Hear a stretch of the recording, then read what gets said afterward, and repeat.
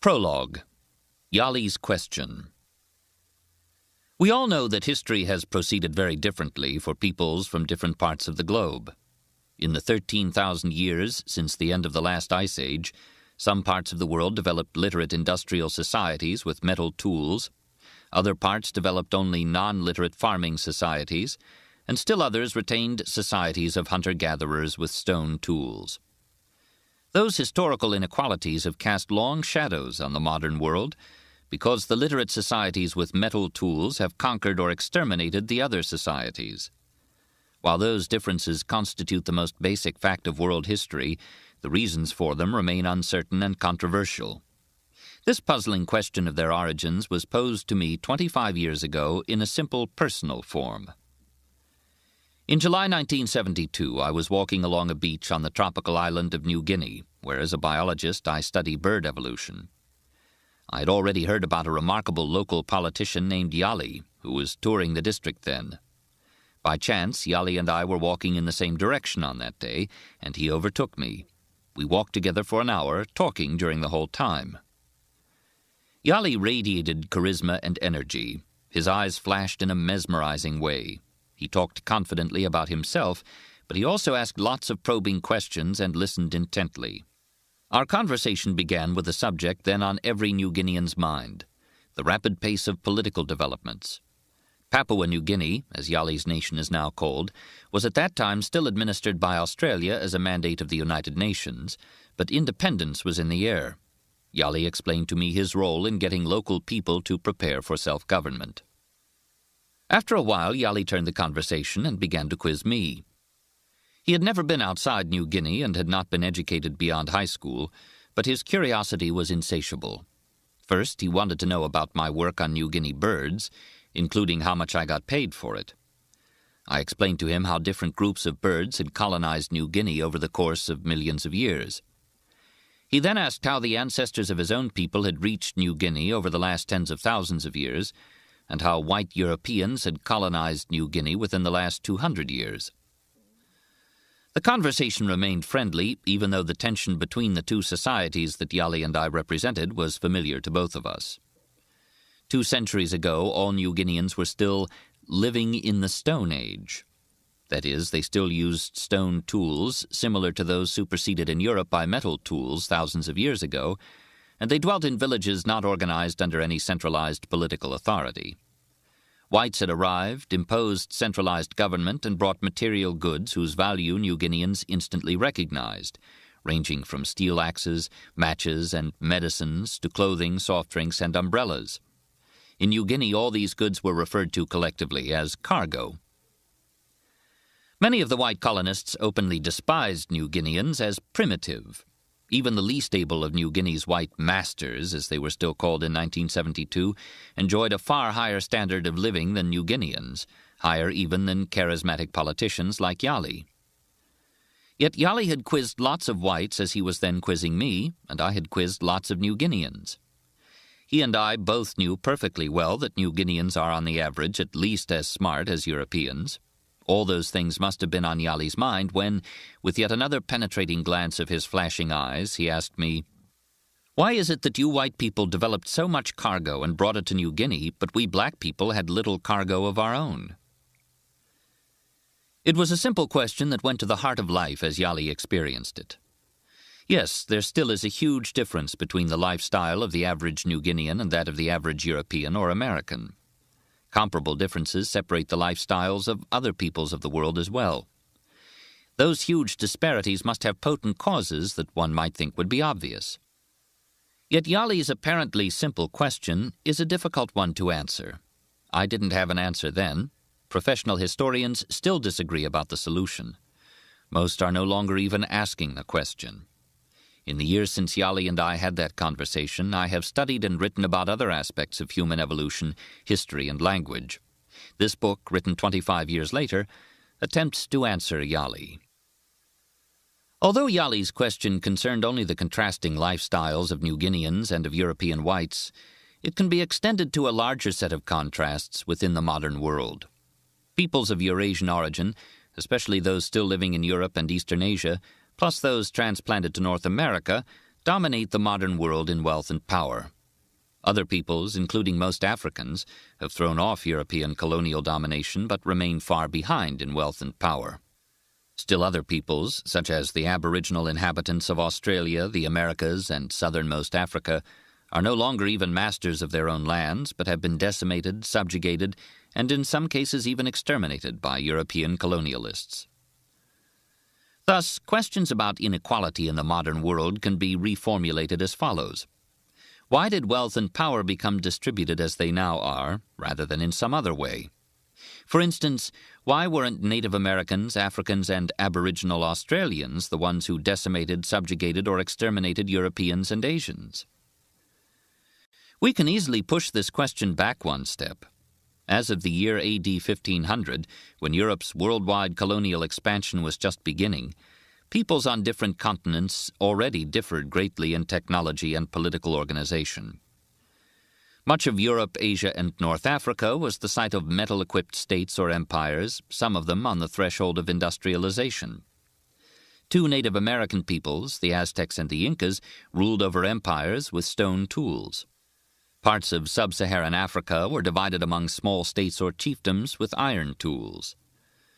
Most other peoples, including all those of Australia and New Guinea, many Pacific islands, much of the Americas, and small parts of sub-Saharan Africa, lived as farming tribes or even still as hunter-gatherer bands using stone tools. Of course, those technological and political differences as of AD 1500 were the immediate cause of the modern world's inequalities. Empires with steel weapons were able to conquer or exterminate tribes with weapons of stone and wood. How, though, did the world get to be the way it was in AD 1500? Once again, we can easily push this question back one step further by drawing on written histories and archaeological discoveries. Until the end of the last ice age, around 11,000 BC, all peoples on all continents were still hunter-gatherers. Different rates of development on different continents, from 11,000 BC to AD 1500, were what led to the technological and political inequalities of AD 1500. While Aboriginal Australians and many Native Americans remained hunter-gatherers, most of Eurasia and much of the Americas and sub-Saharan Africa gradually developed agriculture, herding, metallurgy, and complex political organization. Parts of Eurasia, and one area of the Americas, independently developed writing as well. However, each of these new developments appeared earlier in Eurasia than elsewhere. For instance, the mass production of bronze tools, which was just beginning in the South American Andes in the centuries before AD 1500, was already established in parts of Eurasia over 4,000 years earlier. The stone technology of the Tasmanians, when first encountered by European explorers in AD 1642, was simpler than that prevalent in parts of Upper Paleolithic Europe tens of thousands of years earlier. Thus, we can finally rephrase the question about the modern world's inequalities as follows. Why did human development proceed at such different rates on different continents? Those disparate rates constitute history's broadest pattern and my book's subject. While this book is thus ultimately about history and prehistory, its subject is not of just academic interest, but also of overwhelming practical and political importance. The history of interactions among disparate peoples is what shaped the modern world through conquest, epidemics, and genocide. Those collisions created reverberations that have still not died down after many centuries, and that are actively continuing in some of the world's most troubled areas today. For example, much of Africa is still struggling with its legacies from recent colonialism. In other regions, including much of Central America, Mexico, Peru, New Caledonia, the former Soviet Union, and parts of Indonesia, civil unrest or guerrilla warfare pits still numerous indigenous populations against governments dominated by descendants of invading conquerors. Many other indigenous populations, such as Native Hawaiians, Aboriginal Australians, Native Siberians, and Indians in the United States, Canada, Brazil, Argentina, and Chile, became so reduced in numbers by genocide and disease that they are now greatly outnumbered by the descendants of invaders. Although thus incapable of mounting a civil war, they are nevertheless increasingly asserting their rights. In addition to these current political and economic reverberations of past collisions among peoples, there are current linguistic reverberations. especially the impending disappearance of most of the modern world's 6,000 surviving languages, becoming replaced by English, Chinese, Russian, and a few other languages whose numbers of speakers have increased enormously in recent centuries. All these problems of the modern world result from the different historical trajectories implicit in Yali's question. Before seeking answers to Yali's question, we should pause to consider some objections to discussing it at all. Some people take offense at the mere posing of the question for several reasons. One objection goes as follows. If we succeed in explaining how some people came to dominate other people, may this not seem to justify the domination? Doesn't it seem to say that the outcome was inevitable, and that it would therefore be futile to try to change the outcome today? This objection rests on a common tendency to confuse an explanation of causes with a justification or acceptance of results. What use one makes of a historical explanation is a question separate from the explanation itself. Understanding is more often used to try to alter an outcome than to repeat or perpetuate it. That's why psychologists try to understand the minds of murderers and rapists, why social historians try to understand genocide, and why physicians try to understand the causes of human disease. Those investigators do not seek to justify murder, rape, genocide, and illness. Instead, they seek to use their understanding of a chain of causes to interrupt the chain.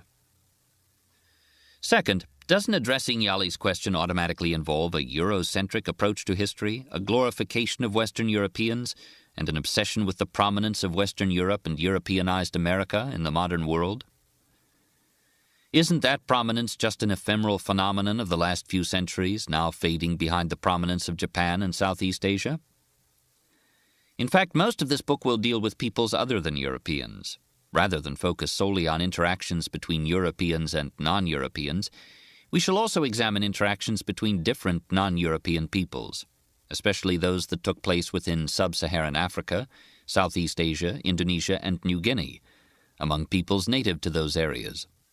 Far from glorifying peoples of Western European origin, we shall see that most basic elements of their civilization were developed by other peoples living elsewhere and were then imported to Western Europe. Third, don't words such as civilization and phrases such as rise of civilization convey the false impression that civilization is good, tribal hunter-gatherers are miserable, and history for the past 13,000 years has involved progress toward greater human happiness? In fact, I do not assume that industrialized states are better than hunter-gatherer tribes, or that the abandonment of the hunter-gatherer lifestyle for iron-based statehood represents progress, or that it has led to an increase in human happiness. My own impression from having divided my life between United States cities and New Guinea villages is that the so-called blessings of civilization are mixed.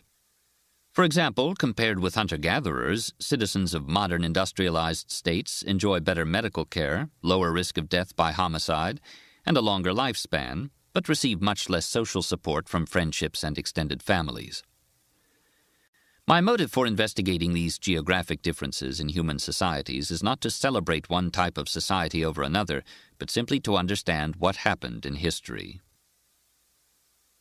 Does Yali's question really need another book to answer it?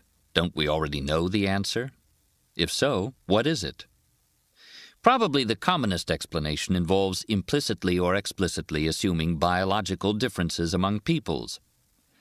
In the centuries after AD 1500, as European explorers became aware of the wide differences among the world's peoples in technology and political organization, they assumed that those differences arose from differences in innate ability. With the rise of Darwinian theory, explanations were recast in terms of natural selection and of evolutionary descent. Technologically primitive peoples were considered evolutionary vestiges of human descent from ape-like ancestors. The displacement of such peoples by colonists from industrialized societies exemplified the survival of the fittest. With the later rise of genetics, the explanations were recast once again in genetic terms. Europeans became considered genetically more intelligent than Africans, and especially more so than Aboriginal Australians. Today, segments of Western society publicly repudiate racism. Yet many, perhaps most, Westerners continue to accept racist explanations privately or subconsciously. In Japan and many other countries, such explanations are still advanced publicly and without apology. Even educated white Americans, Europeans, and Australians, when the subject of Australian Aborigines comes up, assume that there is something primitive about the Aborigines themselves. They certainly look different from whites. Many of the living descendants of those Aborigines who survived the era of European colonization are now finding it difficult to succeed economically in white Australian society. A seemingly compelling argument goes as follows. White immigrants to Australia built a literate, industrialized, politically centralized, democratic state based on metal tools and on food production, all within a century of colonizing a continent where the Aborigines had been living as tribal hunter-gatherers without metal for at least 40,000 years. Here were two successive experiments in human development in which the environment was identical and the sole variable was the people occupying that environment. What further proof could be wanted to establish that the differences between Aboriginal Australian and European societies arose from differences between the peoples themselves? The objection to such racist explanations is not just that they are loathsome, but also that they are wrong. Sound evidence for the existence of human differences in intelligence that parallel human differences in technology is lacking. In fact, as I shall explain in a moment, modern Stone Age peoples are on the average probably more intelligent, not less intelligent than industrialized peoples.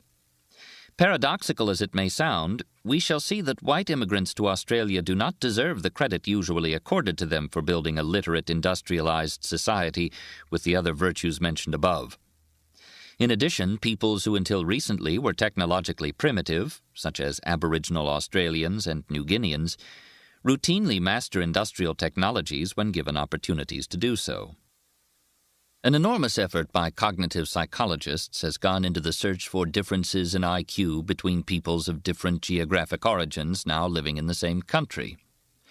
In particular, numerous white American psychologists have been trying for decades to demonstrate that black Americans of African origins are innately less intelligent than white Americans of European origins.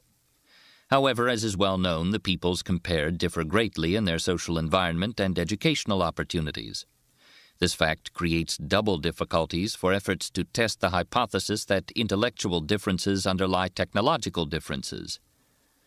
First, even our cognitive abilities as adults are heavily influenced by the social environment that we experienced during childhood, making it hard to discern any influence of pre-existing genetic differences. Second, tests of cognitive ability, like IQ tests, tend to measure cultural learning and not pure innate intelligence, whatever that is. Because of those undoubted effects of childhood environment and learned knowledge on IQ test results, the psychologists' efforts to date have not succeeded in convincingly establishing the postulated genetic deficiency in IQs of non-white peoples. My perspective on this controversy comes from 33 years of working with New Guineans in their own intact societies. From the very beginning of my work with New Guineans, they impressed me as being on the average more intelligent, more alert, more expressive, and more interested in things and people around them than the average European or American is. At some tasks that one might reasonably suppose to reflect aspects of brain function, such as the ability to perform a mental map of unfamiliar surroundings, they appear considerably more adept than Westerners. Of course, New Guineans tend to perform poorly at tasks that Westerners have been trained to perform since childhood and that New Guineans have not. Hence, when unschooled New Guineans from remote villages visit towns, they look stupid to Westerners.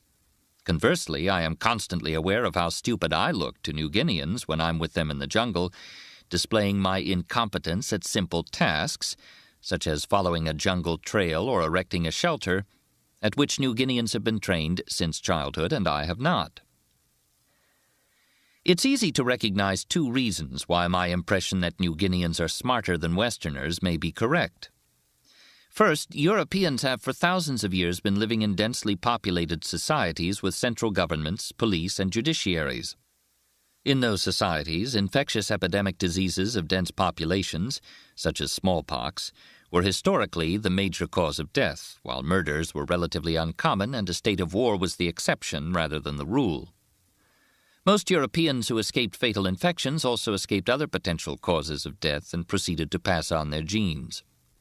Today, most live-born Western infants survive fatal infections as well and reproduce themselves, regardless of their intelligence and the genes they bear. In contrast, New Guineans have been living in societies where human numbers were too low for epidemic diseases of dense populations to evolve. Instead, traditional New Guineans suffered high mortality from murder, chronic tribal warfare, accidents, and problems in procuring food. Intelligent people are likelier than less intelligent ones to escape those causes of high mortality in traditional New Guinea societies. However, the differential mortality from epidemic diseases in traditional European societies had little to do with intelligence, and instead involved genetic resistance dependent on details of body chemistry. For example, people with blood group B or O have a greater resistance to smallpox than do people with blood group A. That is, natural selection promoting genes for intelligence has probably been far more ruthless in New Guinea than in more densely populated, politically complex societies, where natural selection for body chemistry was instead more potent. Besides this genetic reason, there is also a second reason why New Guineans may have come to be smarter than Westerners. Modern European and American children spend much of their time being passively entertained by television, radio, and movies. In the average American household, the TV set is on for 7 hours per day. In contrast, traditional New Guinea children have virtually no such opportunities for passive entertainment and instead spend almost all of their waking hours actively doing something, such as talking or playing with other children or adults. Almost all studies of child development emphasize the role of childhood stimulation and activity in promoting mental development and stress the irreversible mental stunting associated with reduced childhood stimulation. This effect surely contributes a non-genetic component to the superior average mental function displayed by New Guineans. That is, in mental ability, New Guineans are probably genetically superior to Westerns, and they surely are superior in escaping the devastating developmental disadvantages under which most children in industrialized societies now grow up. Certainly there is no hint at all of any intellectual disadvantage of New Guineans that could serve to answer Yali's question. The same two genetic and childhood developmental factors are likely to distinguish not only New Guineans from Westerners, but also hunter-gatherers and other members of technologically primitive societies from members of technologically advanced societies in general. Thus, the usual racist assumption has to be turned on its head. Why is it that Europeans, despite their likely genetic disadvantage and, in modern times, their undoubted developmental disadvantage, ended up with much more of the cargo? Why did New Guineans wind up technologically primitive despite what I believe to be their superior intelligence? A genetic explanation isn't the only possible answer to Yali's question. Another one, popular with inhabitants of Northern Europe, invokes the supposed stimulatory effects of their homeland's cold climate and the inhibitory effects of hot, humid tropical climates on human creativity and energy.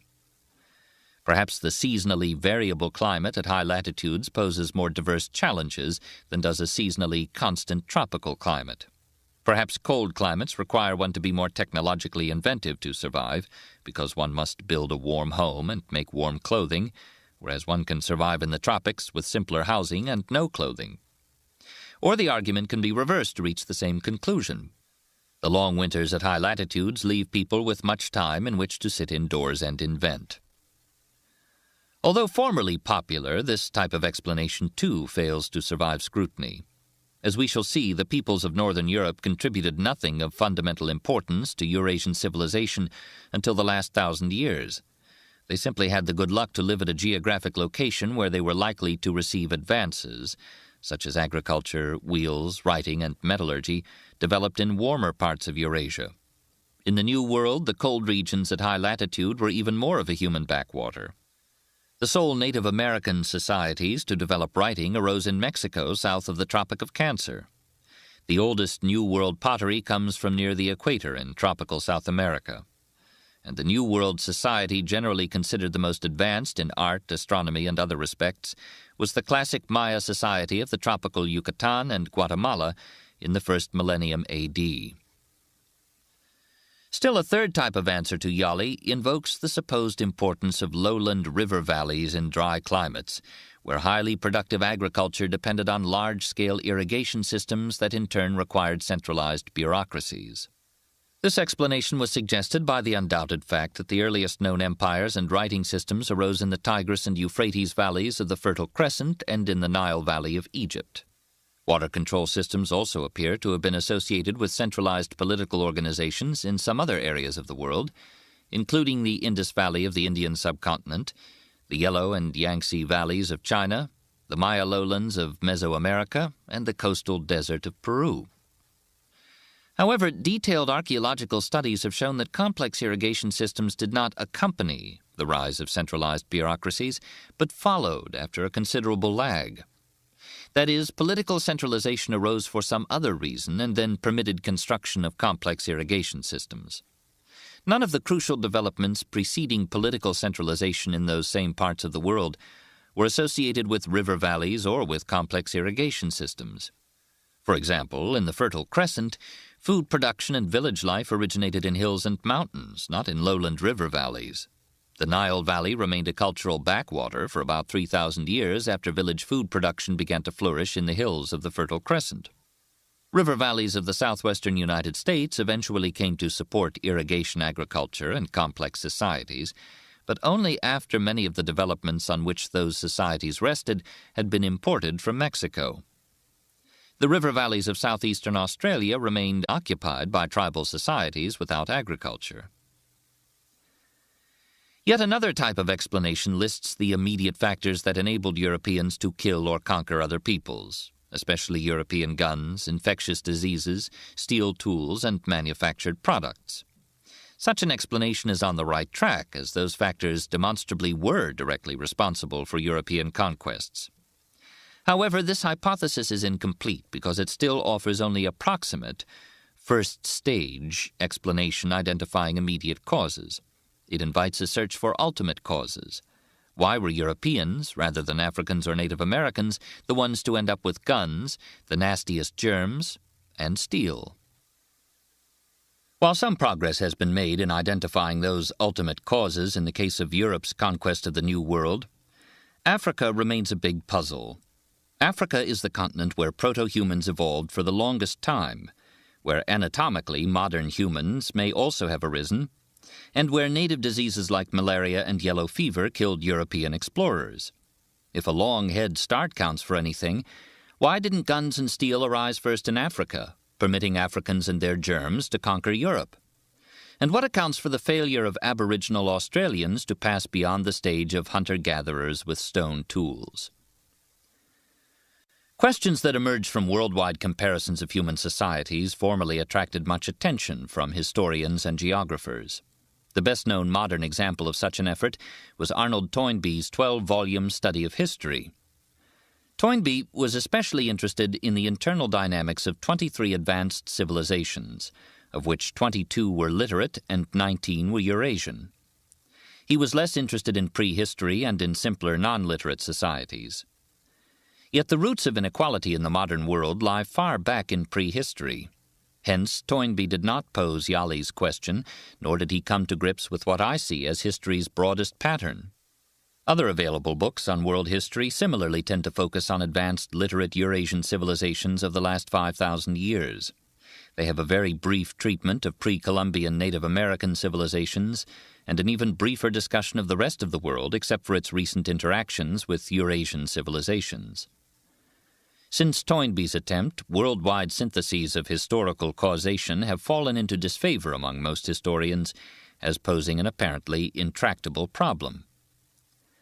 Specialists from several disciplines have provided global syntheses of their subjects.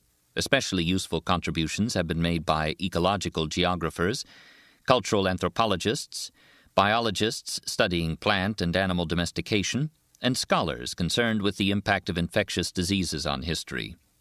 These studies have called attention to parts of the puzzle, but they provide only pieces of the needed broad synthesis that has been missing.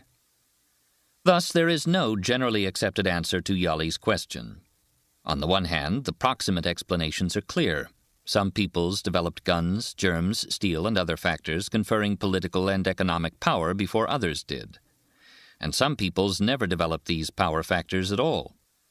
On the other hand, the ultimate explanations, for example, why bronze tools appeared early in parts of Eurasia, late and only locally in the New World, and never in Aboriginal Australia, remain unclear.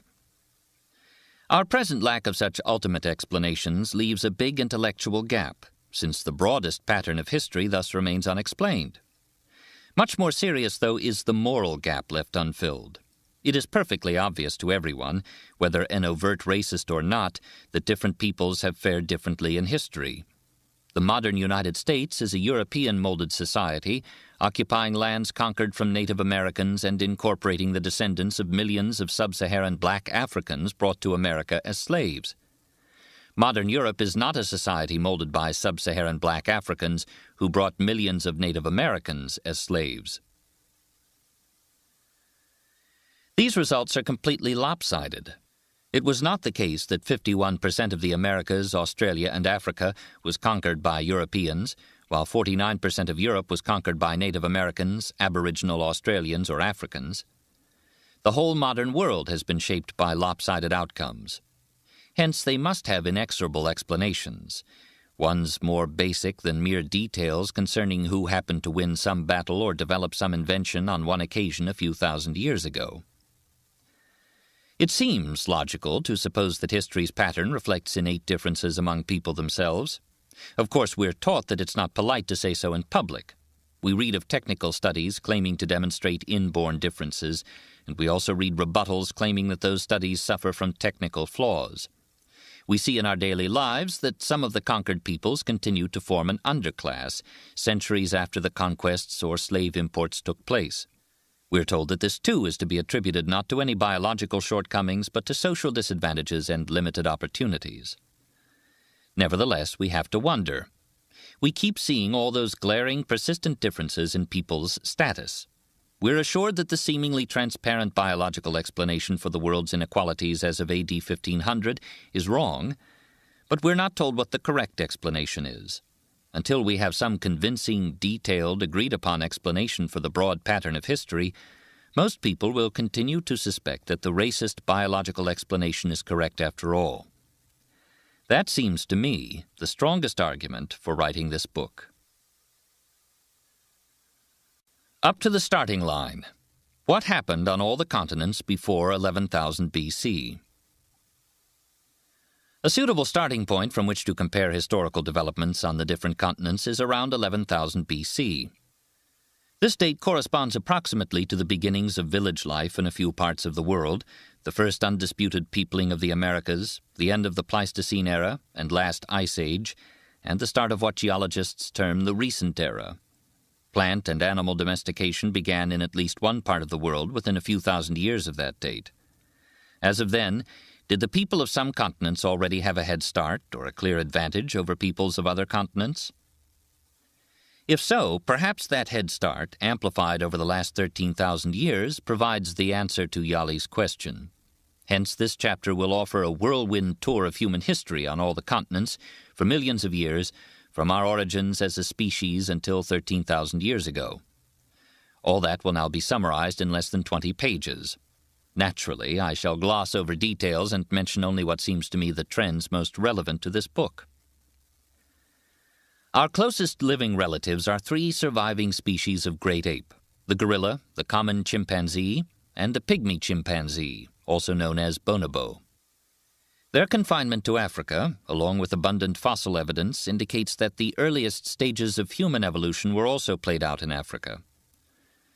Human history, as something separate from the history of animals, began there about 7 million years ago. Estimates range from 5 to 9 million years ago.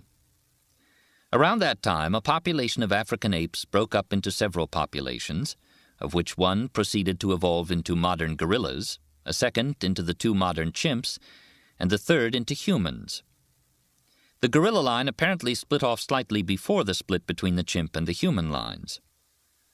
Fossils indicate that the evolutionary line leading to us had achieved a substantially upright posture by around 4 million years ago, then began to increase in body size and in relative brain size around 2.5 million years ago. Those proto-humans are generally known as Australopithecus africanus, Homo habilis, and Homo erectus, which apparently evolved into each other in that sequence. Although Homo erectus, the stage reached around 1.7 million years ago, was close to us modern humans in body size, its brain size was still barely half of ours. Stone tools became common around 2.5 million years ago, but they were merely the crudest of flaked or battered stones. In zoological significance and distinctiveness, Homo erectus was more than an ape, but still much less than a modern human. All of that human history, for the first 5 or 6 million years after our origins, about 7 million years ago, remained confined to Africa. The first human ancestor to spread beyond Africa was Homo erectus, as is attested by fossils discovered on the Southeast Asian island of Java and conventionally known as Java man. The oldest Java man fossils, of course they may actually have belonged to a Java woman, have usually been assumed to date from about 1 million years ago. However, it has recently been argued that they actually date from 1.8 million years ago. Strictly speaking, the name Homo erectus belongs to these Javan fossils, and the African fossils classified as Homo erectus may warrant a different name. At present, the earliest unquestioned evidence for humans in Europe stems from around 500,000 years ago, but there are claims of an earlier presence.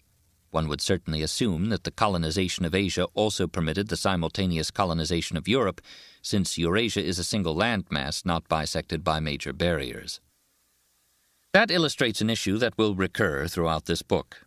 Whenever some scientist claims to have discovered the earliest X, whether X is the earliest human fossil in Europe, the earliest evidence of domesticated corn in Mexico, or the earliest anything anywhere, that announcement challenges other scientists to beat the claim by finding something still earlier.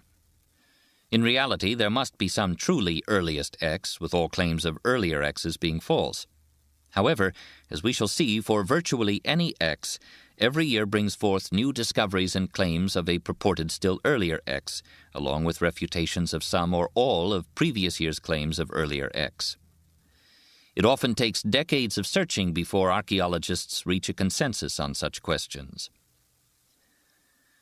By about 500,000 years ago, human fossils had diverged from older Homo erectus skeletons in their enlarged, rounder, and less angular skulls.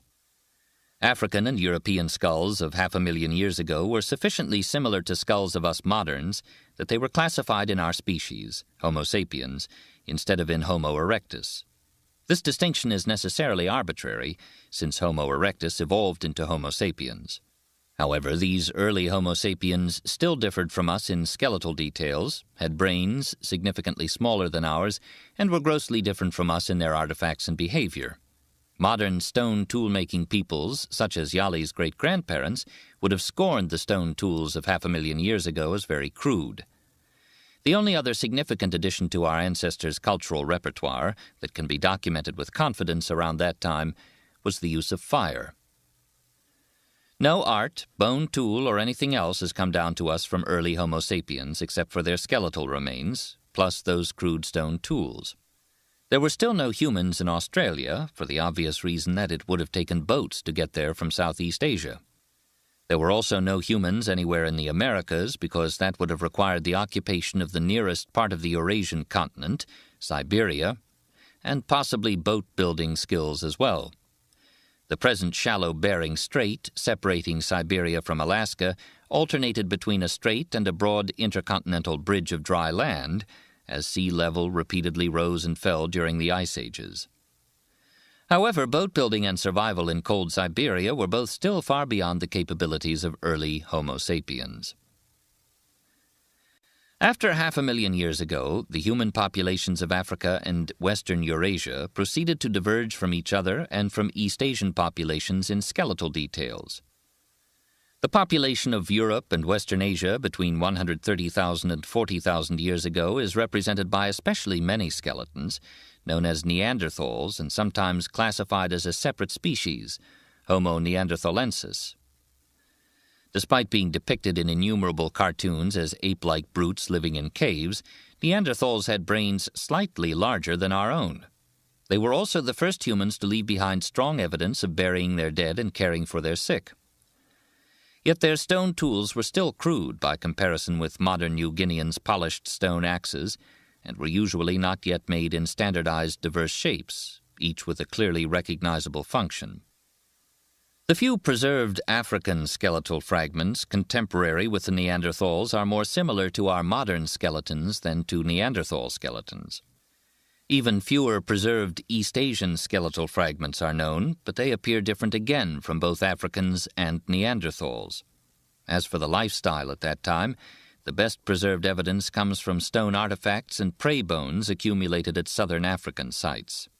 Although those Africans of 100,000 years ago had more modern skeletons than did their Neanderthal contemporaries, they made essentially the same crude stone tools as Neanderthals, still lacking standardized shapes. They had no preserved art. To judge from the bone evidence of the animal species on which they preyed, their hunting skills were unimpressive and mainly directed at easy-to-kill, not at all dangerous animals. They were not yet in the business of slaughtering buffalo, pigs, and other dangerous prey. They couldn't even catch fish. Their sites immediately on the seacoast lack fish bones and fish hooks. They and their Neanderthal contemporaries still rank as less than fully human. Human history at last took off around 50,000 years ago, at the time of what I have termed our Great Leap Forward. The earliest definite signs of that leap come from East African sites with standardized stone tools and the first preserved jewelry, ostrich shell beads. Similar developments soon appear in the Near East and in southeastern Europe, then, some 40,000 years ago, in southwestern Europe, where abundant artifacts are associated with fully modern skeletons of people termed Cro-Magnons. Thereafter, the garbage preserved at archaeological sites rapidly becomes more and more interesting and leaves no doubt that we are dealing with biologically and behaviorally modern humans. Cro-Magnon garbage heaps yield not only stone tools but also tools of bone, whose suitability for shaping, for instance into fishhooks, had apparently gone unrecognized by previous humans. Tools were produced in diverse and distinctive shapes so modern that their functions as needles, awls, engraving tools, and so on are obvious to us. Instead of only single-piece tools, such as handheld scrapers, multi-piece tools made their appearance. Recognizable multi-piece weapons at Cro-Magnon sites include harpoons, spear throwers, and eventually bows and arrows, the precursors of rifles and other multi-piece modern weapons. Those efficient means of killing at a safe distance permitted the hunting of such dangerous prey as rhinos and elephants, while the invention of rope for nets, lines, and snares allowed the addition of fish and birds to our diet. Remains of houses and sewn clothing testify to a greatly improved ability to survive in cold climates, and remains of jewelry and carefully buried skeletons indicate revolutionary aesthetic and spiritual developments. Of the Cro-Magnons' products that have been preserved, the best known are their artworks, their magnificent cave paintings, statues, and musical instruments, which we still appreciate as art today. Anyone who has experienced firsthand the overwhelming power of the life-sized painted bulls and horses in the Lascaux cave of southwestern France will understand at once that their creators must have been as modern in their minds as they were in their skeletons. Obviously, some momentous change took place in our ancestors' capabilities between about 100,000 and 50,000 years ago. That great leap forward poses two major unresolved questions regarding its triggering cause and its geographic location. As for its cause, I argued in my book, The Third Chimpanzee, for the perfection of the voice box and hence for the anatomical basis of modern language, on which the exercise of human creativity is so dependent. Others have suggested instead that a change in brain organization around that time, without a change in brain size, made modern language possible. As for the site of the Great Leap Forward, did it take place primarily in one geographic area, in one group of humans who were thereby enabled to expand and replace the former human populations of other parts of the world? Or did it occur in parallel in different regions, in which each of the human populations living there today would be descendants of the populations living there before the leap? The rather modern-looking human skulls from Africa, around 100,000 years ago, have been taken to support the former view, with the leap occurring specifically in Africa. Molecular studies of so-called mitochondrial DNA were initially also interpreted in terms of an African origin of modern humans, though the meaning of those molecular findings is currently in doubt. On the other hand, skulls of humans living in China and Indonesia hundreds of thousands of years ago are considered by some physical anthropologists to exhibit features still found in modern Chinese and in Aboriginal Australians, respectively. If true, that finding would suggest parallel evolution and multi-regional origins of modern humans rather than origins in a single Garden of Eden. The issue remains unresolved. The evidence for a localized origin of modern humans, followed by their spread and then their replacement of other types of humans elsewhere, seems strongest for Europe. Some 40,000 years ago, into Europe came the Cro-Magnons with their modern skeletons, superior weapons, and other advanced cultural traits. Within a few thousand years, there were no more Neanderthals, who had been evolving as the sole occupants of Europe for hundreds of thousands of years. That sequence strongly suggests that the modern Cro-Magnons somehow used their far superior technology and their language skills or brains to infect, kill, or displace the Neanderthals, leaving behind little or no evidence of hybridization between Neanderthals and Cro-Magnons. The Great Leap Forward coincides with the first proven major extension of human geographic range since our ancestors' colonization of Eurasia. That extension consisted of the occupation of Australia and New Guinea, joined at that time into a single continent.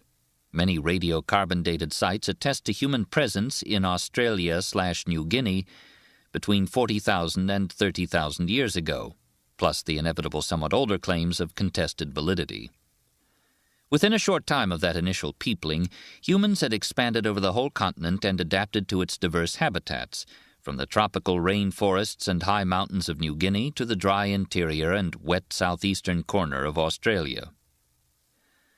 During the ice ages, so much of the ocean's water was locked up in glaciers that worldwide sea levels dropped hundreds of feet below their present stand.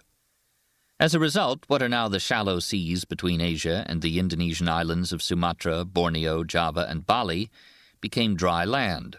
So did other shallow straits, such as the Bering Strait and the English Channel.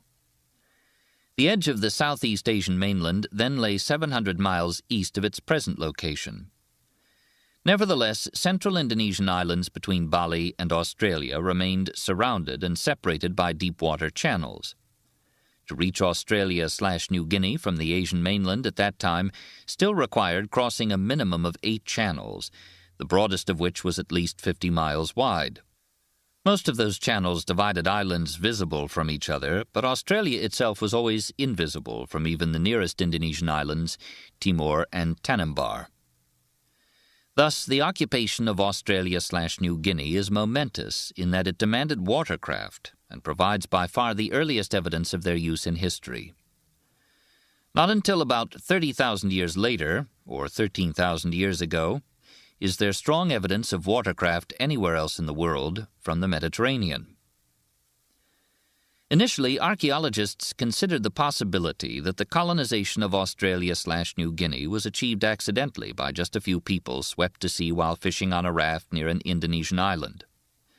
In an extreme scenario, the first settlers are pictured as having consisted of a single pregnant young woman carrying a male fetus.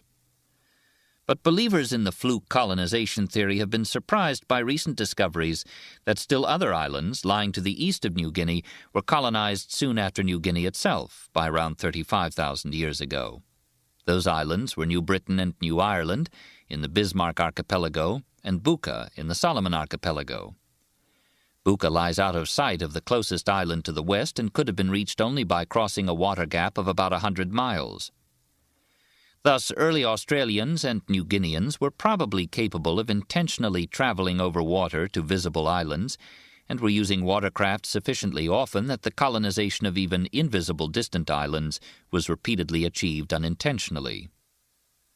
The settlement of Australia-New Guinea was perhaps associated with still another big first, besides humans' first use of watercraft and first range extension since reaching Eurasia: the first mass extermination of large animal species by humans.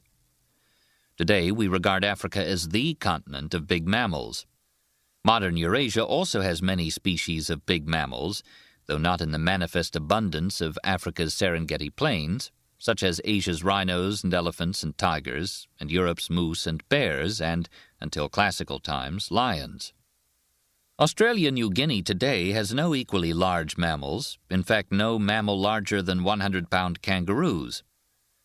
But Australia New Guinea formerly had its own suite of diverse big mammals, including giant kangaroos, rhino-like marsupials called diprotodonts, and reaching the size of a cow, and a marsupial leopard. It also formerly had a 400-pound ostrich-like flightless bird, plus some impressively big reptiles, including a 1-ton lizard, a giant python, and land-dwelling crocodiles. All of those Australian New Guinean giants, the so-called megafauna, disappeared after the arrival of humans. While there has been controversy about the exact timing of their demise, several Australian archaeological sites, with dates extending over tens of thousands of years and with prodigiously abundant deposits of animal bones, have been carefully excavated and found to contain not a trace of the now extinct giants over the last 35,000 years. Hence, the megafauna probably became extinct soon after humans reached Australia. The near-simultaneous disappearance of so many large species raises an obvious question. What caused it? An obvious possible answer is that they were killed off or else eliminated indirectly by the first arriving humans. Recall that Australian New Guinean animals had evolved for millions of years in the absence of human hunters. We know that Galapagos and Antarctic birds and mammals, which similarly evolved in the absence of humans and did not see humans until modern times, are still incurably tame today. They would have been exterminated if conservationists had not imposed protective measures quickly. On other recently discovered islands where protective measures did not go into effect quickly, exterminations did indeed result. One such victim, the dodo of Mauritius, has become virtually a symbol for extinction. We also know now that on every one of the well-studied oceanic islands colonized in the prehistoric era, human colonization led to an extinction spasm whose victims included the moas of New Zealand, the giant lemurs of Madagascar, and the big flightless geese of Hawaii. Just as modern humans walked up to unafraid dodos and island seals and killed them, prehistoric humans presumably walked up to unafraid moas and giant lemurs and killed them too. Hence, one hypothesis for the demise of Australia's and New Guinea's giants is that they met the same fate around 40,000 years ago. In contrast, most big mammals of Africa and Eurasia survived into modern times because they had co-evolved with proto-humans for hundreds of thousands or millions of years. They thereby enjoyed ample time to evolve a fear of humans, as our ancestors' initially poor hunting skills slowly improved. The dodo, moas, and perhaps the giants of Australia New Guinea had the misfortune suddenly to be confronted, without any evolutionary preparation, by invading modern humans possessing fully developed hunting skills. However, the overkill hypothesis, as it is termed, has not gone unchallenged for Australia New Guinea. Critics emphasize that, as yet, no one has documented the bones of an extinct Australian New Guinean giant with compelling evidence of its having been killed by humans, or even of its having lived in association with humans. Defenders of the overkill hypothesis reply, you would hardly expect to find kill sites if the extermination was completed very quickly and long ago, such as within a few millennia, some 40,000 years ago. The critics respond with a counter-theory. Perhaps the giants succumbed instead to a change in climate, such as a severe drought on the already chronically dry Australian continent. The debate goes on. Personally, I can't fathom why Australia's giants should have survived innumerable droughts in their tens of millions of years of Australian history and then have chosen to drop dead almost simultaneously, at least on a time scale of millions of years, precisely and just coincidentally when the first humans arrived. The giants became extinct not only in dry central Australia but also in drenching wet New Guinea and southeastern Australia. They became extinct in every habitat without exception, from deserts to cold rainforest and tropical rainforest. Hence it seems to me most likely that the giants were indeed exterminated by humans, both directly, by being killed for food, and indirectly, as the result of fires and habitat modification caused by humans. But regardless of whether the overkill hypothesis or the climate hypothesis proves correct, the disappearance of all of the big animals of Australia New Guinea had, as we shall see, heavy consequences for subsequent human history. Those extinctions eliminated all the large wild animals that might otherwise have been candidates for domestication and left native Australians and New Guineans with not a single native domestic animal. Thus, the colonization of Australia-New Guinea was not achieved until around the time of the Great Leap Forward. Another extension of human range that soon followed was the one into the coldest parts of Eurasia. While Neanderthals lived in glacial times and were adapted to the cold, they penetrated no farther north than northern Germany and Kiev. That's not surprising, since Neanderthals apparently lacked needles, sewn clothing, warm houses, and other technology essential to survive in the coldest climates.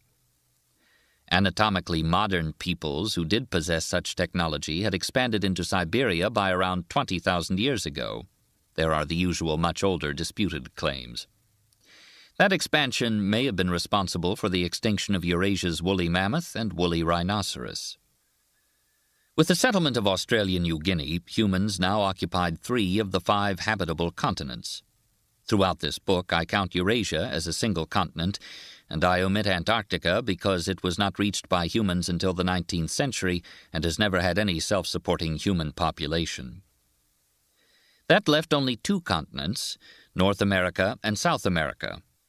They were surely the last ones settled, for the obvious reason that reaching the Americas from the Old World required either boats, for which there is no evidence even in Indonesia until 40,000 years ago and none in Europe until much later, in order to cross by sea, or else it required the occupation of Siberia, unoccupied until about 20,000 years ago, in order to cross the Bering Land Bridge. However, it is uncertain when, between about 14,000 and 35,000 years ago, the Americas were first colonized. The oldest unquestioned human remains in the Americas are at sites in Alaska dated around 12,000 BC, followed by a profusion of sites in the United States south of the Canadian border and in Mexico in the centuries just before 11,000 BC. The latter sites are called Clovis sites, named after the type site near the town of Clovis, New Mexico, where their characteristic large stone spear points were first recognized. Hundreds of Clovis sites are now known, blanketing all 48 of the lower U.S. states south into Mexico.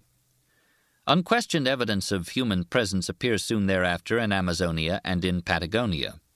These facts suggest the interpretation that Clovis sites document the Americas' first colonization by people, who quickly multiplied, expanded, and filled the 2 continents.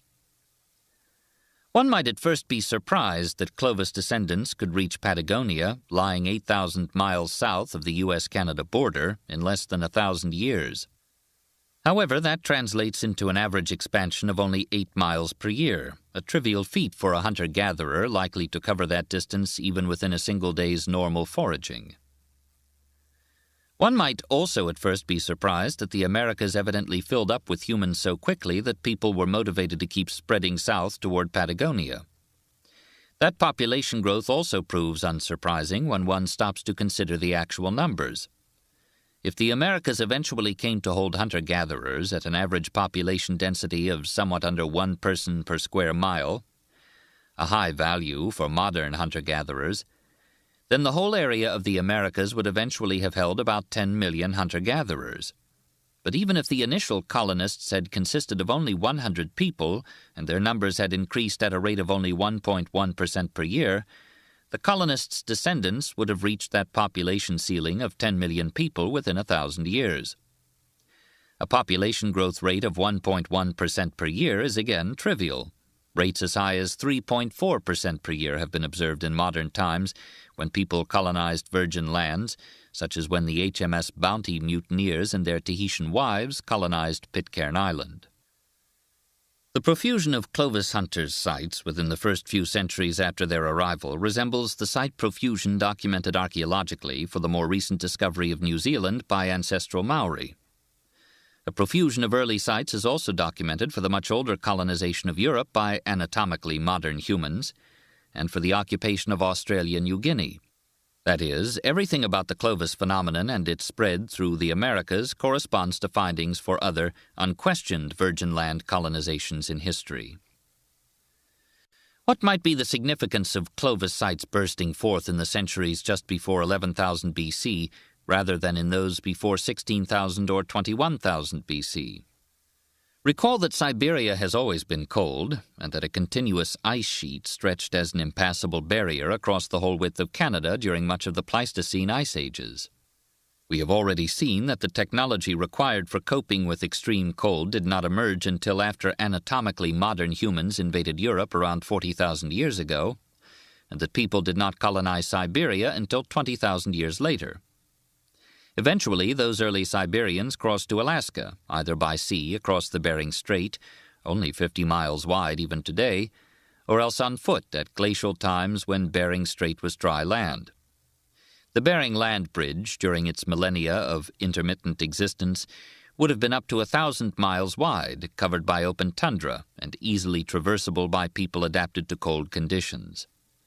The land bridge was flooded and became a strait again most recently when sea level rose after around 14,000 BC. Whether those early Siberians walked or paddled to Alaska, the earliest secure evidence of human presence in Alaska dates from around 12,000 BC. Soon thereafter, a north-south ice-free corridor opened in the Canadian ice sheet, permitting the first Alaskans to pass through and come out into the Great Plains around the site of the modern Canadian city of Edmonton. That removed the last serious barrier between Alaska and Patagonia for modern humans. The Edmonton pioneers would have found the Great Plains teeming with game. They would have thrived, increased in numbers, and gradually spread south to occupy the whole hemisphere.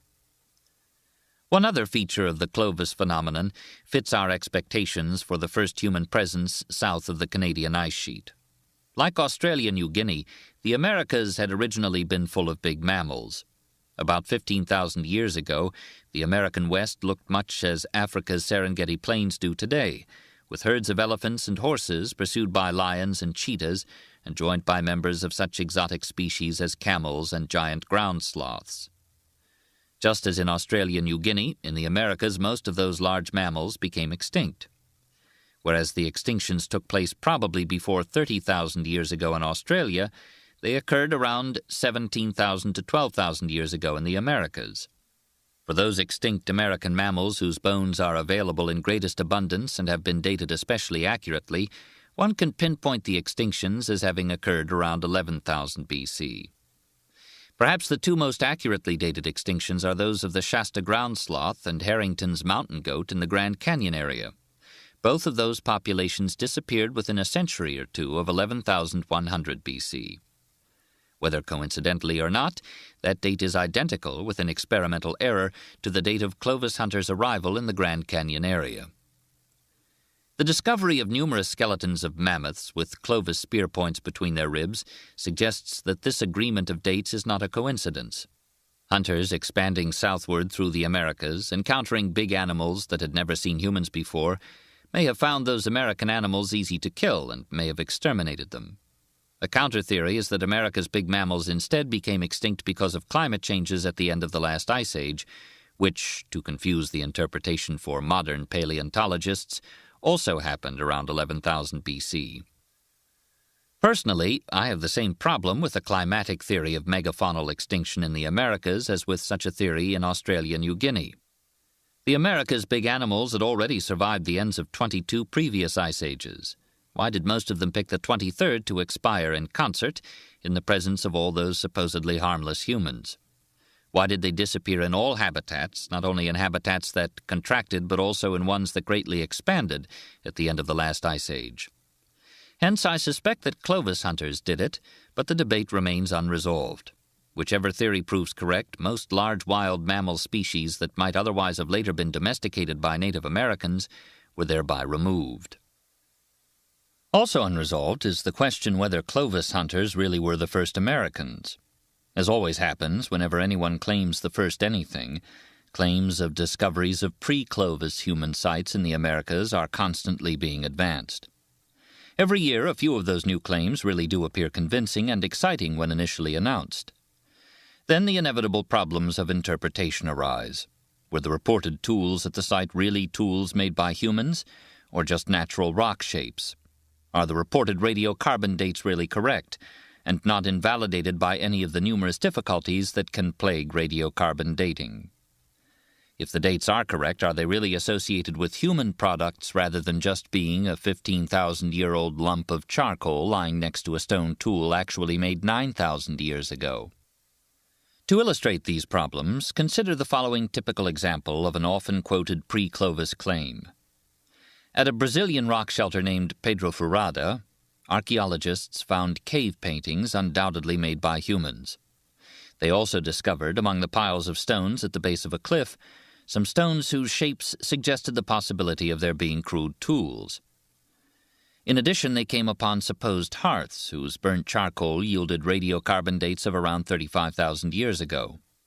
Articles on Pedro Furada were accepted for publication in the prestigious and highly selective international scientific journal Nature. But none of those rocks at the base of the cliff is an obviously human-made tool, as are Clovis points and Cro-Magnon tools. If hundreds of thousands of rocks fall from a high cliff over the course of tens of thousands of years, many of them will become chipped and broken when they hit the rocks below, and some will come to resemble crude tools, chipped and broken by humans. In Western Europe and elsewhere in Amazonia, archaeologists have radiocarbon dated the actual pigments used in cave paintings, but that was not done at Pedro Furada. Forest fires occur frequently in the vicinity and produce charcoal that is regularly swept into caves by wind and streams. No evidence links the 35,000-year-old charcoal to the undoubted cave paintings at Pedro Furada. Although the original excavators remain convinced, a team of archaeologists who were not involved in the excavation but receptive to pre-Clovis claims recently visited the site and came away unconvinced. The North American site that currently enjoys the strongest credentials as a possible pre-Clovis site is Meadowcroft Rock Shelter in Pennsylvania, yielding reported human-associated radiocarbon dates of about 16,000 years ago. At Meadowcroft, no archaeologist denies that many human artifacts do occur in many carefully excavated layers, but the oldest radiocarbon dates don't make sense, because the plant and animal species associated with them are species living in Pennsylvania in recent times of mild climates, rather than species expected for the glacial times of 16,000 years ago. Hence, one has to suspect that the charcoal samples dated from the oldest human occupation levels consist of post-Clovis charcoal infiltrated with older carbon. The strongest pre-Clovis candidate in South America is the Monteverde site in southern Chile, dated to at least 15,000 years ago. It too now seems convincing to many archaeologists, but caution is warranted in view of all the previous disillusionments. If there really were pre-Clovis people in the Americas, why is it still so hard to prove that they existed? Archaeologists have excavated hundreds of American sites unequivocally dating to between 2000 and 11,000 BC, including dozens of Clovis sites in the North American West, rock shelters in the Appalachians, and sites in coastal California. Below all the archaeological layers with undoubted human presence, at many of those same sites, deeper, older layers have been excavated and still yield undoubted remains of animals, but with no further evidence of humans. The weaknesses in pre-Clovis evidence in the Americas contrast with the strength of the evidence in Europe, where hundreds of sites attest to the presence of modern humans long before Clovis hunters appeared in the Americas around 11,000 BC. Even more striking is the evidence from Australia and New Guinea, where there are barely 1/10 as many archaeologists as in the United States alone, but where those few archaeologists have nevertheless discovered over 100 unequivocal pre-Clovis sites scattered over the whole continent. Early humans certainly didn't fly by helicopter from Alaska to Meadowcroft and Monteverde, skipping all the landscape in between. Advocates of pre-Clovis settlement suggest that for thousands or even tens of thousands of years, pre-Clovis humans remained at low population densities, or poorly visible archaeologically, for unknown reasons unprecedented elsewhere in the world. I find that suggestion infinitely more implausible than the suggestion that Monteverde and Meadowcroft will eventually be reinterpreted, as have other claimed pre-Clovis sites. My feeling is that if there really had been pre-Clovis settlement in the Americas, it would have become obvious at many locations by now, and we would not still be arguing. However, archaeologists remain divided on these questions. The consequences for our understanding of later American prehistory remain the same, whichever interpretation proves correct. Either the Americas were first settled around 11,000 BC and quickly filled up with people, or else the first settlement occurred somewhat earlier. Most advocates of pre-Clovis settlement would suggest by 15,000 or 20,000 years ago, possibly 30,000 years ago, and few would seriously claim earlier. But those pre-Clovis settlers remained few in numbers or inconspicuous or had little impact until around 11,000 BC. In either case, of the 5 habitable continents, North America and South America are the ones with the shortest human prehistories. With the occupation of the Americas, most habitable areas of the continents and continental islands, plus oceanic islands from Indonesia to east of New Guinea, supported humans. The settlement of the world's remaining islands was not completed until modern times. Mediterranean islands such as Crete, Cyprus, Corsica, and Sardinia between about 8,500 and 4,000 BC, Caribbean islands beginning around 4,000 BC, Polynesian and Micronesian islands between 1200 BC and AD 1000, Madagascar sometime between AD 300 and 800, and Iceland in the 9th century AD. Native Americans, possibly ancestral to the modern Inuit, spread throughout the high Arctic around 2000 BC. That left, as the sole uninhabited areas awaiting European explorers over the last 700 years, only the most remote islands of the Atlantic and Indian Oceans, such as the Azores and Seychelles, plus Antarctica. What significance, if any, do the continent's different dates of settlement have for subsequent history? Suppose that a time machine could have transported an archaeologist back in time for a world tour at around 11,000 BC. Given the state of the world then, could the archaeologist have predicted the sequence in which human societies on the various continents would develop guns, germs, and steel, and thus predicted the state of the world today? Our archaeologist might have considered the possible advantages of a head start. If that counted for anything, then Africa enjoyed an enormous advantage. At least 5 million more years of separate proto-human existence than on any other continent. In addition, if it is true that modern humans arose in Africa around 100,000 years ago and spread to other continents, that would have wiped out any advantages accumulated elsewhere in the meantime and given Africans a new head start. Furthermore, human genetic diversity is highest in Africa. Perhaps more diverse humans would collectively produce more diverse inventions. But our archaeologist might then reflect, what really does a head start mean for the purposes of this book? We cannot take the metaphor of a foot race literally. If by head start you mean the time required to populate a continent after the arrival of the first few pioneering colonists, that time is relatively brief. For example, less than 1,000 years to fill up even the whole New World. If by head start you instead mean the time required to adapt to local conditions, I grant that some extreme environments did take time. For instance, 9,000 years to occupy the high Arctic after the occupation of the rest of North America. But people would have explored and adapted to most other areas quickly once modern human inventiveness had developed. For example, after the ancestors of the Maori reached New Zealand, it apparently took them barely a century to discover all worthwhile stone sources.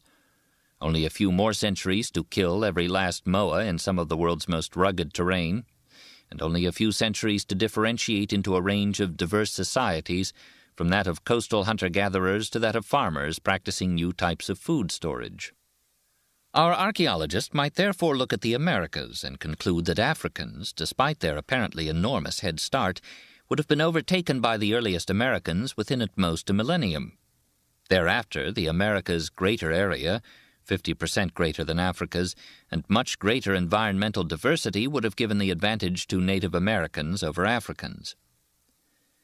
The archaeologist might then turn to Eurasia and reason as follows. Eurasia is the world's largest continent. It has been occupied for longer than any other continent except Africa. Africa's long occupation before the colonization of Eurasia, 1 million years ago, might have counted for nothing anyway because proto-humans were at such a primitive stage then. Our archaeologist might look at the Upper Paleolithic flowering of southwestern Europe between 20,000 and 12,000 years ago, with all those famous artworks and complex tools, and wonder whether Eurasia was already getting a head start then, at least locally.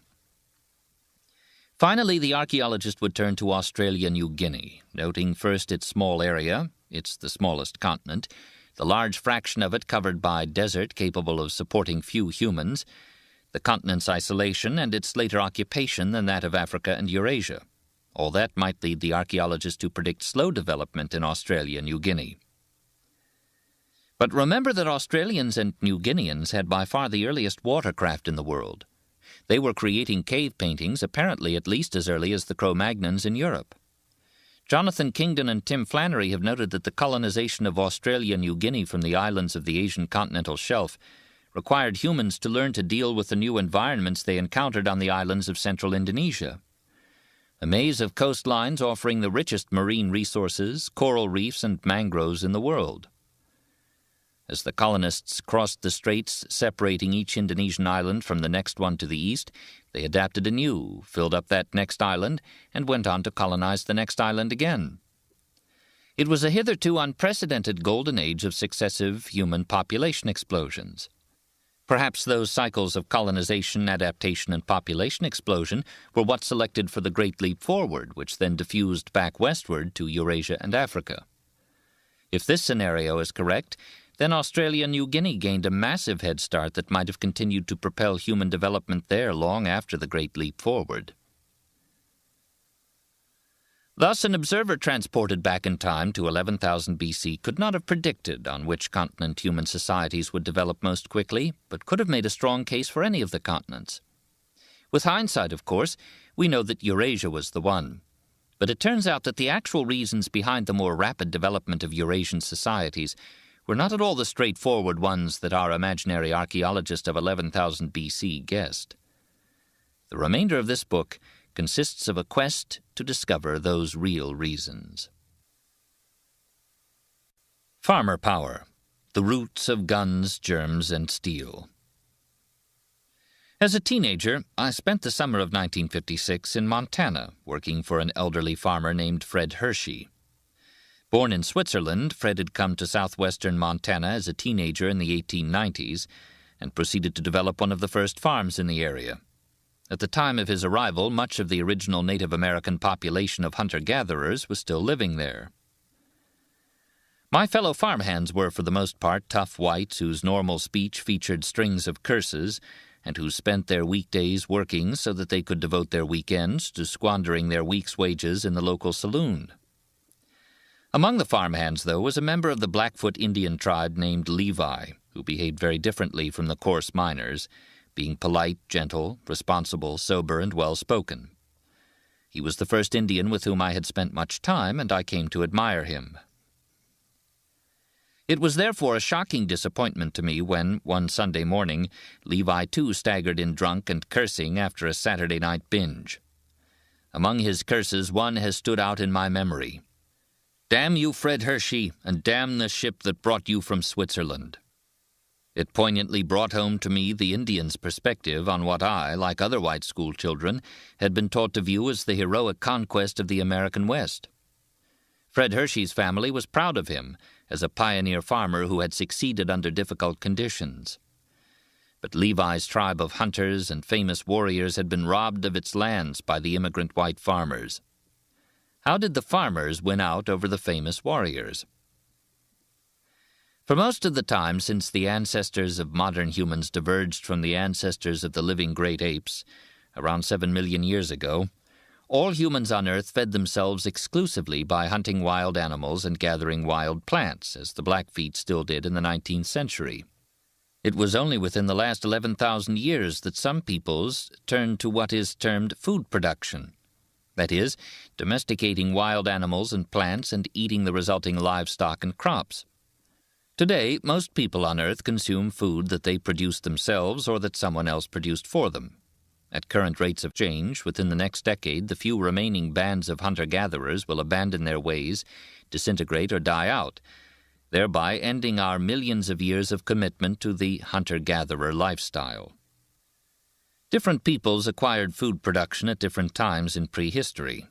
Some, such as Aboriginal Australians, never acquired it at all.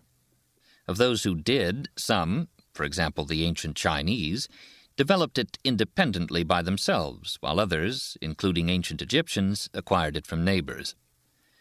But as we'll see, food production was indirectly a prerequisite for the development of guns, germs, and steel. Hence, geographic variation in whether or when the peoples of different continents became farmers and herders explains to a large extent their subsequent contrasting fates. Before we devote the next 6 chapters to understanding how geographic differences in food production arose, this chapter will trace the main connections through which food production led to all the advantages that enabled Pizarro to capture Atahualpa and Fred Hershey's people to dispossess Levi's.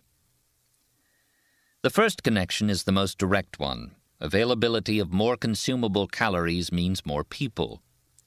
Among wild plant and animal species, only a small minority are edible to humans or worth hunting or gathering. Most species are useless to us as food for one or more of the following reasons. They are indigestible, like bark, poisonous, monarch butterflies and deathcap mushrooms, low in nutritional value, jellyfish, tedious to prepare, very small nuts, difficult to gather, larvae of most insects, or dangerous to hunt, rhinoceroses.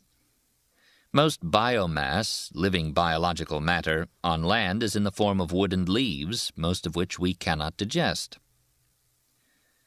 By selecting and growing those few species of plants and animals that we can eat, so that they constitute 90% rather than 0.1% of the biomass on an acre of land, we obtain far more edible calories per acre. As a result, 1 acre can feed many more herders and farmers, typically 10 to 100 times more, than hunter-gatherers. That strength of brute numbers was the first of many military advantages that food-producing tribes gained over hunter-gatherer tribes.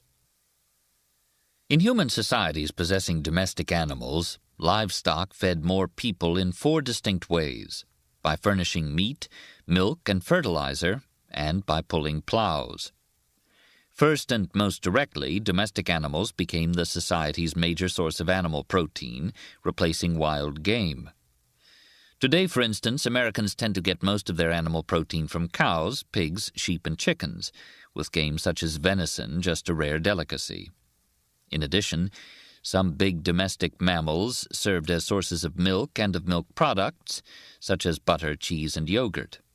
Milked mammals include the cow, sheep, goat, horse, reindeer, water buffalo, yak, and Arabian and Bactrian camels. Those mammals thereby yield several times more calories over their lifetime than if they were just slaughtered and consumed as meat. Big domestic mammals also interacted with domestic plants in 2 ways to increase crop production. First, as any modern gardener or farmer still knows by experience, crop yields can be greatly increased by manure applied as fertilizer. Even with the modern availability of synthetic fertilizers produced by chemical factories, the major source of crop fertilizer today in most societies is still animal manure, especially of cows, but also of yaks and sheep. Manure has been valuable, too, as a source of fuel for fires in traditional societies.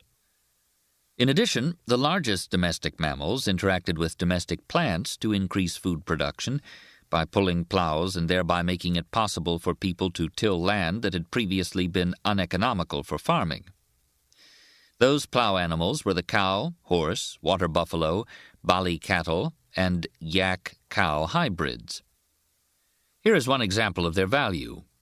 The first prehistoric farmers of Central Europe, the so-called Linear-Bandkeramic culture that arose slightly before 5000 BC, were initially confined to soils light enough to be tilled by means of handheld digging sticks. Only over 1,000 years later, with the introduction of the ox-drawn plow, were those farmers able to extend cultivation to a much wider range of heavy soils and tough sods. Similarly, Native American farmers of the North American Great Plains grew crops in the river valleys, but farming of the tough sods on the extensive uplands had to await 19th century Europeans and their animal-drawn plows. All those are direct ways in which plant and animal domestication led to denser human populations by yielding more food than did the hunter-gatherer lifestyle.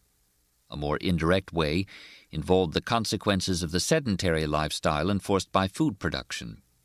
People of many hunter-gatherer societies move frequently in search of wild foods, but farmers must remain near their fields and orchards. The resulting fixed abode contributes to denser human populations by permitting a shortened birth interval. A hunter-gatherer mother who is shifting camp can carry only one child along with her few possessions. She cannot afford to bear her next child until the previous toddler can walk fast enough to keep up with the tribe and not hold it back. In practice, nomadic hunter-gatherers space their children about 4 years apart by means of lactational amenorrhea, sexual abstinence, infanticide, and abortion. By contrast, sedentary people, unconstrained by problems of carrying young children on treks, can bear and raise as many children as they can feed. The birth interval for many farm peoples is around 2 years, half that of hunter-gatherers. That higher birth rate of food producers, together with their ability to feed more people per acre, lets them achieve much higher population densities than hunter-gatherers. A separate consequence of a settled existence is that it permits one to store food surpluses, since storage would be pointless if one didn't remain nearby to guard the stored food. While some nomadic hunter-gatherers may occasionally bag more food than they can consume in a few days, such a bonanza is of little use to them because they cannot protect it. But stored food is essential for feeding non-food-producing specialists, and certainly for supporting whole towns of them. Hence, nomadic hunter-gatherer societies have few or no such full-time specialists, who instead first appear in sedentary societies. Two types of such specialists are kings and bureaucrats. Hunter-gatherer societies tend to be relatively egalitarian, to lack full-time bureaucrats and hereditary chiefs, and to have small-scale political organization at the level of the band or tribe. That's because all able-bodied hunter-gatherers are obliged to devote much of their time to acquiring food. In contrast, once food can be stockpiled, a political elite can gain control of food produced by others, assert the right of taxation, escape the need to feed itself, and engage full-time in political activities. Hence, moderate-sized agricultural societies are often organized in chiefdoms, and kingdoms are confined to large agricultural societies. Those complex political units are much better able to mount a sustained war of conquest than is an egalitarian band of hunters. Some hunter-gatherers in especially rich environments, such as the Pacific Northwest coast of North America and the coast of Ecuador, also developed sedentary societies, food storage, and nascent chiefdoms, but they did not go farther on the road to kingdoms. A stored food surplus built up by taxation can support other full-time specialists besides kings and bureaucrats. Of most direct relevance to wars of conquest, it can be used to feed professional soldiers. That was the decisive factor in the British Empire's eventual defeat of New Zealand's well-armed indigenous Maori population. While the Maori achieved some stunning temporary victories, they could not maintain an army constantly in the field and were in the end worn down by 18,000 full-time British troops. Stored food can also feed priests who provide religious justification for wars of conquest, artisans such as metal workers who develop swords, guns, and other technologies, and scribes who preserve far more information than can be remembered accurately. So far, I've emphasized direct and indirect values of crops and livestock as food. However, they have other uses, such as keeping us warm and providing us with valuable materials. Crops and livestock yield natural fibers for making clothing, blankets, nets, and rope. Most of the major centers of plant domestication evolved not only food crops, but also fiber crops, notably cotton, flax, the source of linen, and hemp. Several domestic animals yielded animal fibers, especially wool from sheep, goats, llamas, and alpacas, and silk from silkworms. Bones of domestic animals were important raw materials for artifacts of Neolithic peoples before the development of metallurgy. Cowhides were used to make leather. One of the earliest cultivated plants in many parts of the Americas was grown for non-food purposes, the bottle gourd, used as a container. Big domestic mammals further revolutionized human society by becoming our main means of land transport until the development of railroads in the 19th century. Before animal domestication, the sole means of transporting goods and people by land was on the backs of humans. Large mammals changed that. For the first time in human history, it became possible to move heavy goods in large quantities, as well as people, rapidly over land for long distances. The domestic animals that were ridden were the horse, donkey, yak, reindeer, and Arabian and Bactrian camels. Animals of those same 5 species, as well as the llama, were used to bear packs. Cows and horses were hitched to wagons, while reindeer and dogs pulled sleds in the Arctic. The horse became the chief means of long-distance transport over most of Eurasia. The 3 domestic camel species, Arabian camel, Bactrian camel, and llama, played a similar role in areas of North Africa and Arabia, Central Asia, and the Andes, respectively. The most direct contribution of plant and animal domestication to wars of conquest was from Eurasia's horses, whose military role made them the jeeps and Sherman tanks of ancient warfare on that continent. They enabled Cortés and Pizarro, leading only small bands of adventurers, to overthrow the Aztec and Inca empires. Even much earlier, around 4000 BC, at a time when horses were still ridden bareback, they may have been the essential military ingredient behind the westward expansion of speakers of Indo-European languages from the Ukraine. Those languages eventually replaced all earlier Western European languages except Basque.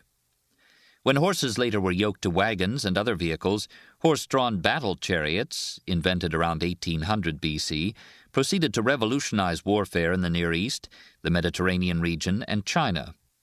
For example, in 1674 BC, horses even enabled a foreign people, the Hyksos, to conquer then horseless Egypt and to establish themselves temporarily as pharaohs. Still later, after the invention of saddles and stirrups, horses allowed the Huns and successive waves of other peoples from the Asian steppes to terrorize the Roman Empire and its successor states, culminating in the Mongol conquests of much of Asia and Russia in the 13th and 14th centuries AD. Only with the introduction of trucks and tanks in World War I did horses finally become supplanted as the main assault vehicle and means of fast transport in war. Arabian and Bactrian camels played a similar military role within their geographic range.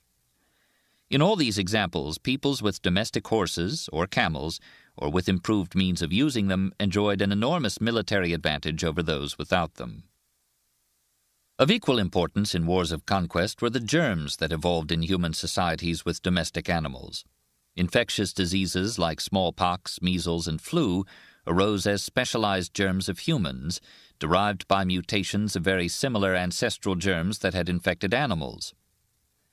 The humans who domesticated animals were the first to fall victim to the newly evolved germs, but those humans then evolved substantial resistance to the new diseases. When such partly immune people came into contact with others who had had no previous exposure to the germs, epidemics resulted in which up to 99% of the previously unexposed population was killed. Germs thus acquired ultimately from domestic animals played decisive roles in the European conquests of Native Americans, Australians, South Africans, and Pacific Islanders. In short, plant and animal domestication meant much more food and hence much denser human populations. The resulting food surpluses, and in some areas the animal-based means of transporting those surpluses, were a prerequisite for the development of settled, politically centralized, socially stratified, economically complex, technologically innovative societies. Hence, the availability of domestic plants and animals ultimately explains why empires, literacy, and steel weapons developed earliest in Eurasia and later, or not at all, on other continents. The military uses of horses and camels and the killing power of animal-derived germs complete the list of major links between food production and conquest that we shall be exploring. History's haves and have-nots. Geographic differences in the onset of food production. Much of human history has consisted of unequal conflicts between the haves and the have-nots, between peoples with farmer power and those without it, or between those who acquired it at different times. It should come as no surprise that food production never arose in large areas of the globe for ecological reasons that still make it difficult or impossible there today.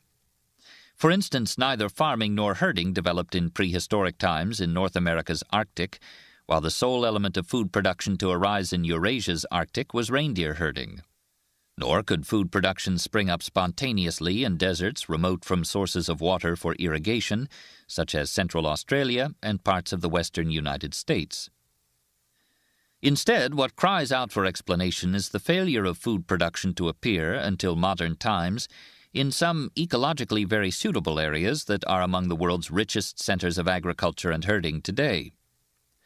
Foremost among these puzzling areas, where indigenous peoples were still hunter-gatherers when European colonists arrived, were California and other Pacific states of the United States, the Argentine Pampas, southwestern and southeastern Australia, and much of the Cape region of South Africa.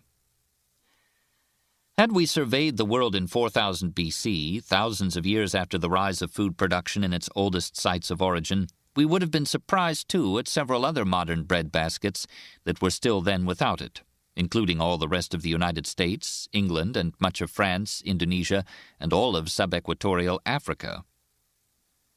When we trace food production back to its beginnings, the earliest sites provide another surprise. Far from being modern bread baskets, they include areas ranking today as somewhat dry or ecologically degraded. Iraq and Iran, Mexico, the Andes, parts of China, and Africa's Sahel zone. Why did food production develop first in these seemingly rather marginal lands and only later in today's most fertile farmlands and pastures? Geographic differences in the means by which food production arose are also puzzling. In a few places, it developed independently as a result of local people domesticating local plants and animals. In most other places, it was instead imported in the form of crops and livestock that had been domesticated elsewhere. Since those areas of non-independent origins were suitable for prehistoric food production as soon as domesticates had arrived, why did the peoples of those areas not become farmers and herders without outside assistance by domesticating local plants and animals? Among those regions where food production did spring up independently, why did the times at which it appeared vary so greatly? For example, thousands of years earlier in Eastern Asia than in the eastern United States, and never in eastern Australia. Among those regions into which it was imported in the prehistoric era, why did the date of arrival also vary so greatly? For example, thousands of years earlier in southwestern Europe than in the southwestern United States. Again, among those regions where it was imported, why in some areas, such as the southwestern United States, did local hunter-gatherers themselves adopt crops and livestock from neighbors and survive as farmers, while in other areas, such as Indonesia and much of subequatorial Africa, the importation of food production involved a cataclysmic replacement of the region's original hunter-gatherers by invading food producers? All these questions involve developments that determined which peoples became history's have-nots and which became its haves. At one extreme are areas in which food production arose altogether independently, with the domestication of many indigenous crops, and in some cases animals, before the arrival of any crops or animals from other areas. There are only 5 such areas for which the evidence is at present detailed and compelling. Southwest Asia, also known as the Near East or Fertile Crescent, China, Mesoamerica, the term applied to central and southern Mexico and adjacent areas of Central America, the Andes of South America, and possibly the adjacent Amazon basin as well, and the eastern United States. Some or all of these centers may actually comprise several nearby centers where food production arose more or less independently, such as North China's Yellow River Valley and South China's Yangtze River Valley. In addition to these 5 areas where food production definitely arose de novo, 4 others, Africa's Sahel zone, tropical West Africa, Ethiopia, and New Guinea, are candidates for that distinction. However, there is some uncertainty in each case. Although indigenous wild plants were undoubtedly domesticated in Africa's Sahel zone just south of the Sahara, cattle herding may have preceded agriculture there, and it is not yet certain whether those were independently domesticated Sahel cattle or, instead, domestic cattle of Fertile Crescent origin whose arrival triggered local plant domestication. It remains similarly uncertain whether the arrival of those Sahel crops then triggered the undoubted local domestication of indigenous wild plants in tropical West Africa, and whether the arrival of Southwest Asian crops is what triggered the local domestication of indigenous wild plants in Ethiopia. As for New Guinea, archaeological studies there have provided evidence of early agriculture well before food production in any adjacent areas, but the crops grown have not been definitely identified.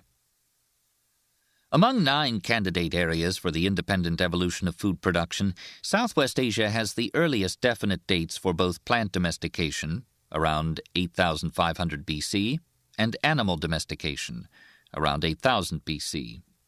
It also has by far the largest number of accurate radiocarbon dates for early food production. Dates for China are nearly as early, while dates for the eastern United States are clearly about 6,000 years later. For the other 6 candidate areas, the earliest well-established dates do not rival those for Southwest Asia, but too few early sites have been securely dated in those 6 other areas for us to be certain that they really lagged behind Southwest Asia, and, if so, by how much. The next group of areas consists of ones that did domesticate at least a couple of local plants or animals, but where food production depended mainly on crops and animals that were domesticated elsewhere. Those imported domesticates may be thought of as founder crops and animals because they founded local food production. The arrival of founder domesticates enabled local people to become sedentary and thereby increased the likelihood of local crops evolving from wild plants that were gathered, brought home, and planted accidentally, and later planted intentionally. In 3 or 4 such areas, the arriving founder package came from Southwest Asia. One of them is Western and Central Europe, where food production arose with the arrival of Southwest Asian crops and animals between 6,000 and 3,500 BC, but at least one plant, the poppy and probably oats and some others, was then domesticated locally. Wild poppies are confined to coastal areas of the Western Mediterranean. Poppy seeds are absent from excavated sites of the earliest farming communities in Eastern Europe and Southwest Asia. They first appear in early farming sites in Western Europe.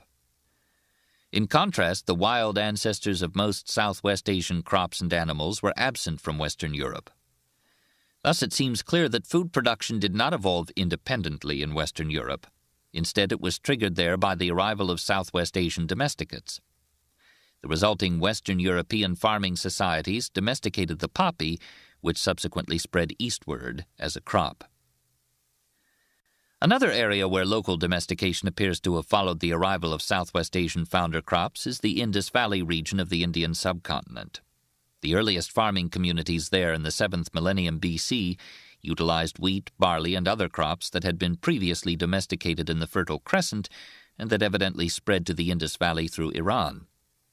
Only later did domesticates derived from indigenous species of the Indian subcontinent, such as humped cattle and sesame, appear in Indus Valley farming communities.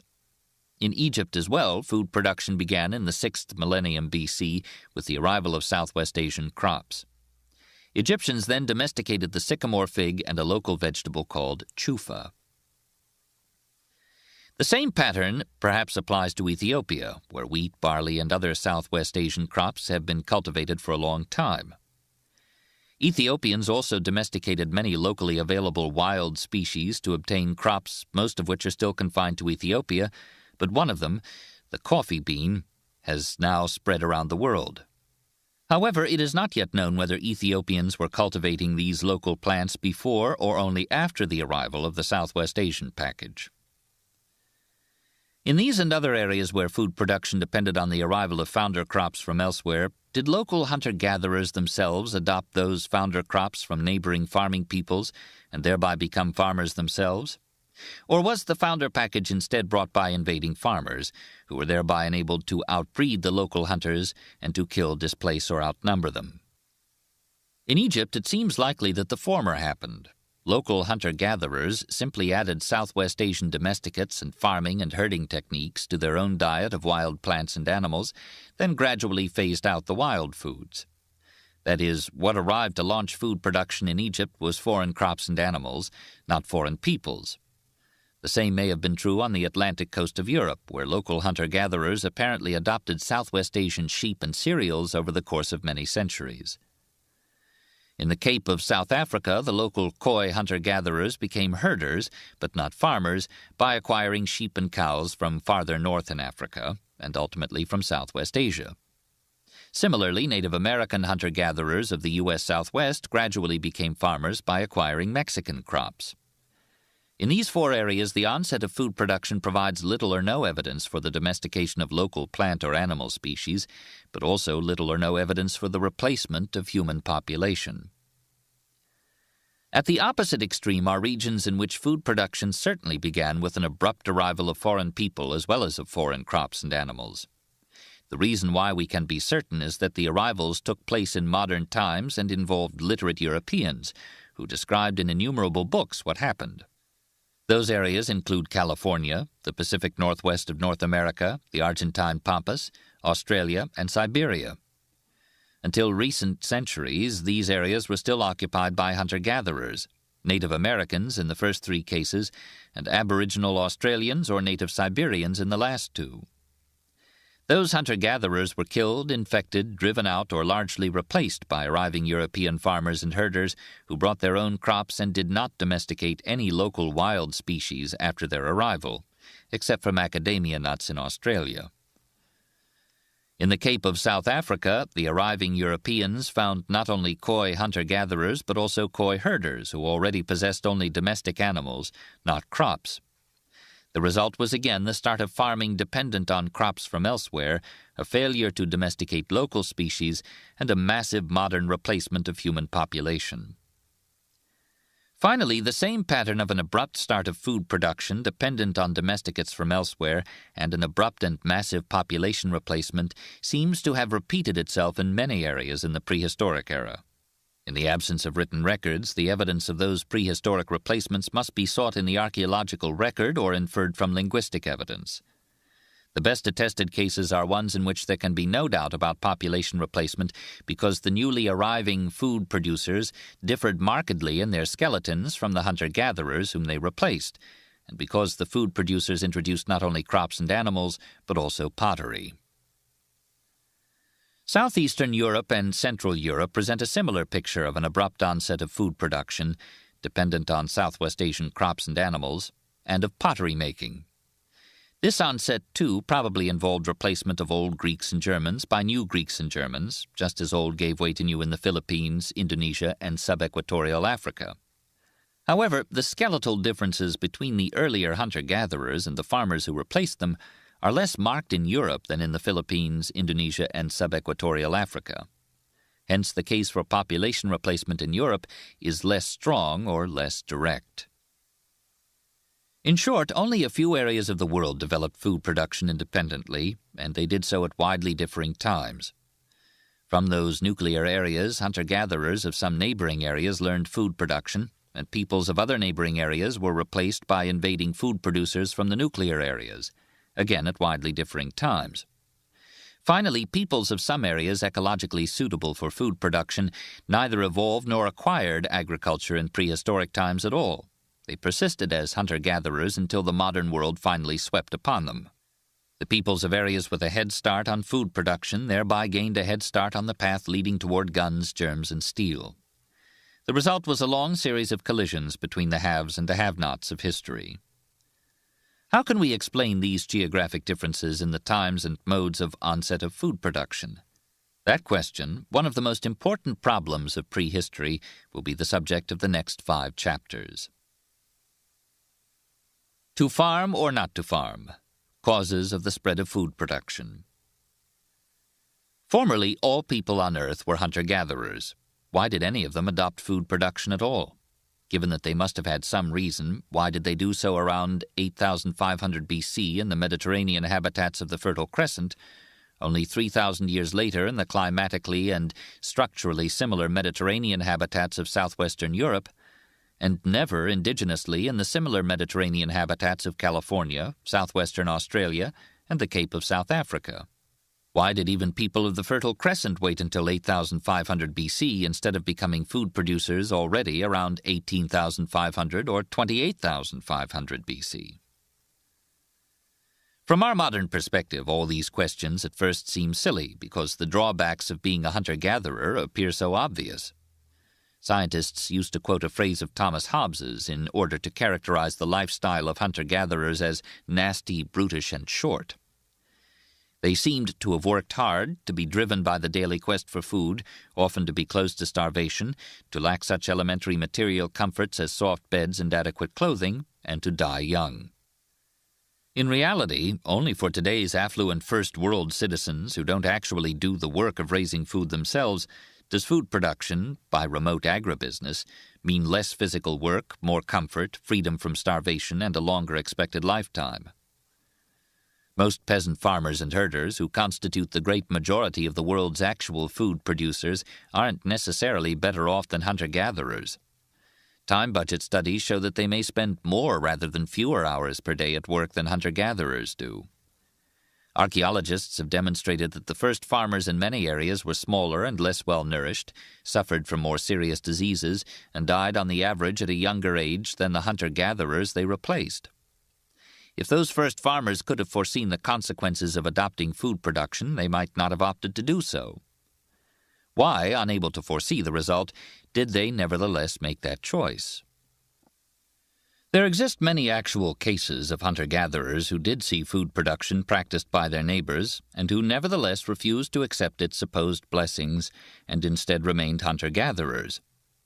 For instance, Aboriginal hunter-gatherers of northeastern Australia traded for thousands of years with farmers of the Torres Strait Islands between Australia and New Guinea. California Native American hunter-gatherers traded with Native American farmers in the Colorado River Valley. In addition, Khoi herders west of the Fish River of South Africa traded with Bantu farmers east of the Fish River and continued to dispense with farming themselves. Why? Still other hunter-gatherers in contact with farmers did eventually become farmers, but only after what may seem to us like an inordinately long delay.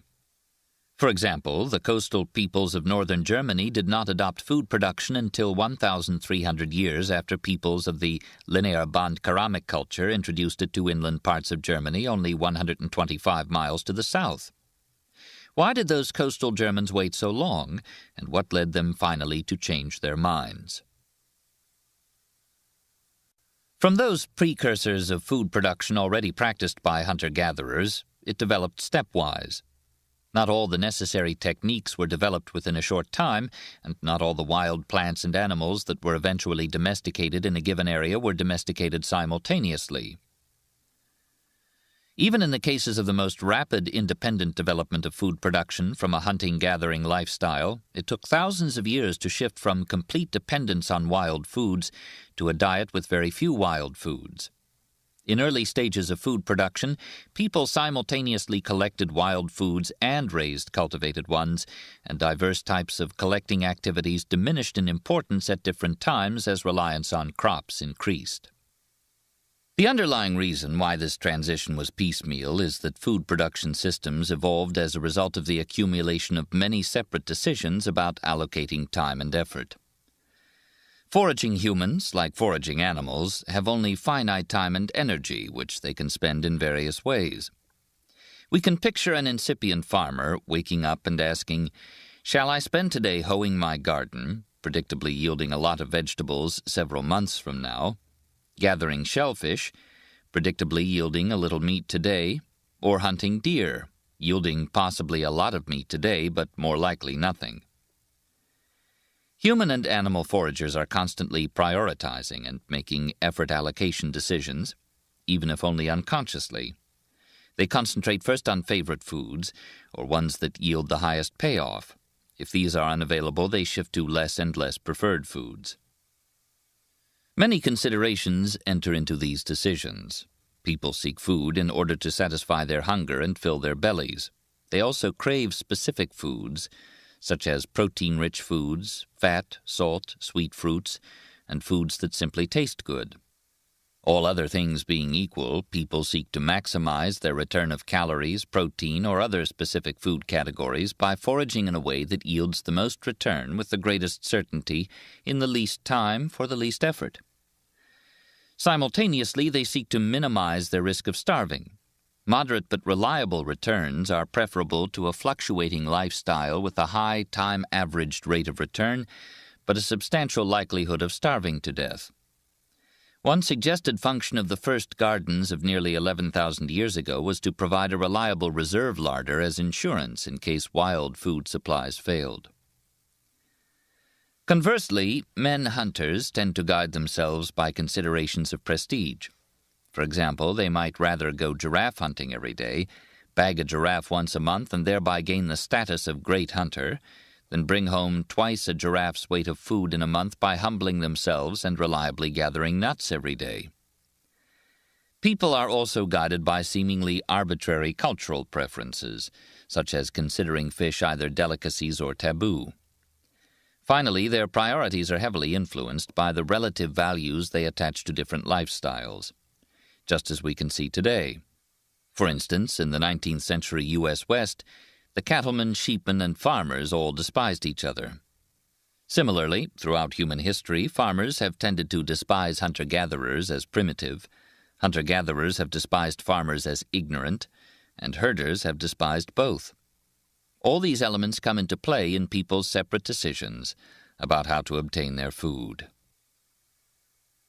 As we already noted, the first farmers on each continent could not have chosen farming consciously because there were no other nearby farmers for them to observe. However, once food production had arisen in one part of a continent, neighboring hunter-gatherers could see the result and make conscious decisions. In some cases, the hunter-gatherers adopted the neighboring system of food production virtually as a complete package. In others, they chose only certain elements of it, and in still others they rejected food production entirely and remained hunter-gatherers. For example, hunter-gatherers in parts of southeastern Europe had quickly adopted Southwest Asian cereal crops, pulse crops, and livestock simultaneously as a complete package by around 6000 BC. All three of these elements also spread rapidly through Central Europe in the centuries before 5000 BC. Adoption of food production may have been rapid and wholesale in southeastern and central Europe because the hunter-gatherer lifestyle there was less productive and less competitive. In contrast, food production was adopted piecemeal in southwestern Europe, southern France, Spain, and Italy, where sheep arrived first and cereals later. The adoption of intensive food production from the Asian mainland was also very slow and piecemeal in Japan, probably because the hunter-gatherer lifestyle based on seafood and local plants was so productive there. Just as a hunting-gathering lifestyle can be traded piecemeal for a food-producing lifestyle, one system of food production can also be traded piecemeal for another. For example, Indians of the eastern United States were domesticating local plants by about 2500 BC, but had trade connections with Mexican Indians who developed a more productive crop system based on the trinity of corn, squash, and beans. Eastern U.S. Indians adopted Mexican crops, and many of them discarded many of their local domesticates piecemeal. Squash was domesticated independently, corn arrived from Mexico around AD 200, but remained a minor crop until around AD 900, and beans arrived a century or two later. It even happened that food production systems were abandoned in favor of hunting-gathering. For instance, around 3000 BC, the hunter-gatherers of southern Sweden adopted farming based on Southwest Asian crops, but abandoned it around 2700 BC and reverted to hunting-gathering for 400 years before resuming farming. All these considerations make it clear that we should not suppose that the decision to adopt farming was made in a vacuum, as if the people had previously had no means to feed themselves. Instead, we must consider food production and hunting-gathering as alternative strategies competing with each other. Mixed economies that added certain crops or livestock to hunting-gathering also competed against both types of pure economies and against mixed economies with higher or lower proportions of food production. Nevertheless, over the last 10,000 years, the predominant result has been a shift from hunting-gathering to food production. Hence, we must ask, what were the factors that tipped the competitive advantage away from the former and toward the latter? That question continues to be debated by archaeologists and anthropologists. One reason for its remaining unsettled is that different factors may have been decisive in different parts of the world. Another has been the problem of disentangling cause and effect in the rise of food production. However, 5 main contributing factors can still be identified.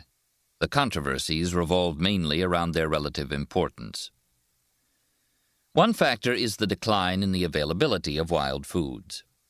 The lifestyle of hunter-gatherers has become increasingly less rewarding over the past 13,000 years, as resources on which they depended, especially animal resources, have become less abundant or even disappeared. As we saw in Chapter 1, most large mammal species became extinct in North and South America at the end of the Pleistocene, and some became extinct in Eurasia and Africa, either because of climate changes or because of the rise in skill and numbers of human hunters.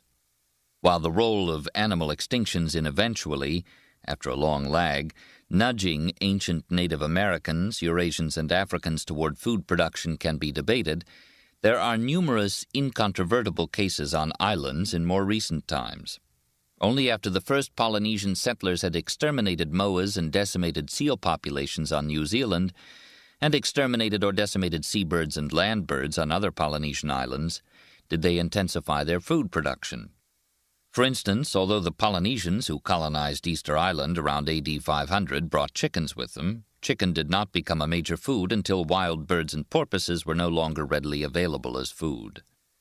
Similarly, a suggested contributing factor to the rise of animal domestication in the Fertile Crescent was the decline in abundance of the wild gazelles that had previously been a major source of meat for hunter-gatherers in that area. A second factor is that just as the depletion of wild game tended to make hunting-gathering less rewarding, an increased availability of domesticable wild plants made steps leading to plant domestication more rewarding. For instance, climate changes at the end of the Pleistocene in the Fertile Crescent greatly expanded the area of habitats with wild cereals, of which huge crops could be harvested in a short time. Those wild cereal harvests were precursors to the domestication of the earliest crops, the cereals, wheat, and barley, in the Fertile Crescent. Still another factor tipping the balance away from hunting-gathering was the cumulative development of technologies on which food production would eventually depend, technologies for collecting, processing, and storing wild foods. What use can would-be farmers make of a ton of wheat grains on the stalk if they have not first figured out how to harvest, husk, and store them? The necessary methods, implements, and facilities appeared rapidly in the Fertile Crescent after 11,000 BC, having been invented for dealing with the newly available abundance of wild cereals. Those inventions included sickles of flint blades cemented into wooden or bone handles for harvesting wild grains, baskets in which to carry the grains home from the hillsides where they grew, mortars and pestles or grinding slabs to remove the husks, the technique of roasting grains so that they could be stored without sprouting, and underground storage pits, some of them plastered to make them waterproof. Evidence for all of these techniques becomes abundant at sites of hunter-gatherers in the Fertile Crescent about 11,000 BC. All these techniques, though developed for the exploitation of wild cereals, were prerequisites to the planting of cereals as crops. These cumulative developments constituted the unconscious first steps of plant domestication. A fourth factor was the two-way link between the rise in human population density and the rise in food production. In all parts of the world where adequate evidence is available, archaeologists find evidence of rising densities associated with the appearance of food production. Which was the cause and which the result? This is a long-debated chicken or egg problem. Did a rise in human population density force people to turn to food production, or did food production permit a rise in human population density? In principle, one expects the chain of causation to operate in both directions. As I've already discussed, food production tends to lead to increased population densities because it yields more edible calories per acre than does hunting-gathering. On the other hand, human population densities were gradually rising throughout the late Pleistocene anyway, thanks to improvements in human technology for collecting and processing wild foods. As population densities rose, food production became increasingly favored because it provided the increased food outputs needed to feed all those people. That is, the adoption of food production exemplifies what is termed an autocatalytic process, one that catalyzes itself in a positive feedback cycle, going faster and faster once it has started. A gradual rise in population densities impelled people to obtain more food by rewarding those who unconsciously took steps toward producing it. Once people began to produce food and became sedentary, they could shorten the birth spacing and produce still more people, requiring still more food. This bidirectional link between food production and population density explains the paradox that food production, while increasing the quantity of edible calories per acre, left the food producers less well-nourished than the hunter-gatherers whom they succeeded. That paradox developed because human population densities rose slightly more steeply than did the availability of food. Taken together, these four factors help us understand why the transition to food production in the Fertile Crescent began around 8,500 BC, not around 18,500 or 28,500 BC. At the latter two dates, hunting-gathering was still much more rewarding than incipient food production because wild mammals were still abundant. Wild cereals were not yet abundant. People had not yet developed the inventions necessary for collecting, processing, and storing cereals efficiently, and human population densities were not yet high enough for a large premium to be placed on extracting more calories per acre. A final factor in the transition became decisive at geographic boundaries between hunter-gatherers and food producers. The much denser populations of food producers enabled them to displace or kill hunter-gatherers by their sheer numbers, not to mention the other advantages associated with food production, including technology, germs, and professional soldiers. In areas where there were only hunter-gatherers to begin with, those groups of hunter-gatherers who adopted food production outbred those who didn't. As a result, in most areas of the globe suitable for food production, hunter-gatherers met one of two fates. Either they were displaced by neighboring food producers, or else they survived only by adopting food production themselves. In places where they were already numerous or where geography retarded immigration by food producers, local hunter-gatherers did have time to adopt farming in prehistoric times and thus to survive as farmers. This may have happened in the U.S. Southwest, in the Western Mediterranean, on the Atlantic coast of Europe, and in parts of Japan. However, in Indonesia, tropical Southeast Asia, most of sub-equatorial Africa, and probably in parts of Europe, the hunter-gatherers were replaced by farmers in the prehistoric era, whereas a similar replacement took place in modern times in Australia and much of the western United States. Only where especially potent geographic or ecological barriers made immigration of food producers or diffusion of locally appropriate food-producing techniques very difficult were hunter-gatherers able to persist until modern times in areas suitable for food production. The three outstanding examples are the persistence of Native American hunter-gatherers in California, separated by deserts from the Native American farmers of Arizona, that of Khoisan hunter-gatherers at the Cape of South Africa, in a Mediterranean climate zone unsuitable for the equatorial crops of nearby Bantu farmers, and that of hunter-gatherers throughout the Australian continent, separated by narrow seas from the food producers of Indonesia and New Guinea.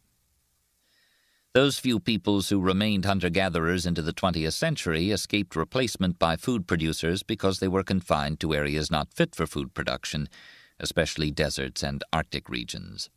Within the present decade, even they will have been seduced by the attractions of civilization, settled down under pressure from bureaucrats or missionaries, or succumbed to germs. How to make an almond. The unconscious development of ancient crops. If you're a hiker whose appetite is jaded by farm-grown foods, it's fun to try eating wild foods. You know that some wild plants, such as wild strawberries and blueberries, are both tasty and safe to eat. They're sufficiently similar to familiar crops that you can easily recognize the wild berries, even though they're much smaller than those we grow. Adventurous hikers cautiously eat mushrooms, aware that many species can kill us. But not even ardent nut lovers eat wild almonds, of which a few dozen contain enough cyanide, the poison used in Nazi gas chambers, to kill us. The forest is full of many other plants deemed inedible. Yet all crops arose from wild plant species. How did certain wild plants get turned into crops? That question is especially puzzling in regard to the many crops, like almonds, whose wild progenitors are lethal or bad-tasting, and to other crops, like corn, that look drastically different from their wild ancestors. What cave woman or caveman ever got the idea of domesticating a plant, and how was it accomplished? Plant domestication may be defined as growing a plant and thereby, consciously or unconsciously, causing it to change genetically from its wild ancestor in ways making it more useful to human consumers. Crop development is today a conscious, highly specialized effort carried out by professional scientists. They already know about the hundreds of existing crops and set out to develop yet another one. To achieve that goal, they plant many different seeds or roots, select the best progeny and plant their seeds, apply knowledge of genetics to develop good varieties that breed true, and perhaps even use the latest techniques of genetic engineering to transfer specific useful genes. At the Davis campus of the University of California, an entire department, the Department of Pomology, is devoted to apples, and another, the Department of Viticulture and Enology, to grapes and wine. But plant domestication goes back over 10,000 years. Early farmers surely didn't use molecular genetic techniques to arrive at their results. The first farmers didn't even have any existing crop as a model to inspire them to develop new ones. Hence, they couldn't have known that whatever they were doing, they would enjoy a tasty treat as a result. How then did early farmers domesticate plants unwittingly? For example, how did they turn poisonous almonds into safe ones without knowing what they were doing? What changes did they actually make in wild plants, besides rendering some of them bigger or less poisonous? Even for valuable crops, the times of domestication vary greatly. For instance, peas were domesticated by 8000 BC, olives around 4000 BC, strawberries not until the Middle Ages, and pecans not until 1846. Many valuable wild plants yielding food prized by millions of people, such as oaks sought for their edible acorns in many parts of the world, remain untamed even today. What made some plants so much easier or more inviting to domesticate than others? Why did olive trees yield to Stone Age farmers, whereas oak trees continue to defeat our brightest agronomists? What accounts for the great differences among plants in ease of domestication, such that some species were domesticated long ago and others not until the Middle Ages, whereas still other wild plants have proved immune to all our activities? We can deduce many of the answers by examining the well-established sequence in which various crops developed in Southwest Asia's Fertile Crescent. It turns out that the earliest Fertile Crescent crops, such as the wheat and barley and peas domesticated around 10,000 years ago, arose from wild ancestors offering many advantages. They were already edible and gave high yields in the wild. They were easily grown merely by being sown or planted. They grew quickly and could be harvested within a few months of sowing, a big advantage for incipient farmers still on the borderline between nomadic hunters and settled villagers. They could be readily stored, unlike many later crops such as strawberries and lettuce. They were mostly self-pollinating, that is, the crop varieties could pollinate themselves and pass on their own desirable genes unchanged, instead of having to hybridize with other varieties less useful to humans. Finally, their wild ancestors required very little genetic change to be converted into crops. For instance, in wheat, just the mutations for non-shattering stalks and uniform quick germination. A next stage of crop development included the first fruit and nut trees, domesticated around 4000 BC. They comprised olives, figs, dates, pomegranates, and grapes. Compared with cereals and legumes, they had the drawback of not starting to yield food until at least 3 years after planting, and not reaching full production until after as much as a decade. Thus, growing these crops was possible only for people already fully committed to the settled village life. However, these early fruit and nut trees were still the easiest such crops to cultivate. Unlike later tree domesticates, they could be grown directly by being planted as cuttings or even seeds. Cuttings have the advantage that, once ancient farmers had found or developed a productive tree, they could be sure that all its descendants would remain identical to it. A third stage involved fruit trees that proved much harder to cultivate, including apples, pears, plums, and cherries. These trees cannot be grown from cuttings. It's also a waste of effort to grow them from seed, since the offspring, even of an outstanding individual tree of those species, are highly variable and mostly yield worthless fruit. Instead, those trees must be grown by the difficult technique of grafting, developed in China long after the beginnings of agriculture.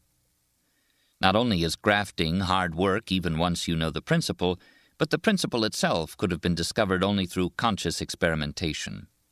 The invention of grafting was hardly just a matter of some nomad relieving herself at a latrine and returning later to be pleasantly surprised by the resulting crop of fine fruit.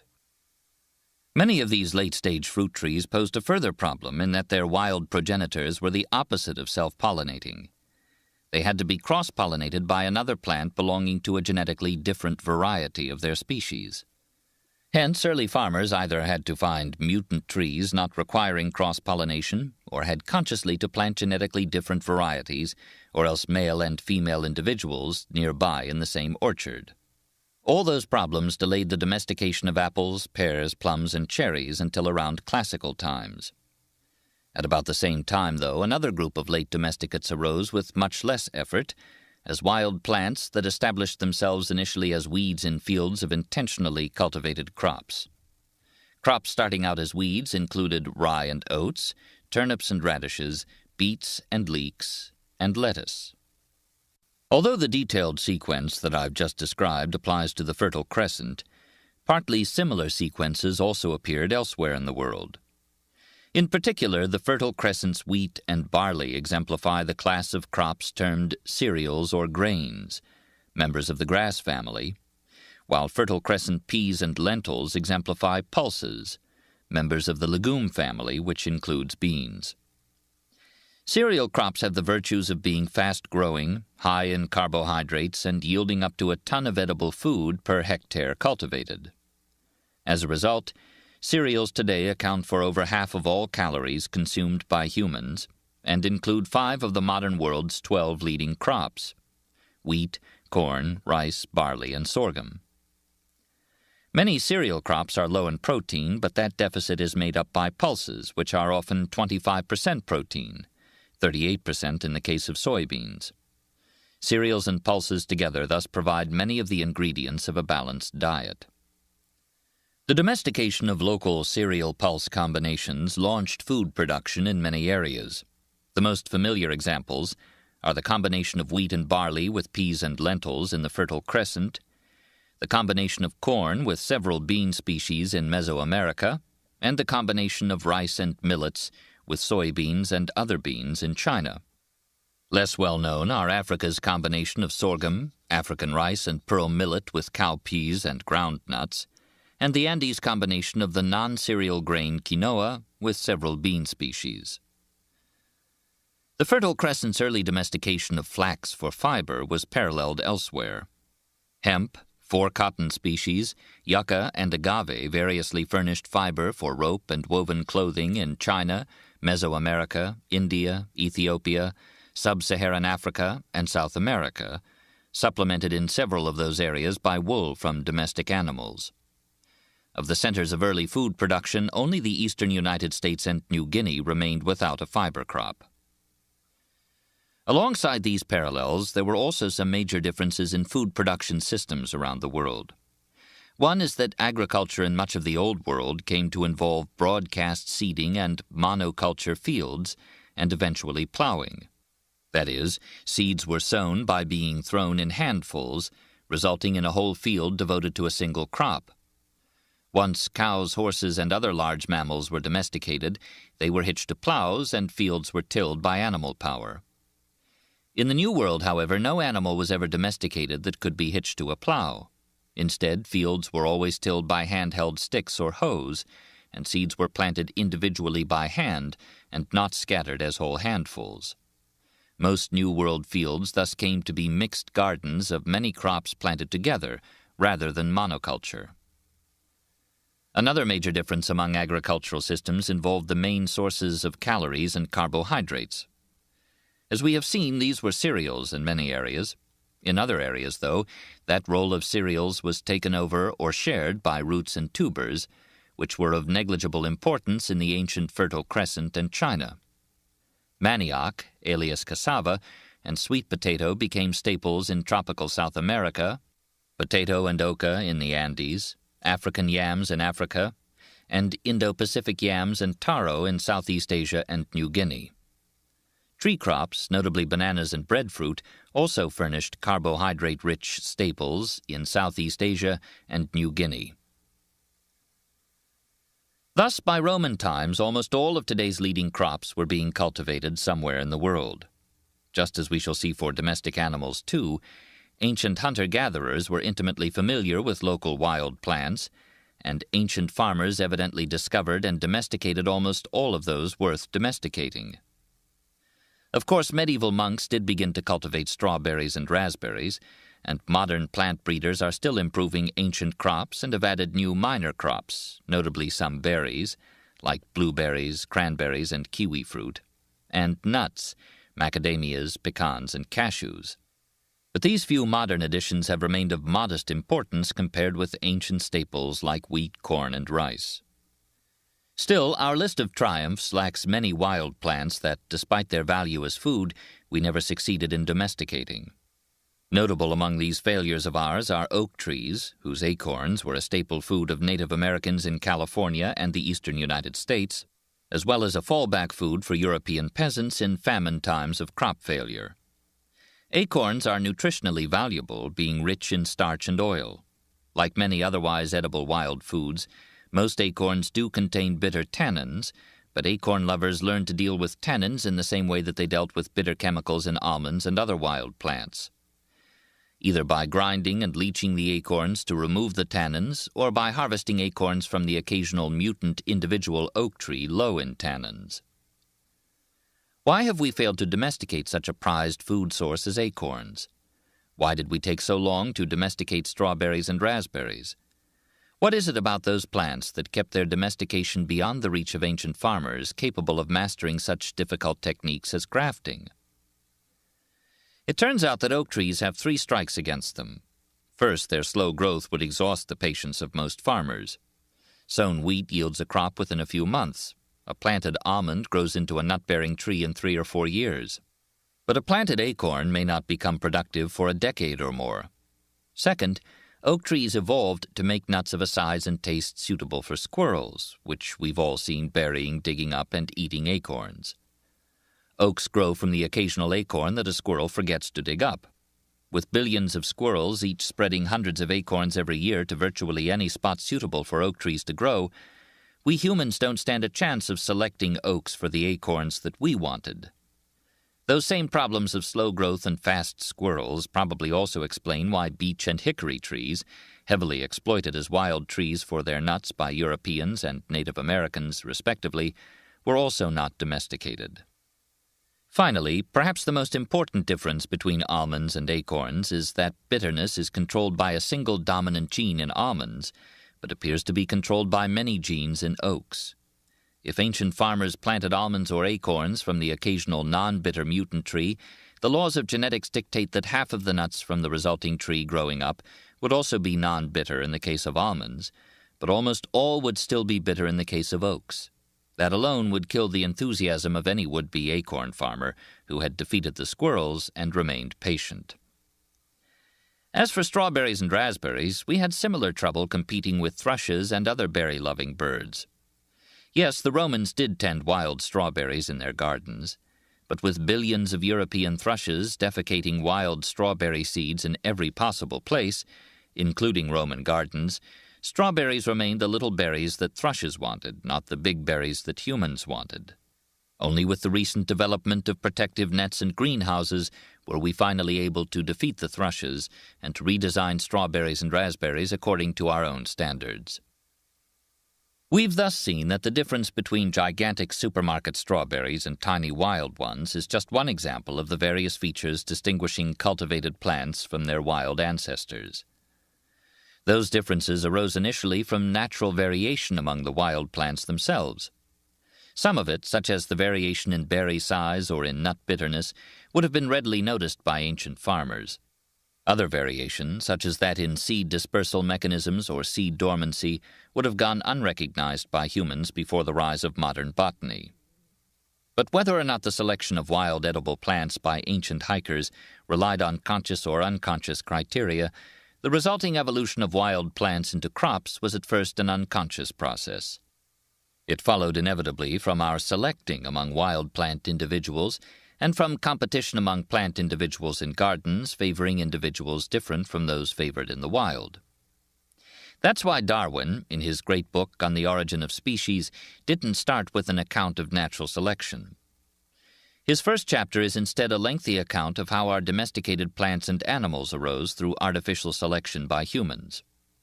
Rather than discussing the Galapagos Island birds that we usually associate with him, Darwin began by discussing how farmers develop varieties of gooseberries. He wrote, "I have seen great surprise expressed in horticultural works at the wonderful skill of gardeners, in having produced such splendid results from such poor materials.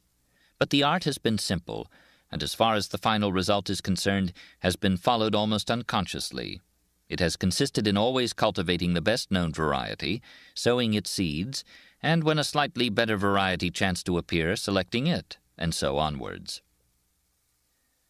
Those principles of crop development by artificial selection still serve as our most understandable model of the origin of species by natural selection. Apples or Indians? Why did peoples of some regions fail to domesticate plants?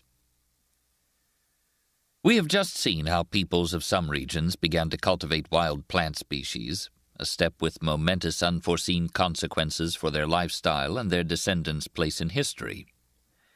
Let us now return to our questions.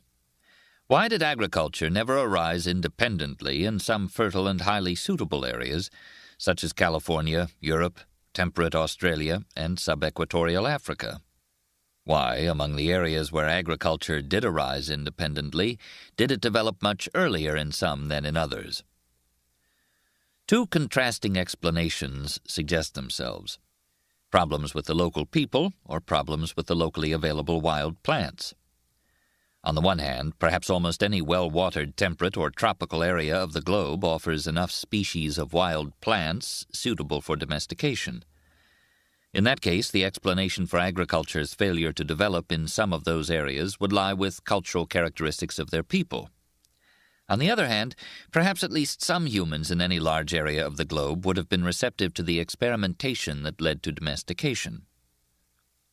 Only the lack of suitable wild plants might then explain why food production did not evolve in some areas. As we shall see in the next chapter, the corresponding problem for domestication of big wild animals proves easier to solve, because there are many fewer species of them than of plants. The world holds only about 148 species of large, wild, mammalian, terrestrial, herbivores, or omnivores, the large mammals that could be considered candidates for domestication. Only a modest number of factors determines whether a mammal is suitable for domestication. It's thus straightforward to review a region's big mammals and to test whether the lack of mammal domestication in some regions was due to the unavailability of suitable wild species rather than to local peoples.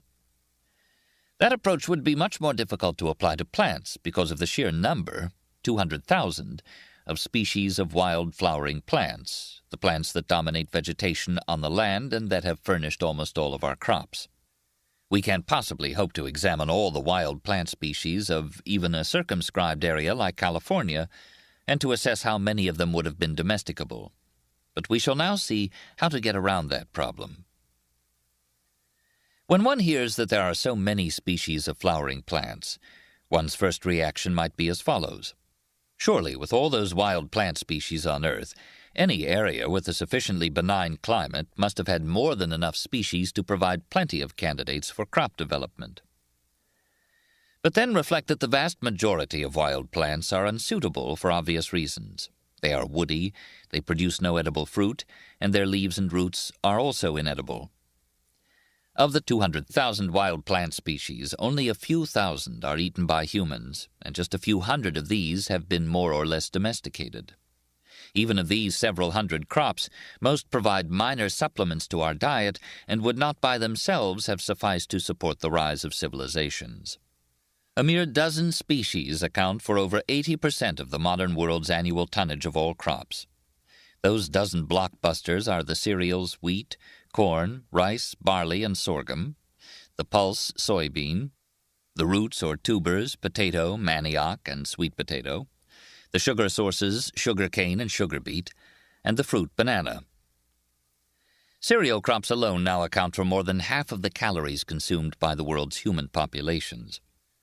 With so few major crops in the world, all of them domesticated thousands of years ago, it's less surprising that many areas of the world had no wild native plants at all of outstanding potential. Our failure to domesticate even a single major new food plant in modern times suggests that ancient peoples really may have explored virtually all useful wild plants and domesticated all the ones worth domesticating. Yet some of the world's failures to domesticate wild plants remain hard to explain. The most flagrant cases concern plants that were domesticated in one area but not in another.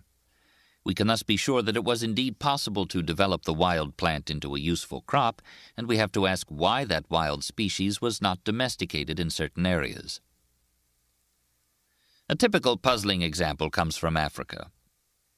The important cereal sorghum was domesticated in Africa's Sahel zone just south of the Sahara. It also occurs as a wild plant as far south as southern Africa, yet neither it nor any other plant was cultivated in southern Africa until the arrival of the whole crop package that Bantu farmers brought from Africa north of the equator 2,000 years ago. Why did the native peoples of southern Africa not domesticate sorghum for themselves? Equally puzzling is the failure of people to domesticate flax in its wild range in Western Europe and North Africa, or einkorn wheat in its wild range in the southern Balkans. Since these two plants were among the first 8 crops of the Fertile Crescent, they were presumably among the most readily domesticated of all wild plants. They were adopted for cultivation in those areas of their wild range outside the Fertile Crescent as soon as they arrived with the whole package of food production from the Fertile Crescent. Why then had peoples of those outlying areas not already begun to grow them of their own accord? Similarly, the 4 earliest domesticated fruits of the Fertile Crescent all had wild ranges stretching far beyond the eastern Mediterranean, where they appear to have been first domesticated. The olive, grape, and fig occurred west to Italy and Spain and northwest Africa, while the date palm extended to all of North Africa and Arabia. These 4 were evidently among the easiest to domesticate of all wild fruits. Why did peoples outside the Fertile Crescent fail to domesticate them and begin to grow them only when they had already been domesticated in the eastern Mediterranean and arrived thence as crops? Other striking examples involve wild species that were not domesticated in areas where food production never arose spontaneously, even though those wild species had close relatives domesticated elsewhere. For example, the olive, Olea europea, was domesticated in the eastern Mediterranean. There are about 40 other species of olives in tropical and southern Africa, southern Asia, and eastern Australia, some of them closely related to Olea europea, but none of them was ever domesticated. Similarly, while a wild apple species and a wild grape species were domesticated in Eurasia, there are many related wild apple and grape species in North America, some of which have in modern times been hybridized with the crops derived from their wild Eurasian counterparts in order to improve those crops. Why then didn't Native Americans domesticate those apparently useful apples and grapes themselves? One can go on and on with such examples, but there is a fatal flaw in this reasoning. Plant domestication is not a matter of hunter-gatherers domesticating a single plant and otherwise carrying on unchanged with their nomadic lifestyle. Suppose that North American wild apples really would have evolved into a terrific crop if only Indian hunter-gatherers had settled down and cultivated them. But nomadic hunter-gatherers would not throw over their traditional way of life, settle in villages, and start tending apple orchards unless many other domesticable wild plants and animals were available to make a sedentary food-producing existence competitive with a hunting-gathering existence. How, in short, do we assess the potential of an entire local flora for domestication? For those Native Americans who failed to domesticate North American apples, did the problem really lie with the Indians or with the apples? In order to answer this question, we compare three regions that lie at opposite extremes among centers of independent domestication. As we have seen, one of them, the Fertile Crescent, was perhaps the earliest center of food production in the world and the site of origin of several of the modern world's major crops and almost all of its major domesticated animals. The other two regions, New Guinea and the eastern United States, did domesticate local crops, but these crops were very few in variety. Only one of them gained worldwide importance, and the resulting food package failed to support extensive development of human technology and political organization, as in the Fertile Crescent. In the light of this comparison, we shall ask, did the flora and environment of the Fertile Crescent have clear advantages over those of New Guinea and the eastern United States? Peoples of the Fertile Crescent domesticated local plants much earlier. They domesticated far more species, domesticated far more productive or valuable species, domesticated a much wider range of types of crops, developed intensified food production and dense human populations more rapidly, and as a result entered the modern world with more advanced technology, more complex political organization, and more epidemic diseases with which to infect other peoples. Differences between the Fertile Crescent, New Guinea, and the eastern United States followed straightforwardly from the differing suites of wild plant and animal species available for domestication, not from limitations of the people themselves. When more productive crops arrived from elsewhere, the sweet potato in New Guinea, the Mexican Trinity in the eastern United States, local peoples promptly took advantage of them, intensified food production, and increased greatly in population. By extension, I suggest that areas of the globe where food production never developed indigenously at all, California, Australia, the Argentine Pampas, Western Europe, and so on, may have offered even less in the way of wild plants and animals suitable for domestication than did New Guinea and the eastern United States, where at least a limited food production did arise. Indeed, Mark Blumler's worldwide survey of locally available large-seeded wild grasses and a worldwide survey of locally available big mammals agree in showing that all those areas of non-existent or limited indigenous food production were deficient in wild ancestors of domesticable livestock and cereals. Recall that the rise of food production involved a competition between food production and hunting-gathering. One might therefore wonder whether all these cases of slow or non-existent rise of food production might instead have been due to an exceptional local richness of resources to be hunted and gathered, rather than to an exceptional availability of species suitable for domestication. In fact, most areas where indigenous food production arose late or not at all offered exceptionally poor rather than rich resources to hunter-gatherers, because most large mammals of Australia and the Americas, but not of Eurasia and Africa, had become extinct toward the end of the ice ages. Food production would have faced even less competition from hunting-gathering in these areas than it did in the Fertile Crescent. Hence, these local failures or limitations of food production cannot be attributed to competition from bountiful hunting opportunities. Lest these conclusions be misinterpreted, we should end this chapter with caveats against exaggerating 2 points: people's readiness to accept better crops and livestock, and the constraints imposed by locally available wild plants and animals. Neither that readiness nor those constraints are absolute. We've already discussed many examples of local peoples adopting more productive crops domesticated elsewhere. Our broad conclusion is that people can recognize useful plants, would therefore have probably recognized better local ones suitable for domestication, if any had existed, and aren't barred from doing so by cultural conservatism or taboos. But a big qualifier must be added to this sentence: in the long run and over large areas. Anyone knowledgeable about human societies can cite innumerable examples of societies that refused crops, livestock, and other innovations that would have been productive. Naturally, I don't subscribe to the obvious fallacy that every society promptly adopts every innovation that would be useful for it.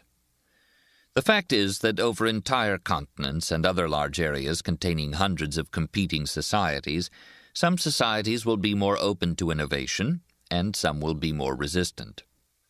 The ones that do adopt new crops, livestock, or technology may thereby be enabled to nourish themselves better and to outbreed, displace, conquer, or kill off societies resisting innovation. That's an important phenomenon whose manifestations extend far beyond the adoption of new crops. Our other caveat concerns the limits that locally available wild species set on the rise of food production. I'm not saying that food production could never, in any amount of time, have arisen in all those areas where it actually had not arisen indigenously by modern times. Europeans today who note that Aboriginal Australians entered the modern world as Stone Age hunter-gatherers often assume that the Aborigines would have gone on that way forever. To appreciate the fallacy, consider a visitor from outer space who dropped in on Earth in the year 3000 BC. The spaceling would have observed no food production in the eastern United States because food production did not begin there until around 2500 BC. Had the visitor of 3000 BC drawn the conclusion that limitations posed by the wild plants and animals of the eastern United States foreclosed food production there forever, events of the subsequent millennium would have proved the visitor wrong.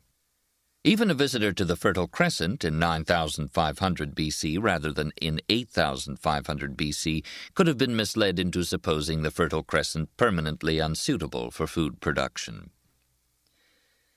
That is, my thesis is not that California, Australia, Western Europe, and all the other areas without indigenous food production were devoid of domesticable species and would have continued to be occupied just by hunter-gatherers indefinitely if foreign domesticates or people had not arrived. Instead, I note that regions differed greatly in their available pool of domesticable species, that they varied correspondingly in the date when local food production arose, and that food production had not yet arisen independently in some fertile regions as of modern times. Australia, supposedly the most backward continent, illustrates this point well. In southeastern Australia, the well-watered part of the continent most suitable for food production, Aboriginal societies in recent millennia appear to have been evolving on a trajectory that would eventually have led to indigenous food production. They had already built winter villages. They had begun to manage their environment intensively for fish production by building fish traps, nets, and even long canals. Had Europeans not colonized Australia in 1788 and aborted that independent trajectory, Aboriginal Australians might, within a few thousand years, have become food producers, tending ponds of domesticated fish and growing domesticated Australian yams and small-seeded grasses. In that light, we can now answer the question implicit in the title of this chapter. I asked whether the reason for the failure of North American Indians to domesticate North American apples lay with the Indians or with the apples. I'm not thereby implying that apples could never have been domesticated in North America. Recall that apples were historically among the most difficult fruit trees to cultivate and among the last major ones to be domesticated in Eurasia because their propagation requires the difficult technique of grafting. There is no evidence for large-scale cultivation of apples even in the Fertile Crescent and in Europe until classical Greek times, 8,000 years after the rise of Eurasian food production began. If Native Americans had proceeded at the same rate in inventing or acquiring grafting techniques, they too would eventually have domesticated apples. Around the year AD 5500, some 8,000 years after the rise of domestication in North America, around 2500 BC. Thus, the reason for the failure of Native Americans to domesticate North American apples by the time Europeans arrived lay neither with the people nor with the apples. As far as biological prerequisites for apple domestication were concerned, North American Indian farmers were like Eurasian farmers, and North American wild apples were like Eurasian wild apples. Indeed, some of the supermarket apple varieties now being munched by readers of this chapter have been developed recently by crossing Eurasian apples with wild North American apples. Instead, the reason Native Americans did not domesticate apples lay with the entire suite of wild plant and animal species available to Native Americans. That wheat's modest potential for domestication was responsible for the late start of food production in North America. Zebras, unhappy marriages, and the Anna Karenina principle. Why were most big wild mammal species never domesticated? Domesticable animals are all alike. Every undomesticable animal is undomesticable in its own way. If you think you've already read something like that before, you're right. Just make a few changes, and you have the famous first sentence of Tolstoy's great novel Anna Karenina. Happy families are all alike. Every unhappy family is unhappy in its own way. By that sentence, Tolstoy meant that in order to be happy, a marriage must succeed in many different respects: sexual attraction, agreement about money, child discipline, religion, in-laws, and other vital issues. Failure in any one of those essential respects can doom a marriage even if it has all the other ingredients needed for happiness. This principle can be extended to understanding much else about life besides marriage. We tend to seek easy, single-factor explanations of success. For most important things, though, success actually requires avoiding many separate possible causes of failure. The Anna Karenina principle explains a feature of animal domestication that had heavy consequences for human history. Namely, that so many seemingly suitable big wild mammal species, such as zebras and peccaries, have never been domesticated, and that the successful domesticates were almost exclusively Eurasian. The importance of domesticated mammals rests on surprisingly few species of big terrestrial herbivores. Only terrestrial mammals have been domesticated, for the obvious reason that aquatic mammals were difficult to maintain and breed until the development of modern SeaWorld facilities. If one defines big as weighing over 100 pounds, then only 14 such species were domesticated before the 20th century.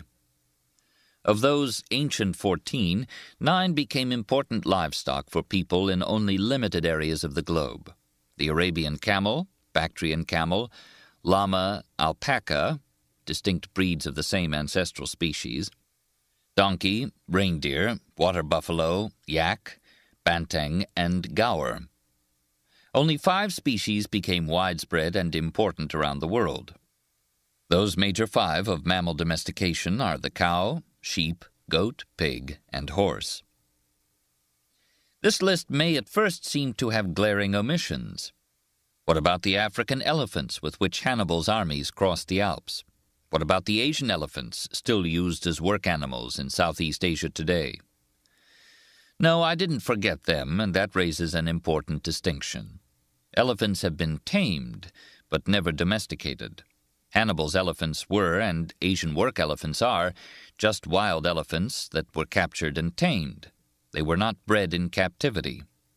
In contrast, a domesticated animal is defined as an animal selectively bred in captivity and thereby modified from its wild ancestors for use by humans who control the animal's breeding and food supply. That is, domestication involves wild animals being transformed into something more useful to humans. Truly domesticated animals differ in various ways from their wild ancestors. These differences result from 2 processes: human selection of those individual animals more useful to humans than other individuals of the same species, and automatic evolutionary responses of animals to the altered forces of natural selection operating in human environments as compared with wild environments. We already saw that all of these statements also apply to plant domestication. The ways in which domesticated animals have diverged from their wild ancestors include the following. Many species changed in size. Cows, pigs, and sheep became smaller under domestication, while guinea pigs became larger. Sheep and alpacas were selected for retention of wool and reduction or loss of hair, while cows have been selected for high milk yields. Several species of domestic animals have smaller brains and less developed sense organs than their wild ancestors because they no longer need the bigger brains and more developed sense organs on which their ancestors depended to escape from wild predators. To appreciate the changes that developed under domestication, just compare wolves, the wild ancestors of domestic dogs, with the many breeds of dogs. Some dogs are much bigger than wolves, Great Danes, while others are much smaller, Pekingese. Some are slimmer and built for racing, greyhounds, while others are short-legged and useless for racing, dachshunds. They vary enormously in hair form and color, and some are even hairless. Polynesians and Aztecs developed dog breeds specifically raised for food. Comparing a dachshund with a wolf, you wouldn't even suspect that the former had been derived from the latter if you didn't already know it. The wild ancestors of the ancient 14 were spread unevenly over the globe. South America had only one such ancestor, which gave rise to the llama and alpaca. North America, Australia, and sub-Saharan Africa had none at all. The lack of domestic mammals indigenous to sub-Saharan Africa is especially astonishing, since a main reason why tourists visit Africa today is to see its abundant and diverse wild mammals. In contrast, the wild ancestors of 13 of the ancient 14, including all of the major 5, were confined to Eurasia. As elsewhere in this book, my use of the term Eurasia includes in several cases North Africa, which, biogeographically and in many aspects of human culture, is more closely related to Eurasia than to sub-Saharan Africa. Of course, not all 13 of these wild ancestral species occurred together throughout Eurasia. No area had all 13, and some of the wild ancestors were quite local, such as the yak, confined in the wild to Tibet and adjacent highland areas. However, many parts of Eurasia did have quite a few of these 13 species living together in the same area. For example, 7 of the wild ancestors occurred in Southwest Asia. This very unequal distribution of wild ancestral species among the continents became an important reason why Eurasians, rather than peoples of other continents, were the ones to end up with guns, germs, and steel. How can we explain the concentration of the ancient 14 in Eurasia? One reason is simple. Eurasia has the largest number of big terrestrial wild mammal species, whether or not ancestral to a domesticated species. Let's define a candidate for domestication as any terrestrial herbivorous or omnivorous mammal species, one not predominantly a carnivore, weighing on the average over 100 pounds, 45 kilograms. Eurasia has the most candidates, 72 species, just as it has the most species in many other plant and animal groups. That's because Eurasia is the world's largest landmass, and it's also very diverse ecologically, with habitats ranging from extensive tropical rainforests through temperate forests, deserts, and marshes to equally extensive tundras. Sub-Saharan Africa has fewer candidates, 51 species, just as it has fewer species in most other plant and animal groups, because it's smaller and ecologically less diverse than Eurasia. Africa has smaller areas of tropical rainforest than does Southeast Asia, and no temperate habitats at all beyond latitude 37 degrees. As I discussed in Chapter 1, the Americas may formerly have had almost as many candidates as Africa, but most of America's big wild mammals, including its horses, most of its camels, and other species likely to have been domesticated had they survived, became extinct about 13,000 years ago. Australia, the smallest and most isolated continent, has always had far fewer species of big wild mammals than has Eurasia, Africa, or the Americas. Just as in the Americas, in Australia, all of those few candidates except the red kangaroo became extinct around the time of the continent's first colonization by humans. Thus, part of the explanation for Eurasia's having been the main site of big mammal domestication is that it was the continent with the most candidate species of wild mammals to start out with, and lost the fewest candidates to extinction in the last 40,000 years. It's also true that the percentage of candidates actually domesticated is highest in Eurasia, 18%, and is especially low in sub-Saharan Africa. No species domesticated out of 51 candidates. Particularly surprising is the large number of species of African and American mammals that were never domesticated, despite their having Eurasian close relatives or counterparts that were domesticated. Why were Eurasia's horses domesticated but not Africa's zebras? Why Eurasia's pigs but not American peccaries or Africa's 3 species of true wild pigs? Why Eurasia's 5 species of wild cattle aurochs, water buffalo, yak, gaur, banteng, but not the African buffalo or American bison? Why the Asian mouflon sheep, ancestor of our domestic sheep, but not North American bighorn sheep?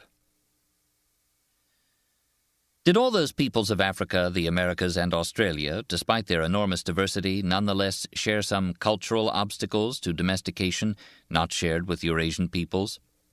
For example, did Africa's abundance of big wild mammals available to kill by hunting make it superfluous for Africans to go to the trouble of tending domestic stock? The answer to that question is unequivocal: no. The interpretation is refuted by 5 types of evidence: rapid acceptance of Eurasian domesticates by non-Eurasian peoples, the universal human penchant for keeping pets, the rapid domestication of the ancient 14, the repeated independent domestications of some of them, and the limited successes of modern efforts at further domestications. First, when Eurasia's major 5 domestic mammals reached sub-Saharan Africa, they were adopted by the most diverse African peoples wherever conditions permitted. Those African herders thereby achieved a huge advantage over African hunter-gatherers and quickly displaced them. In particular, Bantu farmers who acquired cows and sheep spread out of their homeland in West Africa and within a short time overran the former hunter-gatherers in most of the rest of sub-Saharan Africa. Even without acquiring crops, Khoisan peoples who acquired cows and sheep around 2,000 years ago displaced Khoisan hunter-gatherers over much of southern Africa. The arrival of the domestic horse in West Africa transformed warfare there and turned the area into a set of kingdoms dependent on cavalry. The only factor that prevented horses from spreading beyond West Africa was trypanosome diseases borne by tsetse flies. The same pattern repeated itself elsewhere in the world, whenever peoples lacking native wild mammal species suitable for domestication finally had the opportunity to acquire Eurasian domestic animals. European horses were eagerly adopted by Native Americans in both North and South America, within a generation of the escape of horses from European settlements. For example, by the 19th century, North America's Great Plains Indians were famous as expert horse-mounted warriors and bison hunters, but they did not even obtain horses until the late 17th century. Sheep acquired from Spaniards similarly transformed Navajo Indian society and led to, among other things, the weaving of the beautiful woolen blankets for which the Navajo have become renowned. Within a decade of Tasmania's settlement by Europeans with dogs, Aboriginal Tasmanians who had never before seen dogs began to breed them in large numbers for use in hunting. Thus, among the thousands of culturally diverse native peoples of Australia, the Americas, and Africa, no universal cultural taboo stood in the way of animal domestication. Surely, if some local wild mammal species of those continents had been domesticable, some Australian, American, and African peoples would have domesticated them and gained great advantage from them, just as they benefited from the Eurasian domestic animals that they immediately adopted when those became available. For instance, consider all the peoples of sub-Saharan Africa living within the range of wild zebras and buffalo. Why wasn't there at least one African hunter-gatherer tribe that domesticated those zebras and buffalo, and that thereby gained sway over other Africans without having to await the arrival of Eurasian horses and cattle? All these facts indicate that the explanation for the lack of native mammal domestication outside Eurasia lay with the locally available wild mammals themselves, not with the local peoples. Dates of domestication provide a third line of evidence confirming Galton's view that early herding peoples quickly domesticated all big mammal species suitable for being domesticated. All species for whose dates of domestication we have archaeological evidence were domesticated between about 8,000 and 2,500 BC. That is, within the first few thousand years of the sedentary farming-herding societies that arose after the end of the last ice age. The era of big mammal domestication began with sheep, goat, and pig, and ended with camels. Since 2500 BC, there have been no significant additions. It's true, for example, that some small mammals were first domesticated long after 2500 BC. For example, rabbits were not domesticated for food until the Middle Ages, mice and rats for laboratory research not until the 20th century, and hamsters for pets not until the 1930s. The continuing development of domesticated small mammals isn't surprising, because there are literally thousands of wild species as candidates, and because they were of too little value to traditional societies to warrant the effort of raising them. But big mammal domestication virtually ended 4,500 years ago. By then, all of the world's 148 candidate big species must have been tested innumerable times, with the result that only a few passed the test and no other suitable ones remained. Still, a fourth line of evidence that some mammal species are much more suitable than others is provided by the repeated independent domestications of the same species. Genetic evidence based on the portions of our genetic material known as mitochondrial DNA recently confirmed, as had long been suspected, that humped cattle of India and humpless European cattle were derived from two separate populations of wild ancestral cattle that had diverged hundreds of thousands of years ago. That is, Indian peoples domesticated the local Indian subspecies of wild aurochs. Southwest Asians independently domesticated their own Southwest Asian subspecies of aurochs, and North Africans may have independently domesticated the North African aurochs.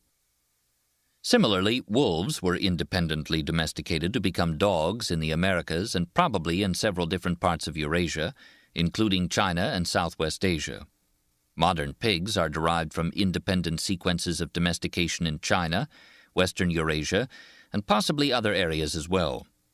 These examples re-emphasize that the same few suitable wild species attracted the attention of many different human societies. In all, of the world's 148 big wild terrestrial herbivorous mammals, the candidates for domestication, only 14 passed the test. Why did the other 134 species fail? To which conditions was Francis Galton referring when he spoke of those other species as destined to perpetual wildness? The answer follows from the Anna Karenina principle. To be domesticated, a candidate wild species must possess many different characteristics. Lack of any single required characteristic dooms efforts at domestication, just as it dooms efforts at building a happy marriage. Playing marriage counselor to the zebra-human couple and other ill-sorted pairs, we can recognize at least 6 groups of reasons for failed domestication. Diet. Every time that an animal eats a plant or another animal, the conversion of food biomass into the consumer's biomass involves an efficiency of much less than 100%, typically around 10%. That is, it takes around 10,000 pounds of corn to grow a 1,000-pound cow. If instead you want to grow 1,000 pounds of carnivore, you have to feed it 10,000 pounds of herbivore grown on 100,000 pounds of corn. Even among herbivores and omnivores, many species, like koalas, are too finicky in their plant preferences to recommend themselves as farm animals. As a result of this fundamental inefficiency, no mammalian carnivore has ever been domesticated for food. No, it's not because its meat would be tough or tasteless.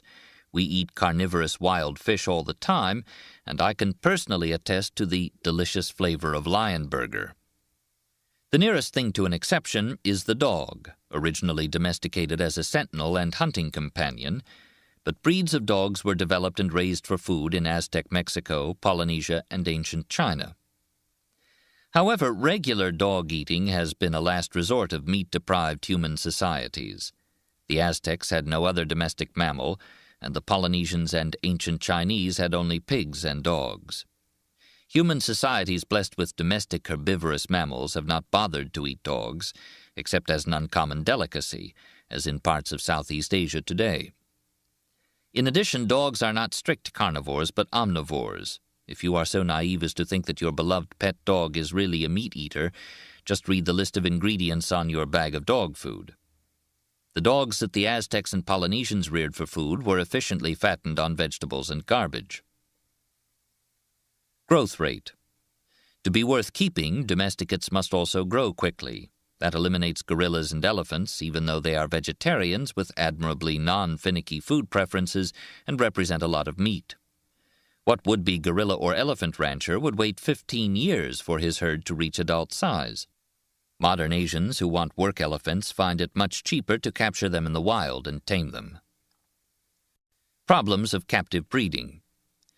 We humans don't like to have sex under the watchful eyes of others. Some potentially valuable animal species don't like to either. That's what derailed attempts to domesticate cheetahs, the swiftest of all land animals, despite our strong motivation to do so for thousands of years. Tame cheetahs were prized by ancient Egyptians and Assyrians and modern Indians as hunting animals infinitely superior to dogs. One Mughal emperor of India kept a stable of 1,000 cheetahs. But despite those large investments that many wealthy princes made, all of their cheetahs were tamed ones caught in the wild. The prince's efforts to breed cheetahs in captivity failed, and not until 1960 did even biologists in modern zoos achieve their first successful cheetah birth. In the wild, several cheetah brothers chase a female for several days, and that rough courtship over large distances seems to be required to get the female to ovulate or to become sexually receptive. Cheetahs usually refuse to carry out that elaborate courtship ritual inside a cage. A similar problem has frustrated schemes to breed the vicuña, an Andean wild camel whose wool is prized as the finest and lightest of any animals. The ancient Incas obtained vicuña wool by driving wild vicuñas into corrals, shearing them, and then releasing them alive. Modern merchants wanting this luxury wool have had to resort either to this same method or simply to killing wild vicuñas. Despite strong incentives of money and prestige, all attempts to breed vicuñas for wool production in captivity have failed, for reasons that include vicuña's long and elaborate courtship ritual before mating, a ritual inhibited in captivity, male vicuña's fierce intolerance of each other, and their requirement for both a year-round feeding territory and a separate year-round sleeping territory. Nasty disposition. Naturally, almost any mammal species that is sufficiently large is capable of killing a human. People have been killed by pigs, horses, camels, and cattle. Nevertheless, some large animals have much nastier dispositions and are more incurably dangerous than are others. Tendencies to kill humans have disqualified many otherwise seemingly ideal candidates for domestication. An obvious example is the grizzly bear. Bear meat is an expensive delicacy. Grizzlies weigh up to 1,700 pounds. They are mainly vegetarians, though also formidable hunters. Their vegetable diet is very broad. They thrive on human garbage, thereby creating big problems in Yellowstone and Glacier National Parks. And they grow relatively fast. If they would behave themselves in captivity, grizzlies would be a fabulous meat production animal. The Ainu people of Japan made the experiment by routinely rearing grizzly cubs as part of a ritual. For understandable reasons, though, the Ainu found it prudent to kill and eat the cubs at the age of 1 year. Keeping grizzly bears for longer would be suicidal. I am not aware of any adult that has been tamed. Another otherwise suitable candidate that disqualifies itself for equally obvious reasons is the African buffalo. It grows quickly up to a weight of a ton and lives in herds that have a well-developed dominance hierarchy, a trait whose virtues will be discussed below. But the African buffalo is considered the most dangerous and unpredictable large mammal of Africa. Anyone insane enough to try to domesticate it either died in the effort or was forced to kill the buffalo before it got too big and nasty. Similarly, hippos, as 4-ton vegetarians, would be great barnyard animals if they weren't so dangerous. They kill more people each year than do any other African mammals, including even lions. Few people would be surprised at the disqualification of those notoriously ferocious candidates, but there are other candidates whose dangers are not so well known. For instance, the 8 species of wild equids, horses and their relatives, vary greatly in disposition, even though all 8 are genetically so close to each other that they will interbreed and produce healthy, though usually sterile, offspring. 2 of them, the horse and the North African ass, ancestor of the donkey, were successfully domesticated. Closely related to the North African ass is the Asiatic ass, also known as the onager. Since its homeland includes the Fertile Crescent, the cradle of Western civilization and animal domestication, ancient peoples must have experimented extensively with onagers. We know from Sumerian and later depictions that onagers were regularly hunted, as well as captured and hybridized with donkeys and horses. Some ancient depictions of horse-like animals used for riding or for pulling carts may refer to onagers. However, all writers about them, from Romans to modern zookeepers, decry their irascible temper and their nasty habit of biting people. As a result, although similar in other respects to ancestral donkeys, onagers have never been domesticated. Africa's 4 species of zebras are even worse. Efforts at domestication went as far as hitching them to carts. They were tried out as draft animals in 19th century South Africa, and the eccentric Lord Walter Rothschild drove through the streets of London in a carriage pulled by zebras. Alas, zebras become impossibly dangerous as they grow older. That's not to deny that many individual horses are also nasty, but zebras and onagers are much more uniformly so. Zebras have the unpleasant habit of biting a person and not letting go. They thereby injure even more American zookeepers each year than do tigers. Zebras are also virtually impossible to lasso with a rope, even for cowboys who win rodeo championships by lassoing horses, because of their unfailing ability to watch the rope noose fly toward them and then to duck their head out of the way. Hence it has rarely, if ever, been possible to saddle or ride a zebra, and South Africans' enthusiasm for their domestication waned. Unpredictably aggressive behavior on the part of a large and potentially dangerous mammal is also part of the reason why the initially so promising modern experiments in domesticating elk and eland have not been more successful. Tendency to panic.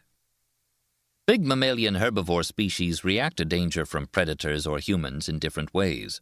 Some species are nervous, fast, and programmed for instant flight when they perceive a threat. Other species are slower, less nervous, seek protection in herds, stand their ground when threatened, and don't run until necessary. Most species of deer and antelope, with the conspicuous exception of reindeer, are of the former type, while sheep and goats are of the latter. Naturally, the nervous species are difficult to keep in captivity. If put into an enclosure, they are likely to panic, and either die of shock or batter themselves to death against the fence in their attempts to escape. That's true, for example, of gazelles, which for thousands of years were the most frequently hunted game species in some parts of the Fertile Crescent. There is no mammal species that the first settled peoples of that area had more opportunity to domesticate than gazelles. But no gazelle species has ever been domesticated. Just imagine trying to herd an animal that bolts, blindly bashes itself against walls, can leap up to nearly 30 feet, and can run at a speed of 50 miles an hour. Social structure. Almost all species of domesticated large mammals prove to be ones whose wild ancestors share 3 social characteristics. They live in herds, they maintain a well-developed dominance hierarchy among herd members, and the herds occupy overlapping home ranges rather than mutually exclusive territories. For example, herds of wild horses consist of 1 stallion, up to half a dozen mares, and their foals. Mare A is dominant over mares B, C, D, and E. Mare B is submissive to A but dominant over C, D, and E. C is submissive to B and A but dominant over D and E, and so on. When the herd is on the move, its members maintain a stereotyped order. In the rear, the stallion. In the front, the top-ranking female, followed by her foals in order of age, with the youngest first. And behind her the other mares in order of rank, each followed by her foals in order of age. In that way, many adults can coexist in the herd without constant fighting and with each knowing its rank. That social structure is ideal for domestication because humans, in effect, take over the dominance hierarchy. Domestic horses of a pack line follow the human leader as they would normally follow the top-ranking female. Herds or packs of sheep, goats, cows, and ancestral dogs, wolves, have a similar hierarchy. As young animals grow up in such a herd, they imprint on the animals that they regularly see nearby.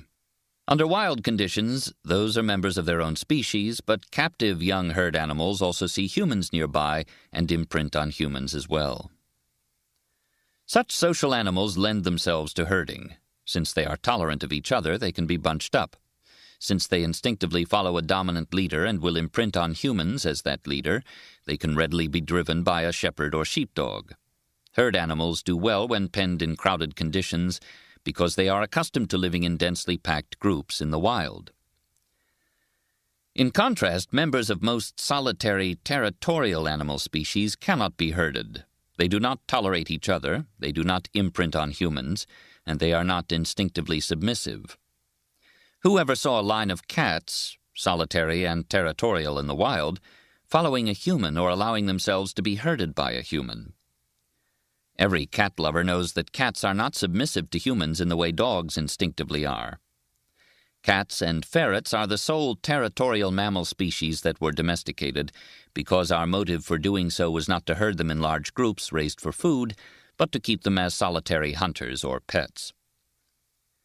While most solitary territorial species thus haven't been domesticated, it's not conversely the case that most herd species can be domesticated. Most can't, for one of several additional reasons. First, herds of many species don't have overlapping home ranges, but instead maintain exclusive territories against other herds. It's no more possible to pen two such herds together than to pen two males of a solitary species. Second, many species that live in herds for part of the year are territorial in the breeding season, when they fight and do not tolerate each other's presence. That's true of most deer and antelope species, again with the exception of reindeer, and it's one of the main factors that has disqualified all the social antelope species for which Africa is famous from being domesticated. While one's first association to African antelope is vast dense herds spreading across the horizon, in fact the males of those herds space themselves into territories and fight fiercely with each other when breeding. Hence those antelope cannot be maintained in crowded enclosures in captivity as can sheep or goats or cattle. Territorial behavior similarly combines with a fierce disposition and a slow growth rate to banish rhinos from the farmyard. Finally, many herd species, including again most deer and antelope, do not have a well-defined dominance hierarchy and are not instinctively prepared to become imprinted on a dominant leader, hence to become misimprinted on humans. As a result, though many deer and antelope species have been tamed, think of all those true Bambi stories, one never sees such tame deer and antelope driven in herds like sheep. That problem also derailed domestication of North American bighorn sheep, which belong to the same genus as Asiatic mouflon sheep, ancestor of our domestic sheep. Bighorn sheep are suitable to us and similar to mouflons in most respects, except a crucial one. They lack the mouflon's stereotypical behavior, whereby some individuals behave submissively toward other individuals whose dominance they acknowledge. Spacious skies and tilted axes. Why did food production spread at different rates on different continents? On a map of the world, compare the shapes and orientations of the continents. You'll be struck by an obvious difference. The Americas span a much greater distance north to south, 9,000 miles, than east to west. Only 3,000 miles at the widest, narrowing to a mere 40 miles at the Isthmus of Panama. That is, the major axis of the Americas is north-south. The same is also true, though to a less extreme degree, for Africa. In contrast, the major axis of Eurasia is east-west. What effect, if any, did those differences on the orientation of the continent's axes have on human history? This chapter will be about what I see as their enormous, sometimes tragic consequences. Axis orientations affected the rate of spread of crops and livestock, and possibly also of writing, wheels, and other inventions. That basic feature of geography thereby contributed heavily to the very different experiences of Native Americans, Africans, and Eurasians in the last 500 years. Food production's spread proves as crucial to understanding geographic differences in the rise of guns, germs, and steel as did its origins, which we considered in the preceding chapters. That's because, as we saw, there were no more than 9 areas of the globe, perhaps as few as 5, where food production arose independently. Yet already in prehistoric times, food production became established in many other regions besides those few areas of origins. All those other areas became food-producing as a result of the spread of crops, livestock, and knowledge of how to grow them, and in some cases, as a result of migrations of farmers and herders themselves. The main such spreads of food production were from Southwest Asia to Europe, Egypt and North Africa, Ethiopia, Central Asia, and the Indus Valley, from the Sahel and West Africa to East and South Africa, from China to tropical Southeast Asia, the Philippines, Indonesia, Korea, and Japan, and from Mesoamerica to North America. Moreover, food production, even in its areas of origin, became enriched by the addition of crops, livestock, and techniques from other areas of origin. Just as some regions proved much more suitable than others for the origins of food production, the ease of its spread also varied greatly around the world. Some areas that are ecologically very suitable for food production never acquired it in prehistoric times at all, even though areas of prehistoric food production existed nearby. The most conspicuous such examples are the failure of both farming and herding to reach Native American California from the U.S. Southwest, or to reach Australia from New Guinea and Indonesia, and the failure of farming to spread from South Africa's Natal province to South Africa's Cape. Even among all those areas where food production did spread in the prehistoric era, the rates and dates of spread varied considerably. At the one extreme was its rapid spread along east-west axes, from Southwest Asia both west to Europe and Egypt and east to the Indus Valley at an average rate of about 0.7 miles per year, and from the Philippines east to Polynesia at 3.2 miles per year. At the opposite extreme was its slow spread along north-south axes, at less than 0.5 miles per year from Mexico northward to the U.S. Southwest, at less than 0.3 miles per year for corn and beans from Mexico northward to become productive in the eastern United States around AD 900, and at 0.2 miles per year for the llama from Peru north to Ecuador. These differences could be even greater if corn was not domesticated in Mexico as late as 3,500 BC, as I assumed conservatively for these calculations, and as some archaeologists now assume, but if it was instead domesticated considerably earlier, as most archaeologists used to assume, and many still do. There were also great differences in the completeness with which suites of crops and livestock spread, again implying stronger or weaker barriers to their spreading. For instance, while most of Southwest Asia's founder crops and livestock did spread west to Europe and east to the Indus Valley, neither of the Andes' domestic mammals, the llama alpaca and the guinea pig, ever reached Mesoamerica in pre-Columbian times. That astonishing failure cries out for explanation. After all, Mesoamerica did develop dense farming populations and complex societies, so there can be no doubt that Andean domestic animals, if they had been available, would have been valuable for food, transport, and wool. Except for dogs, Mesoamerica was utterly without indigenous mammals to fill those needs. Some South American crops, nevertheless, did succeed in reaching Mesoamerica, such as manioc, sweet potatoes, and peanuts. What selective barrier let those crops through but screened out llamas and guinea pigs? A subtler expression of this geographically varying ease of spread is the phenomenon termed preemptive domestication. Most of the wild plant species from which our crops were derived vary genetically from area to area because alternative mutations had become established among the wild ancestral populations of different areas. Similarly, the changes required to transform wild plants into crops can in principle be brought about by alternative new mutations or alternative courses of selection to yield equivalent results. In this light, one can examine a crop widespread in prehistoric times and ask whether all of its varieties show the same wild mutation or same transforming mutation. The purpose of this examination is to try to figure out whether the crop was developed in just one area or else independently in several areas. If one carries out such a genetic analysis for major ancient New World crops, many of them prove to include two or more of those alternative wild variants, or two or more of those alternative transforming mutations. This suggests that the crop was domesticated independently in at least two different areas, and that some varieties of the crop inherited the particular mutation of one area, while other varieties of the same crop inherited the mutation of another area. On this basis, botanists conclude that lima beans, Phaseolus lunatus, common beans, Phaseolus vulgaris, and chili peppers of the Capsicum annuum chinense group were all domesticated on at least two separate occasions, once in Mesoamerica and once in South America, and that the squash Cucurbita pepo and the seed plant goosefoot were also domesticated independently at least twice, once in Mesoamerica and once in the eastern United States.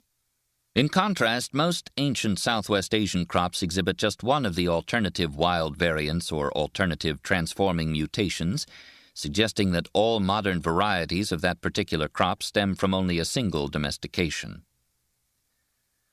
What does it imply if the same crop has been repeatedly and independently domesticated in several different parts of its wild range, and not just once and in a single area? We have already seen that plant domestication involves the modification of wild plants so that they become more useful to humans by virtue of larger seeds, a less bitter taste, or other qualities. Hence, if a productive crop is already available, incipient farmers will surely proceed to grow it rather than start all over again by gathering its not yet so useful wild relative and re-domesticating it. Evidence for just a single domestication thus suggests that once a wild plant had been domesticated, the crop spread quickly to other areas throughout the wild plant's range, preempting the need for other independent domestications of the same plant. However, when we find evidence that the same wild ancestor was domesticated independently in different areas, we infer that the crop spread too slowly to preempt its domestication elsewhere. The evidence for predominantly single domestications in Southwest Asia, but frequent multiple domestications in the Americas, might thus provide more subtle evidence that crops spread more easily out of Southwest Asia than in the Americas. Rapid spread of a crop may preempt domestication not only of the same wild ancestral species somewhere else, but also of related wild species. If you're already growing good peas, it's of course pointless to start from scratch to domesticate the same wild ancestral pea again, but it's also pointless to domesticate closely related wild pea species that for farmers are virtually equivalent to the already domesticated pea species. All of Southwest Asia's founder crops preempted domestication of any of their close relatives throughout the whole expanse of Western Eurasia. In contrast, the New World presents many cases of equivalent and closely related but nevertheless distinct species having been domesticated in Mesoamerica and South America. For instance, 95% of the cotton grown in the world today belongs to the cotton species Gossypium hirsutum, which was domesticated in prehistoric times in Mesoamerica. However, prehistoric South American farmers instead grew the related cotton Gossypium barbadense. Evidently, Mesoamerican cotton had such difficulty reaching South America that it failed in the prehistoric era to preempt the domestication of a different cotton species there, and vice versa. Chili peppers, squashes, amaranths, and chenopod's are other crops of which different but related species were domesticated in Mesoamerica and South America, since no species was able to spread fast enough to preempt the others. We thus have many different phenomena converging on the same conclusion, that food production spread more readily out of Southwest Asia than in the Americas, and possibly also than in sub-Saharan Africa. Those phenomena include food production's complete failure to reach some ecologically suitable areas, the differences in its rate and selectivity of spread, and the differences in whether the earliest domesticated crops preempted redomestications of the same species or domestications of close relatives. What was it about the Americas and Africa that made the spread of food production more difficult there than in Eurasia? To answer this question, let's begin by examining the rapid spread of food production out of Southwest Asia, the Fertile Crescent. Soon after food production arose there, somewhat before 8000 BC, a centrifugal wave of it appeared in other parts of Western Eurasia and North Africa, farther and farther removed from the Fertile Crescent to the west and east. I have redrawn a striking map assembled by the geneticist Daniel Zohari and botanist Maria Hopf, in which they illustrate how the wave had reached Greece and Cyprus and the Indian subcontinent by 6500 BC, Egypt soon after 6000 BC, Central Europe by 5400 BC, southern Spain by 5200 BC, and Britain around 3500 BC. In each of those areas, food production was initiated by some of the same suite of domestic plants and animals that launched it in the Fertile Crescent. In addition, the Fertile Crescent package penetrated Africa southward to Ethiopia at some still uncertain date. However, Ethiopia also developed many indigenous crops, and we do not yet know whether it was those crops or the arriving Fertile Crescent crops that launched Ethiopian food production. Of course, not all pieces of the package spread to all those outlying areas. For example, Egypt was too warm for einkorn wheat to become established. In some outlying areas, elements of the package arrived at different times. For instance, sheep preceded cereals in southwestern Europe. Some outlying areas went on to domesticate a few local crops of their own, such as poppies in Western Europe and watermelons possibly in Egypt. But most food production in outlying areas depended initially on Fertile Crescent domesticates. Their spread was soon followed by that of other innovations originating in or near the Fertile Crescent, including the wheel, writing, metalworking techniques, milking, fruit trees, and beer and wine production. Why did the same plant package launch food production throughout Western Eurasia? Was it because the same set of plants occurred in the wild in many areas, were found useful there just as in the Fertile Crescent, and were independently domesticated? No, that's not the reason. First, many of the Fertile Crescent's founder crops don't even occur in the wild outside Southwest Asia. For instance, none of the 8 main founder crops except barley grows wild in Egypt. Egypt's Nile Valley provides an environment similar to the Fertile Crescent's Tigris and Euphrates valleys. Hence, the package that worked well in the latter valleys also worked well enough in the Nile Valley to trigger the spectacular rise of indigenous Egyptian civilization. But the foods to fuel that spectacular rise were originally absent in Egypt. The Sphinx and pyramids were built by people fed on crops originally native to the Fertile Crescent, not to Egypt. Second, even for those crops whose wild ancestor does occur outside of Southwest Asia, we can be confident that the crops of Europe and India were mostly obtained from Southwest Asia and were not local domesticates. For example, wild flax occurs west to Britain and Algeria and east to the Caspian Sea, while wild barley occurs east even to Tibet.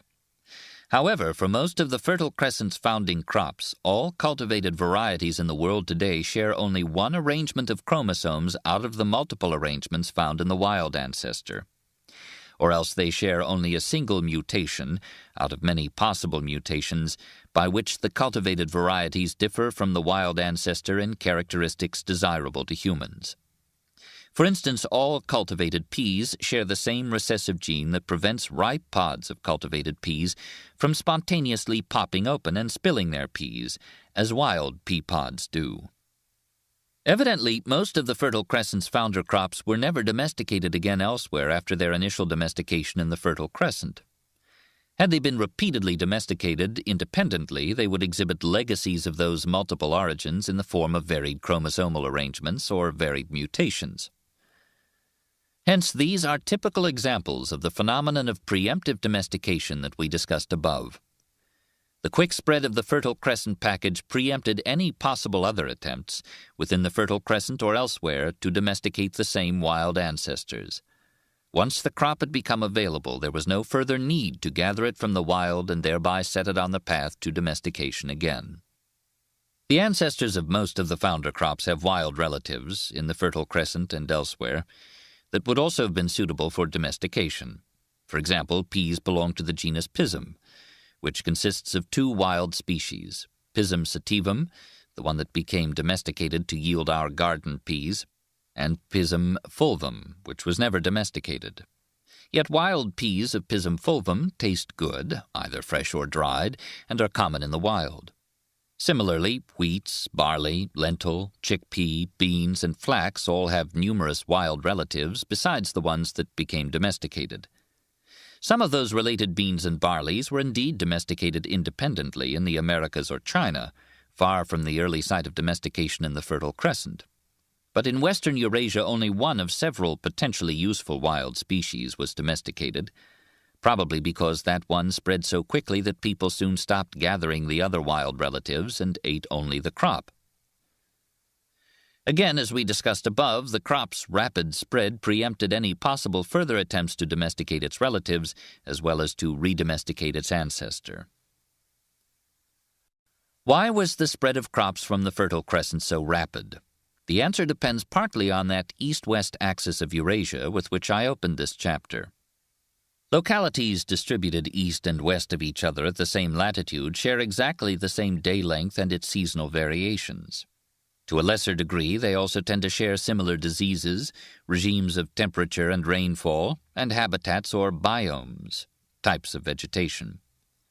For example, southern Italy, northern Iran, and Japan, all located at about the same latitude but lying successively 4,000 miles east or west of each other, are more similar to each other in climate than each is to a location lying even a mere 1,000 miles due south. On all the continents, the habitat type known as tropical rainforest is confined to within about 10 degrees latitude of the equator, while Mediterranean scrub habitats, such as California's chaparral and Europe's maquis, lie between about 30 and 40 degrees of latitude.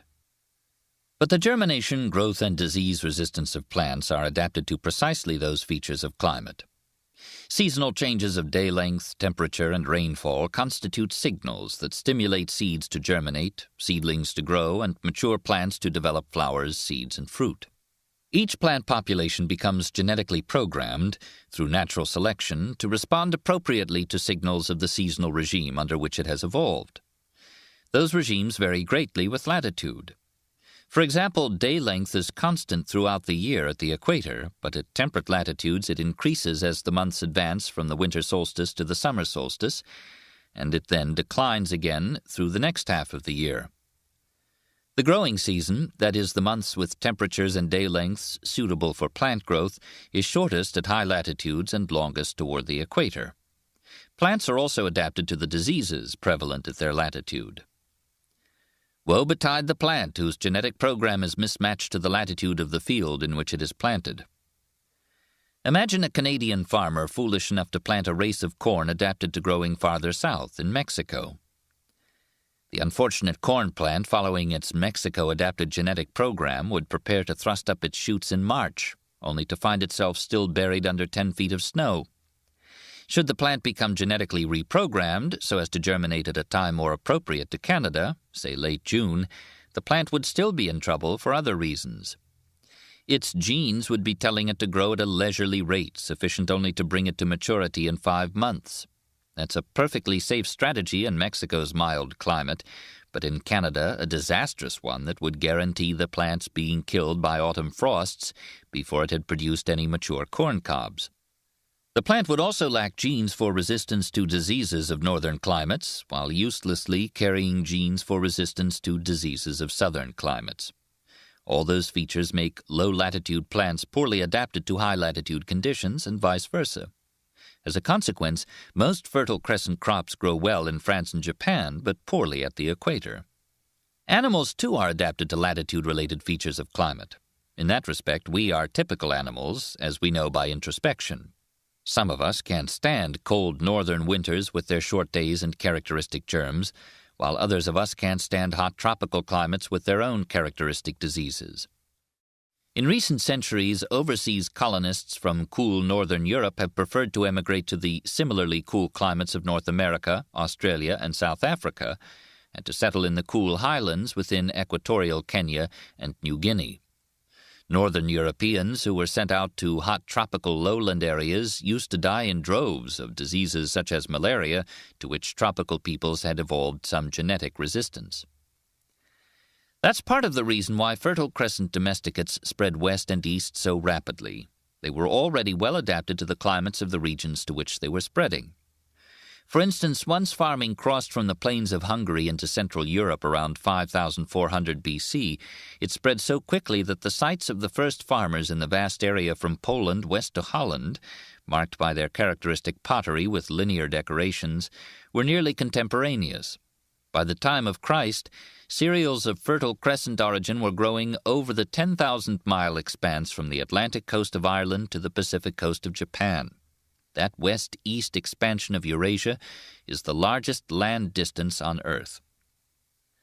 Thus, Eurasia's west-east axis allowed Fertile Crescent crops quickly to launch agriculture over the band of temperate latitudes from Ireland to the Indus Valley, and to enrich the agriculture that arose independently in Eastern Asia. Conversely, Eurasian crops that were first domesticated far from the Fertile Crescent but at the same latitudes were able to diffuse back to the Fertile Crescent. Today, when seeds are transported over the whole globe by ship and plane, we take it for granted that our meals are a geographic mishmash. A typical American fast food restaurant meal would include chicken, first domesticated in China, and potatoes from the Andes, or corn from Mexico, seasoned with black pepper from India and washed down with a cup of coffee of Ethiopian origin. Already, though, by 2,000 years ago, Romans were also nourishing themselves with their own hodgepodge of foods that mostly originated elsewhere. Of Roman crops, only oats and poppies were native to Italy. Roman staples were the Fertile Crescent founder package, supplemented by quince, originating in the Caucasus, millet and cumin, domesticated in Central Asia, cucumber, sesame and citrus fruit from India, and chicken, rice, apricots, peaches, and foxtail millet, originally from China.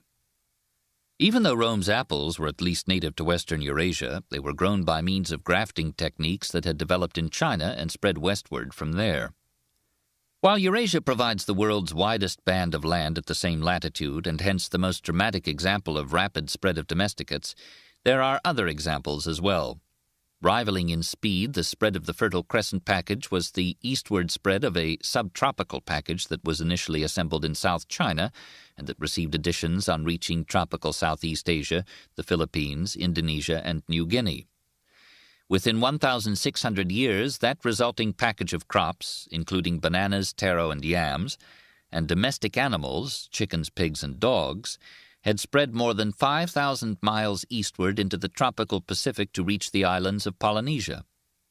A further likely example is the east-west spread of crops within Africa's wide Sahel zone, but paleobotanists have yet to work out the details. Contrast the ease of east-west diffusion in Eurasia with the difficulties of diffusion along Africa's north-south axis. Most of the Fertile Crescent founder crops reached Egypt very quickly and then spread as far south as the cool highlands of Ethiopia, beyond which they didn't spread. South Africa's Mediterranean climate would have been ideal for them, but the 2,000 miles of tropical conditions between Ethiopia and South Africa posed an insuperable barrier. Instead, African agriculture south of the Sahara was launched by the domestication of wild plants, such as sorghum and African yams, indigenous to the Sahel zone and to tropical West Africa, and adapted to the warm temperatures, summer rains, and relatively constant day lengths of those low latitudes. Similarly, the spread southward of Fertile Crescent domestic animals through Africa was stopped or slowed by climate and disease, especially by trypanosome diseases carried by tsetse flies. The horse never became established farther south than West Africa's kingdoms north of the equator. The advance of cattle, sheep, and goats halted for 2,000 years at the northern edge of the Serengeti Plains, while new types of human economies and livestock breeds were being developed. Not until the period AD 1 to 200, some 8,000 years after livestock were domesticated in the Fertile Crescent, did cattle, sheep, and goats finally reach South Africa.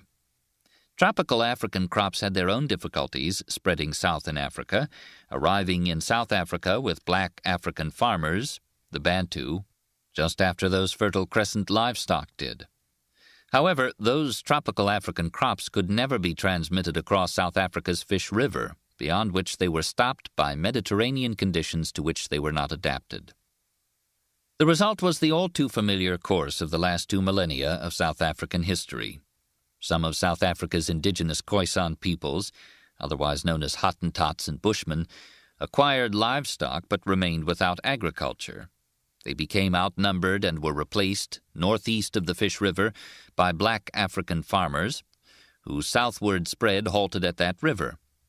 Only when European settlers arrived by sea in 1652, bringing with them their Fertile Crescent crop package, could agriculture thrive in South Africa's Mediterranean zone. The collisions of all those peoples produced the tragedies of modern South Africa, the quick decimation of the Khoisan by European germs and guns, a century of wars between Europeans and blacks, another century of racial oppression, and now efforts by Europeans and blacks to seek a new mode of coexistence in the former Khoisan lands. Contrast also the ease of diffusion in Eurasia with its difficulties along the Americas' north-south axis.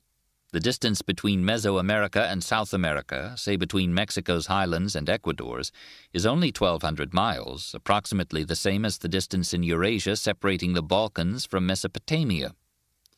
The Balkans provided ideal growing conditions for most Mesopotamian crops and livestock, and received those domesticates as a package within 2,000 years of its assembly in the Fertile Crescent. That rapid spread preempted opportunities for domesticating those and related species in the Balkans. Highland Mexico and the Andes would similarly have been suitable for many of each other's crops and domestic animals. A few crops, notably Mexican corn, did indeed spread to the other region in the pre-Columbian era. But other crops and domestic animals failed to spread between Mesoamerica and South America. The cool highlands of Mexico would have provided ideal conditions for raising llamas, guinea pigs, and potatoes, all domesticated in the cool highlands of the South American Andes. Yet the northward spread of those Andean specialties was stopped completely by the hot, intervening lowlands of Central America. 5,000 years after llamas had been domesticated in the Andes, the Olmecs, Maya, Aztecs, and all other native societies of Mexico remained without pack animals and without any edible domestic mammals except for dogs. Conversely, domestic turkeys of Mexico and domestic sunflowers of the eastern United States might have thrived in the Andes, but their southward spread was stopped by the intervening tropical climates. The mere 700 miles of north-south distance prevented Mexican corn, squash, and beans from reaching the U.S. Southwest for several thousand years after their domestication in Mexico, and Mexican chili peppers and chennepods never did reach it in prehistoric times. For thousands of years after corn was domesticated in Mexico, it failed to spread northward into eastern North America because of the cooler climates and shorter growing season prevailing there. At some time between AD 1 and AD 200, corn finally appeared in the eastern United States, but only as a very minor crop. Not until around AD 900, after hardy varieties of corn adapted to northern climates had been developed, could corn-based agriculture contribute to the flowering of the most complex Native American society of North America, the Mississippian culture, a brief flowering ended by European-introduced germs arriving with and after Columbus. Recall that most Fertile Crescent crops prove, upon genetic study, to derive from only a single domestication process, whose resulting crop spread so quickly that it preempted any other incipient domestications of the same or related species. In contrast, many apparently widespread Native American crops prove to consist of related species or even of genetically distinct varieties of the same species, independently domesticated in Mesoamerica, South America, and the eastern United States. Closely related species replace each other geographically among the amaranths, beans, chennepods, chili peppers, cottons, squashes, and tobaccos. Different varieties of the same species replace each other among the kidney beans, lima beans, the chili pepper Capsicum annuum chinense, and the squash Cucurbita pepo. Those legacies of multiple independent domestications may provide further testimony to the slow diffusion of crops along the Americas' north-south axis. Africa and the Americas are thus the two largest land masses with a predominantly north-south axis and resultingly slow diffusion. In certain other parts of the world, slow north-south diffusion was important on a smaller scale. These other examples include the snail's pace of crop exchange between Pakistan's Indus Valley and South India, the slow spread of South Chinese food production into peninsular Malaysia, and the failure of tropical Indonesian and New Guinean food production to arrive in prehistoric times in the modern farmlands of southwestern and southeastern Australia, respectively. Those two corners of Australia are now the continent's breadbaskets, but they lie more than 2,000 miles south of the equator. Farming there had to await the arrival from faraway Europe, on European ships, of crops adapted to Europe's cool climate and short growing season. I have been dwelling on latitude, readily assessed by a glance at a map, because it is a major determinant of climate, growing conditions, and ease of spread of food production. However, latitude is of course not the only such determinant, and it is not always true that adjacent places at the same latitude have the same climate, though they do necessarily have the same day length. Topographic and ecological barriers, much more pronounced on some continents than on others, were locally important obstacles to diffusion. For instance, crop diffusion between the U.S. southeast and southwest was very slow and selective, although these two regions are at the same latitude. That's because much of the intervening area of Texas and the southern Great Plains was dry and unsuitable for agriculture.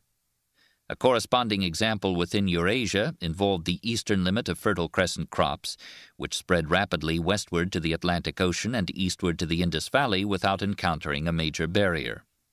However, farther eastward in India, the shift from predominantly winter rainfall to predominantly summer rainfall contributed to a much more delayed extension of agriculture, involving different crops and farming techniques, into the Ganges plain of northeastern India. Still farther east, temperate areas of China were isolated from western Eurasian areas with similar climates by the combination of the Central Asian Desert, Tibetan Plateau, and Himalayas. The initial development of food production in China was therefore independent of that at the same latitude in the Fertile Crescent and gave rise to entirely different crops. However, even those barriers between China and Western Eurasia were at least partly overcome during the second millennium BC, when West Asian wheat, barley, and horses reached China. By the same token, the potency of a 2,000-mile north-south shift as a barrier also varies with local conditions.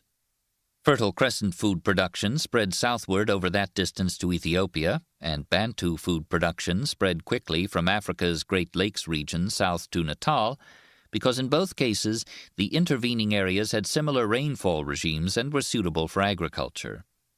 In contrast, crop diffusion from Indonesia south to southwestern Australia was completely impossible, and diffusion over the much shorter distance from Mexico to the U.S. southwest and southeast was slow because the intervening areas were deserts hostile to agriculture. The lack of a high-elevation plateau in Mesoamerica south of Guatemala and Mesoamerica's extreme narrowness south of Mexico and especially in Panama were at least as important as the latitudinal gradient in throttling crop and livestock exchanges between the highlands of Mexico and the Andes. Continental differences in axis orientation affected the diffusion not only of food production, but also of other technologies and inventions. For example, around 3000 BC, the invention of the wheel in or near Southwest Asia spread rapidly west and east across much of Eurasia within a few centuries, whereas the wheels invented independently in prehistoric Mexico never spread south to the Andes. Similarly, the principle of alphabetic writing, developed in the western part of the Fertile Crescent by 1500 BC, spread west to Carthage and east to the Indian subcontinent within about 1,000 years. But the Mesoamerican writing systems that flourished in prehistoric times for at least 2,000 years never reached the Andes. Naturally, wheels and writing aren't directly linked to latitude and day length in the way crops are. Instead, the links are indirect, especially via food production systems and their consequences. The earliest wheels were parts of ox-drawn carts used to transport agricultural produce. Early writing was restricted to elites supported by food-producing peasants, and it served purposes of economically and socially complex food-producing societies, such as royal propaganda, goods inventories, and bureaucratic record-keeping. In general, societies that engaged in intense exchanges of crops, livestock, and technologies related to food production were more likely to become involved in other exchanges as well. America's patriotic song, America the Beautiful, invokes our spacious skies, our amber waves of grain, from sea to shining sea. Actually, that song reverses geographic realities. As in Africa, in the Americas, the spread of native crops and domestic animals was slowed by constricted skies and environmental barriers. No waves of native grain ever stretched from the Atlantic to the Pacific coast of North America, from Canada to Patagonia, or from Egypt to South Africa, while amber waves of wheat and barley came to stretch from the Atlantic to the Pacific across the spacious skies of Eurasia. That faster spread of Eurasian agriculture, compared with that of Native American and Sub-Saharan African agriculture, played a role, as the next part of this book will show, in the more rapid diffusion of Eurasian writing, metallurgy, technology, and empires. To bring up all those differences isn't to claim that widely distributed crops are admirable or that they testify to the superior ingenuity of early Eurasian farmers. They reflect instead the orientation of Eurasia's axis compared with that of the Americas or Africa. Around those axes turned the fortunes of history. Lethal gift of livestock. The evolution of germs. Some of us adults, even more of our children, pick up infectious diseases from our pets. Usually they remain no more than a nuisance, but a few have evolved into something far more serious. The major killers of humanity throughout our recent history, smallpox, flu, tuberculosis, malaria, plague, measles, and cholera, are infectious diseases that evolved from diseases of animals, even though most of the microbes responsible for our own epidemic illnesses are paradoxically now almost confined to humans. Because diseases have been the biggest killers of people, they have also been decisive shapers of history. Until World War II, more victims of war died of war-borne microbes than of battle wounds. All those military histories glorifying great generals oversimplify the ego-deflating truth. The winners of past wars were not always the armies with the best generals and weapons, but were often merely those bearing the nastiest germs to transmit to their enemies. The grimmest examples of germs' role in history come from the European conquest of the Americas that began with Columbus's voyage of 1492. Numerous as were the Native American victims of the murderous Spanish conquistadors, they were far outnumbered by the victims of murderous Spanish microbes. Why was the exchange of nasty germs between the Americas and Europe so unequal? Why didn't Native American diseases instead decimate the Spanish invaders, spread back to Europe, and wipe out 95% of Europe's population? Similar questions arise for the decimation of many other native peoples by Eurasian germs, as well as for the decimation of would-be European conquistadors in the tropics of Africa and Asia. Thus, questions of the animal origins of human disease lie behind the broadest pattern of human history and behind some of the most important issues in human health today. Think of AIDS, an explosively spreading human disease that appears to have evolved from a virus resident in wild African monkeys. Why did the rise of agriculture launch the evolution of our crowd infectious diseases? One reason is that agriculture sustains much higher human population densities than does the hunting-gathering lifestyle, on the average 10 to 100 times higher. In addition, hunter-gatherers frequently shift camp and leave behind their own piles of feces with accumulated microbes and worm larvae. But farmers are sedentary and live amid their own sewage, thus providing microbes with a short path from one person's body into another's drinking water. Some farming populations make it even easier for their own fecal bacteria and worms to infect new victims by gathering their feces and urine and spreading them as fertilizer in the fields where people work. Irrigation agriculture and fish farming provide ideal living conditions for the snails carrying schistosomiasis and for flukes that burrow through our skin as we wade through feces-laden water. Sedentary farmers become surrounded not only by their feces, but also by disease-transmitting rodents attracted by the farmers' stored food. The forest clearings made by African farmers also provide ideal breeding habitats for malaria-transmitting mosquitoes. If the rise of farming was thus a bonanza for our microbes, the rise of cities was a greater one, as still more densely packed human populations festered under even worse sanitation conditions. Not until the beginning of the 20th century did Europe's urban populations finally become self-sustaining. Before then, constant immigration of healthy peasants from the countryside was necessary to make up for the constant deaths of city dwellers from crowd diseases.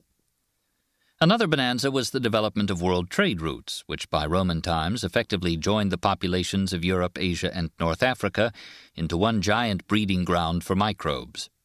That's when smallpox finally reached Rome as the plague of Antoninus, which killed millions of Roman citizens between AD 165 and 180. Similarly, bubonic plague first appeared in Europe as the plague of Justinian, AD 542-43. But plague didn't begin to hit Europe with full force as the Black Death epidemics until AD 1346. When a new route for overland trade with China provided rapid transit along Eurasia's east-west axis for flea-infested furs from plague-ridden areas of Central Asia to Europe. Today, our jet planes have made even the longest intercontinental flights briefer than the duration of any human infectious disease. That's how an Aerolíneas Argentinas airplane, stopping in Lima, Peru in 1991, managed to deliver dozens of cholera-infected people that same day to my city of Los Angeles, over 3,000 miles from Lima. The explosive increase in world travel by Americans and in immigration to the United States is turning us into another melting pot, this time of microbes that we previously dismissed as just causing exotic diseases in far-off countries. Thus, when the human population became sufficiently large and concentrated, we reached the stage in our history at which we could at last evolve and sustain crowd diseases confined to our own species. But that conclusion presents a paradox. Such diseases could never have existed before then. Instead, they had to evolve as new diseases. Where did those new diseases come from? Evidence has recently been emerging from molecular studies of the disease-causing microbes themselves. For many of the microbes responsible for our unique diseases, molecular biologists can now identify the microbes' closest relatives. These also prove to be agents of crowd infectious diseases, but ones confined to various species of our domestic animals and pets.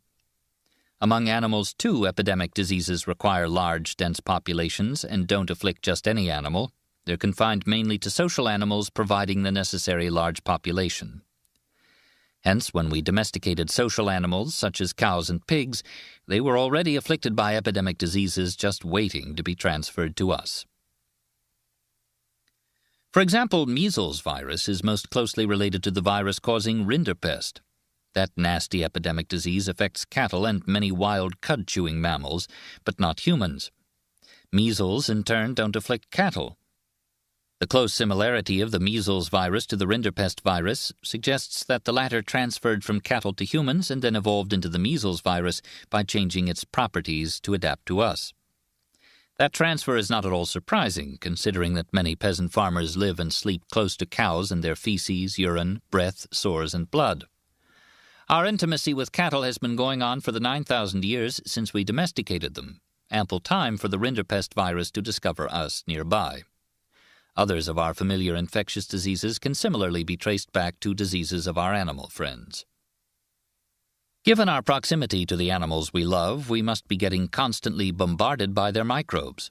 Those invaders get winnowed by natural selection, and only a few of them succeed in establishing themselves as human diseases. A quick survey of current diseases lets us trace out 4 stages in the evolution of a specialized human disease from an animal precursor. The first stage is illustrated by dozens of diseases that we now and then pick up directly from our pets and domestic animals. They include cat scratch fever from our cats, leptospirosis from our dogs, psittacosis from our chickens and parrots, and brucellosis from our cattle.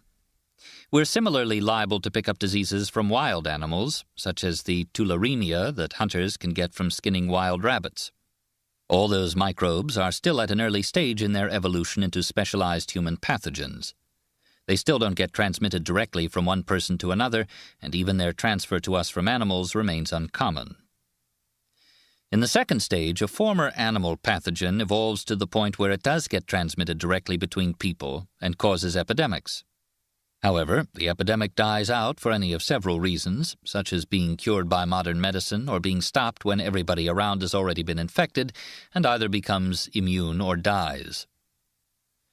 For example, a previously unknown fever termed Onyongyong fever appeared in East Africa in 1959 and proceeded to infect several million Africans.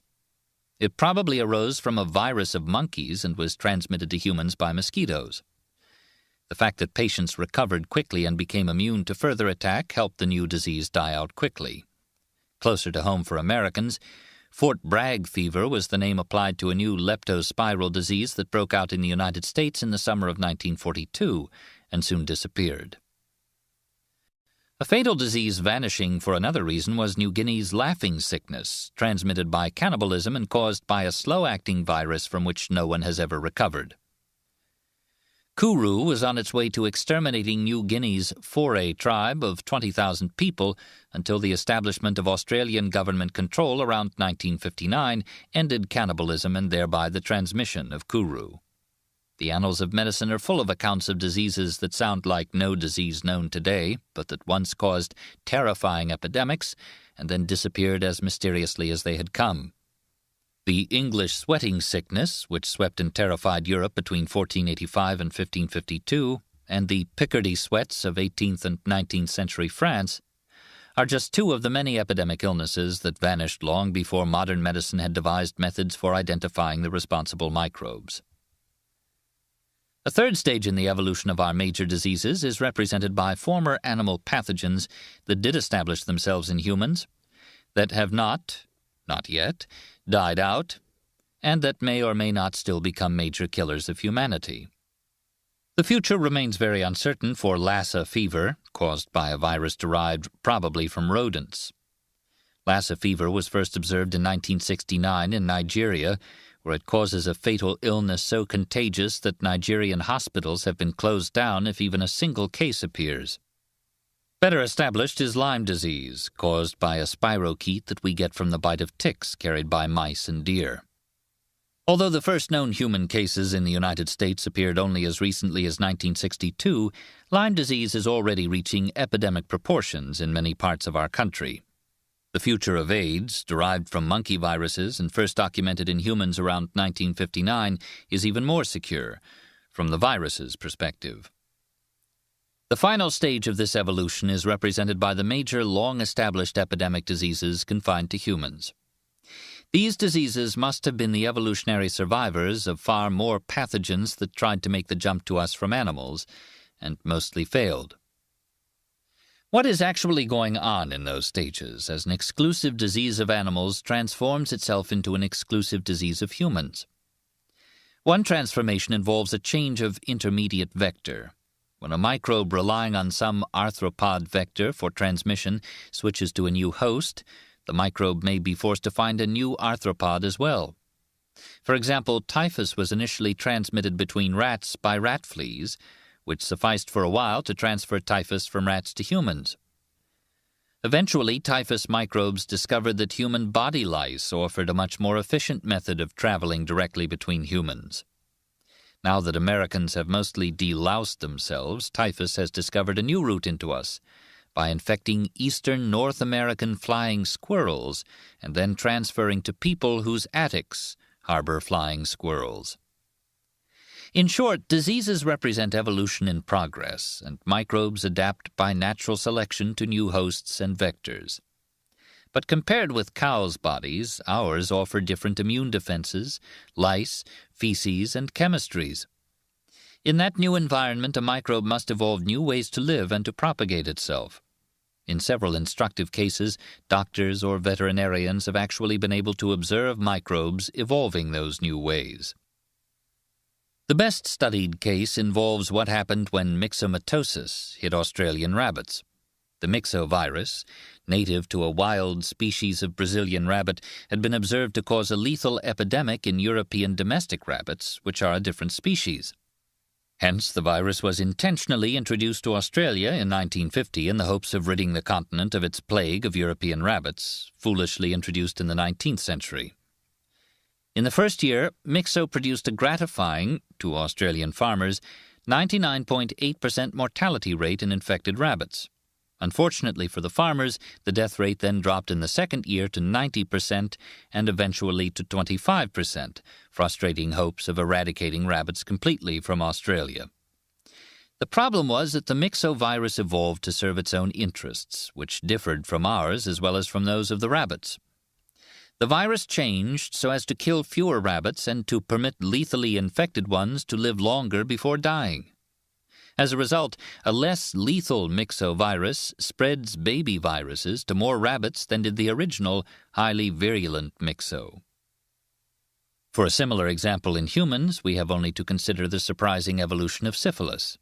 Today, our two immediate associations to syphilis are genital sores and a very slowly developing disease leading to the death of many untreated victims only after many years. However, when syphilis was first definitely recorded in Europe in 1495, its pustules often covered the body from the head to the knees, caused flesh to fall off people's faces, and led to death within a few months. By 1546, syphilis had evolved into the disease with the symptoms so well known to us today. Apparently, just as with myxomatosis, those syphilis spirochetes that evolved so as to keep their victims alive for longer were thereby able to transmit their spirochete offspring into more victims. The importance of lethal microbes in human history is well illustrated by Europeans' conquest and depopulation of the New World. Far more Native Americans died in bed from Eurasian germs than on the battlefield from European guns and swords. Those germs undermined Indian resistance by killing most Indians and their leaders and by sapping the survivors' morale. For instance, in 1519, Cortés landed on the coast of Mexico with 600 Spaniards to conquer the fiercely militaristic Aztec Empire with a population of many millions. Cortés reached the Aztec capital of Tenochtitlan, escaped with the loss of only two-thirds of his force, and managed to fight his way back to the coast, demonstrates both Spanish military advantages and the initial naivete of the Aztecs. But when Cortés's next onslaught came, the Aztecs were no longer naive and fought street by street with the utmost tenacity. What gave the Spaniards a decisive advantage was smallpox, which reached Mexico in 1520 with one infected slave arriving from Spanish Cuba. The resulting epidemic proceeded to kill nearly half of the Aztecs, including Emperor Cuitláhuac. Aztec survivors were demoralized by the mysterious illness that killed Indians and spared Spaniards, as if advertising the Spaniards' invincibility. By 1618, Mexico's initial population of about 20 million had plummeted to about 1.6 million. Pizarro had similarly grim luck when he landed on the coast of Peru in 1531 with 168 men to conquer the Inca Empire of millions. Fortunately for Pizarro and unfortunately for the Incas, smallpox had arrived overland around 1526, killing much of the Inca population, including both the Emperor Huayna Capac and his designated successor. The result of the thrones being left vacant was that two other sons of Huayna Capac, Atahualpa and Huascar, became embroiled in a civil war that Pizarro exploited to conquer the divided Incas. When we in the United States think of the most populous New World societies existing in 1492, only those of the Aztecs and the Incas tend to come to our minds. We forget that North America also supported populous Indian societies in the most logical place, the Mississippi Valley, which contains some of our best farmland today.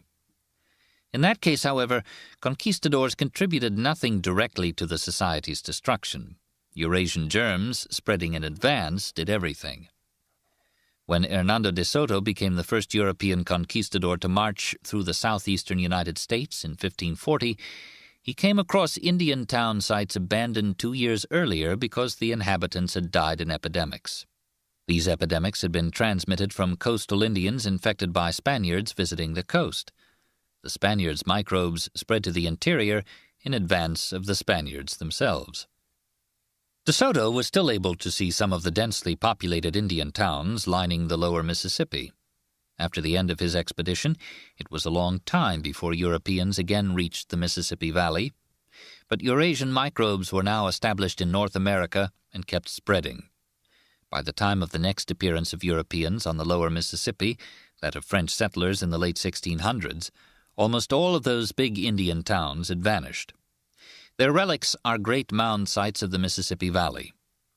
Only recently have we come to realize that many of the mound-building societies were still largely intact when Columbus reached the New World, and that they collapsed, probably as a result of disease, between 1492 and the systematic European exploration of the Mississippi. When I was young, American schoolchildren were taught that North America had originally been occupied by only about 1 million Indians. That low number was useful in justifying the white conquest of what could be viewed as an almost empty continent. However, archaeological excavations and scrutiny of descriptions left by the very first European explorers on our coasts now suggest an initial number of around 20 million Indians.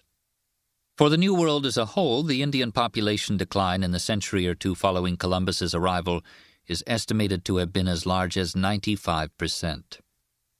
The main killers were Old World germs, to which Indians had never been exposed, and against which they therefore had neither immune nor genetic resistance. Smallpox, measles, influenza, and typhus competed for top rank among the killers. As if these had not been enough, diphtheria, malaria, mumps, pertussis, plague, tuberculosis, and yellow fever came up close behind. In countless cases, whites were actually there to witness the destruction occurring when the germs arrived. For example, in 1837, the Mandan Indian tribe, with one of the most elaborate cultures in our Great Plains, contracted smallpox from a steamboat traveling up the Missouri River from St. Louis. The population of one Mandan village plummeted from 2,000 to fewer than 40 within a few weeks. While over a dozen major infectious diseases of Old World origins became established in the New World, perhaps not a single major killer reached Europe from the Americas. The sole possible exception is syphilis, whose area of origin remains controversial.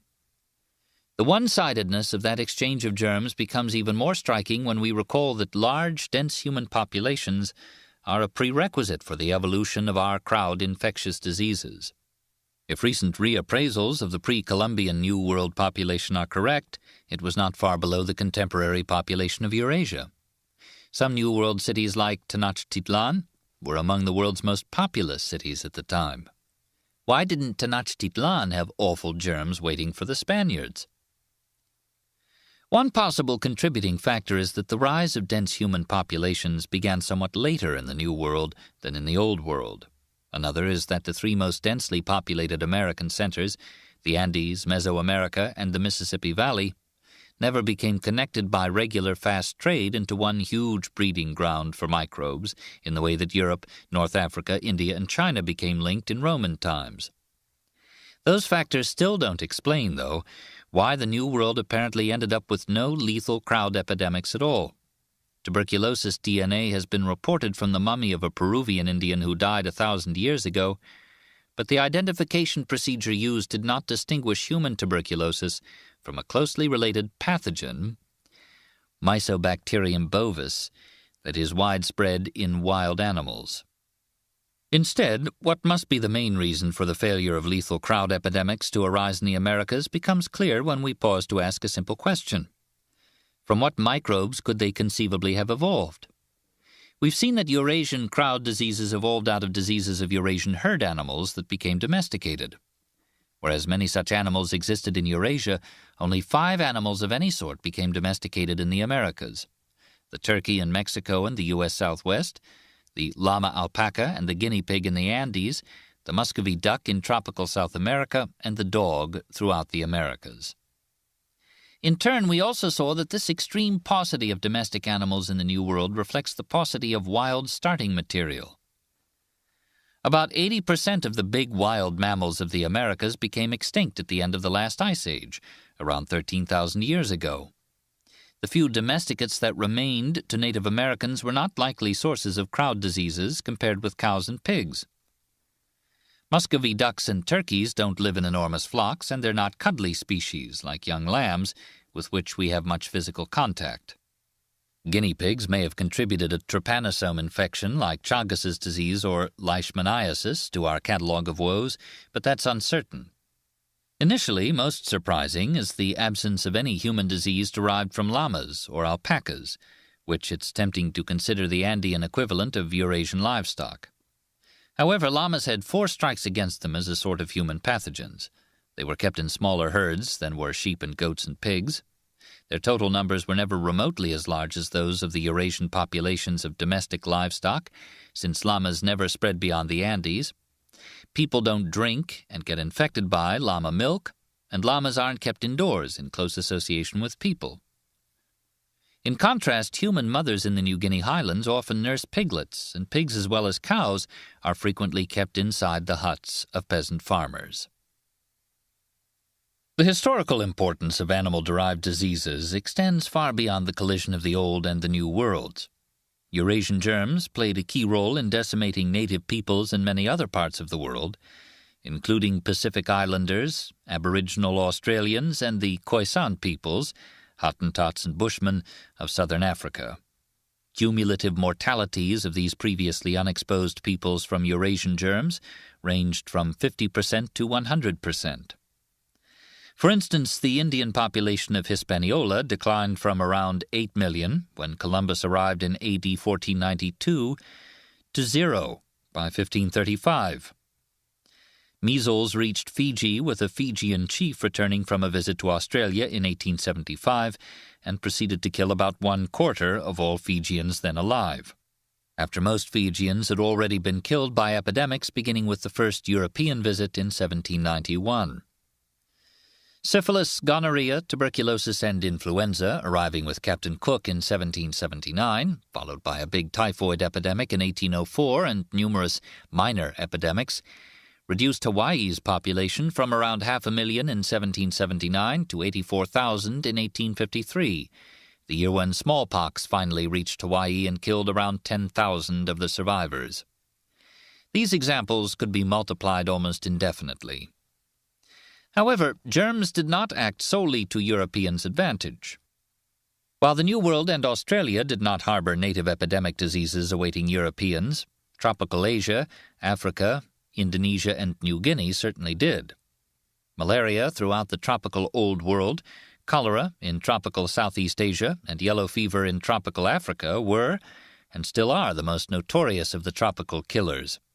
They posed the most serious obstacle to European colonization of the tropics, and they explain why the European colonial partitioning of New Guinea and most of Africa was not accomplished until nearly 400 years after the European partitioning of the New World began. Furthermore, once malaria and yellow fever did become transmitted to the Americas by European ship traffic, they emerged as the major impediment to the colonization of the New World tropics as well. A familiar example is the role of these two diseases in aborting the French effort and nearly aborting the ultimately successful American effort to construct the Panama Canal. Bearing all these facts in mind, let's try to regain our sense of perspective about the role of germs in answering Yali's question. There is no doubt that Europeans developed a big advantage in weaponry, technology, and political organization over most of the non-European peoples that they conquered. But that advantage alone doesn't fully explain how initially so few European immigrants came to supplant so much of the native population of the Americas and some other parts of the world. That might not have happened without Europe's sinister gift to other continents, the germs evolving from Eurasians' long intimacy with domestic animals. Blueprints and Borrowed Letters: The Evolution of Writing. 19th century authors tended to interpret history as a progression from savagery to civilization. Key hallmarks of this transition included the development of agriculture, metallurgy, complex technology, centralized government, and writing. Of these, writing was traditionally the one most restricted geographically. Until the expansions of Islam and of colonial Europeans, it was absent from Australia, Pacific Islands, sub-equatorial Africa, and the whole New World except for a small part of Mesoamerica. As a result of that confined distribution, peoples who pride themselves on being civilized have always viewed writing as the sharpest distinction, raising them above barbarians or savages. Knowledge brings power. Hence, writing brings power to modern societies by making it possible to transmit knowledge with far greater accuracy and in far greater quantity and detail from more distant lands and more remote times. Of course, some peoples, notably the Incas, managed to administer empires without writing, and civilized peoples don't always defeat barbarians, as Roman armies facing the Huns learned. But the European conquests of the Americas, Siberia, and Australia illustrate the typical recent outcome. Writing marched together with weapons, microbes, and centralized political organization as a modern agent of conquest. The commands of the monarchs and merchants who organized colonizing fleets were conveyed in writing. The fleets set their courses by maps and written sailing directions prepared by previous expeditions. Written accounts of earlier expeditions motivated later ones by describing the wealth and fertile lands awaiting the conquerors. The accounts taught subsequent explorers what conditions to expect and helped them prepare themselves. The resulting empires were administered with the aid of writing. While all those types of information were also transmitted by other means in pre-literate societies, writing made the transmission easier, more detailed, more accurate, and more persuasive. Why then did only some peoples and not others develop writing, given its overwhelming value? For example, why did no traditional hunters-gatherers evolve or adopt writing? Among island empires, why did writing arise in Minoan Crete but not in Polynesian Tonga? How many separate times did writing evolve in human history, under what circumstances, and for what uses? Of those peoples who did develop it, why did some do so much earlier than others? For instance, today almost all Japanese and Scandinavians are literate, but most Iraqis are not.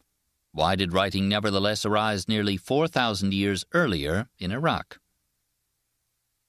The diffusion of writing from its sites of origin also raises important questions. Why, for instance, did it spread to Ethiopia and Arabia from the Fertile Crescent but not to the Andes from Mexico? Did writing systems spread by being copied, or did existing systems merely inspire neighboring peoples to invent their own systems? Given a writing system that works well for one language, how do you devise a system for a different language? Similar questions arise whenever one tries to understand the origins and spread of many other aspects of human culture, such as technology, religion, and food production. The historian interested in such questions about writing has the advantage that they can often be answered in unique detail by means of the written record itself. We shall therefore trace writing's development not only because of its inherent importance, but also for the general insights into cultural history that it provides. With the possible exceptions of the Egyptian, Chinese, and Easter Island writing to be considered later, all other writing systems, devised anywhere in the world at any time, appear to have been descendants of systems modified from, or at least inspired by, Sumerian or early Mesoamerican writing. One reason why there were so few independent origins of writing is the great difficulty of inventing it. The other reason is that other opportunities for the independent invention of writing were preempted by Sumerian or early Mesoamerican writing and their derivatives. We know that the development of Sumerian writing took at least hundreds, possibly thousands of years. As we shall see, the prerequisites for those developments consisted of several features of human society that determined whether a society would find writing useful and whether the society could support the necessary specialist scribes. Many other human societies besides those of the Sumerians and early Mexicans, such as those of ancient India, Crete, and Ethiopia, evolved these prerequisites. However, the Sumerians and early Mexicans happened to have been the first to evolve them in the Old World and the New World, respectively.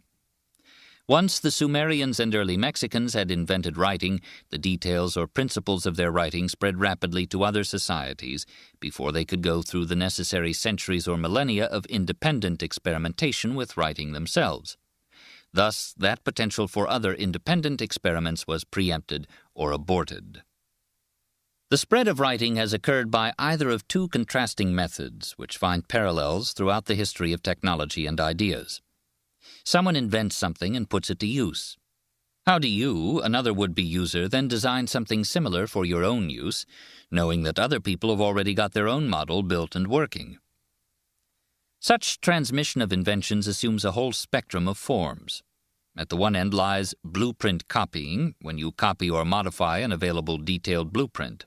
At the opposite end lies idea diffusion, when you receive little more than the basic idea and have to reinvent the details.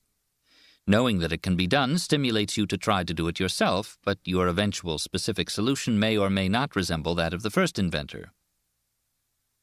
To take a recent example, historians are still debating whether blueprint copying or idea diffusion contributed more to Russia's building of an atomic bomb. Did Russia's bomb-building efforts depend critically on blueprints of the already constructed American bomb stolen and transmitted to Russia by spies?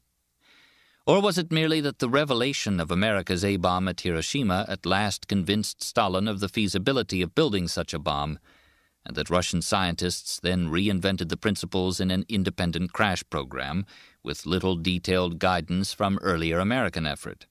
Similar questions arise for the history of the development of wheels, pyramids, and gunpowder. Let us now return to the main question with which we began this chapter. Why did writing arise in and spread to some societies but not to many others? Convenient starting points for our discussion are the limited capabilities, uses, and users of early writing systems. Early scripts were incomplete, ambiguous, or complex, or all three. For example, the oldest Sumerian cuneiform writing could not render normal prose, but was a mere telegraphic shorthand, whose vocabulary was restricted to names, numerals, units of measure, words for objects counted, and a few adjectives. That's as if a modern American court clerk were forced to write John 27 fat sheep, because English writing lacked the necessary words and grammar to write, "We order John to deliver the 27 fat sheep that he owes to the government." Later Sumerian cuneiform did become capable of rendering prose, but it did so by a messy system with mixtures of logograms, phonetic signs, and unpronounced determinatives totaling hundreds of separate signs. Linear B, the writing of Mycenaean Greece, was at least simpler, being based on a syllabary of about 90 signs plus logograms. Offsetting that virtue, Linear B was quite ambiguous. It omitted any consonant at the end of a word, and it used the same sign for several related consonants. For instance, one sign for both L and R, another for P and B and PH, and still another for G and K and KH. We know how confusing we find it when native-born Japanese people speak English without distinguishing L and R. Imagine the confusion if our alphabet did the same while similarly homogenizing the other consonants that I mentioned. It's as if we were to spell the words rap, lap, lab, and laugh identically. A related limitation is that few people ever learned to write these early scripts. Knowledge of writing was confined to professional scribes in the employ of the king or temple. For instance, there was no hint that Linear B was used or understood by any Mycenaean Greek beyond small cadres of palace bureaucrats. Since individual Linear B scribes can be distinguished by their handwriting on preserved documents, we can say that all preserved Linear B documents from the palaces of Knossos and Pylos are the work of a mere 75 and 40 scribes, respectively. The uses of these telegraphic, clumsy, ambiguous early scripts were as restricted as the number of their users. Anyone hoping to discover how Sumerians of 3000 BC thought and felt is in for a disappointment. Instead, the first Sumerian texts are emotionless accounts of palace and temple bureaucrats. About 90% of the tablets in the earliest known Sumerian archives, from the city of Uruk, are clerical records of goods paid in, workers given rations, and agricultural products distributed. Only later, as Sumerians progressed beyond logograms to phonetic writing, did they begin to write prose narratives, such as propaganda and myths. Mycenaean Greeks never even reached that propaganda and myths stage. 1/3 of all Linear B tablets from the Palace of Knossos are accountants' records of sheep and wool, while an inordinate proportion of writing at the Palace of Pylos consists of records of flax. Linear B was inherently so ambiguous that it remained restricted to palace accounts, whose context and limited word choices made the interpretation clear. Not a trace of its use for literature has survived. The Iliad and Odyssey were composed and transmitted by non-literate bards for non-literate listeners, and not committed to writing until the development of the Greek alphabet hundreds of years later. Similarly restricted uses characterize early Egyptian, Mesoamerican, and Chinese writing. Early Egyptian hieroglyphs recorded religious and state propaganda and bureaucratic accounts. Preserved Maya writing was similarly devoted to propaganda, births and accessions and victories of kings, and astronomical observations of priests. The oldest preserved Chinese writing of the late Shang dynasty consists of religious divination about dynastic affairs, incised into so-called oracle bones. A sample Shang text: "The king, reading the meaning of the crack, in a bone cracked by heating, said, 'If the child is born on a Kang day, it will be extremely auspicious.'" To us today, it is tempting to ask why societies with early writing systems accepted the ambiguities that restricted writing to a few functions and a few scribes. But even to pose that question is to illustrate the gap between ancient perspectives and our own expectations of mass literacy. The intended restricted uses of early writing provided a positive disincentive for devising less ambiguous writing systems. The kings and priests of ancient Sumer wanted writing to be used by professional scribes to record numbers of sheep owed in taxes, not by the masses to write poetry and hatch plots. As the anthropologist Claude Lévi-Strauss put it, ancient writing's main function was to facilitate the enslavement of other human beings. Personal uses of writing by non-professionals came only much later, as writing systems grew simpler and more expressive. For instance, with the fall of Mycenaean Greek civilization around 1200 BC, Linear B disappeared, and Greece returned to an age of pre-literacy. When writing finally returned to Greece in the 8th century BC, the new Greek writing, its users and its uses were very different. The writing was no longer an ambiguous syllabary mixed with logograms, but an alphabet borrowed from the Phoenician consonantal alphabet and improved by the Greek invention of vowels. In place of lists of sheep, legible only to scribes and read only in palaces, Greek alphabetic writing from the moment of its appearance was a vehicle of poetry and humor to be read in private homes. For instance, the first preserved example of Greek alphabetic writing, scratched onto an Athenian wine jug of about 740 BC, is a line of poetry announcing a dancing contest.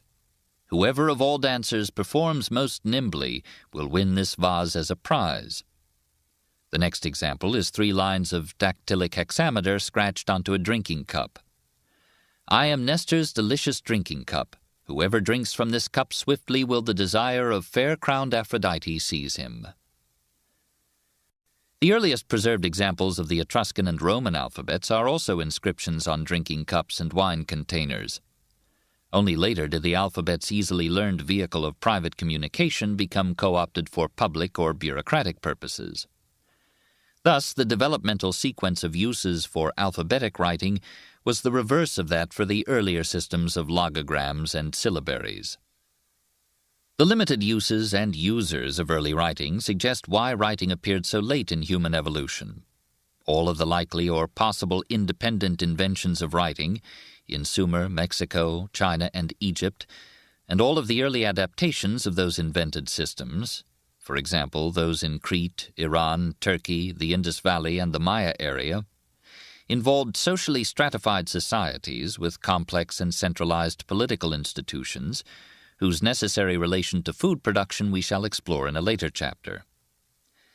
Early writing served the needs of those political institutions, such as record-keeping and royal propaganda, and the users were full-time bureaucrats nourished by stored food surpluses grown by food-producing peasants.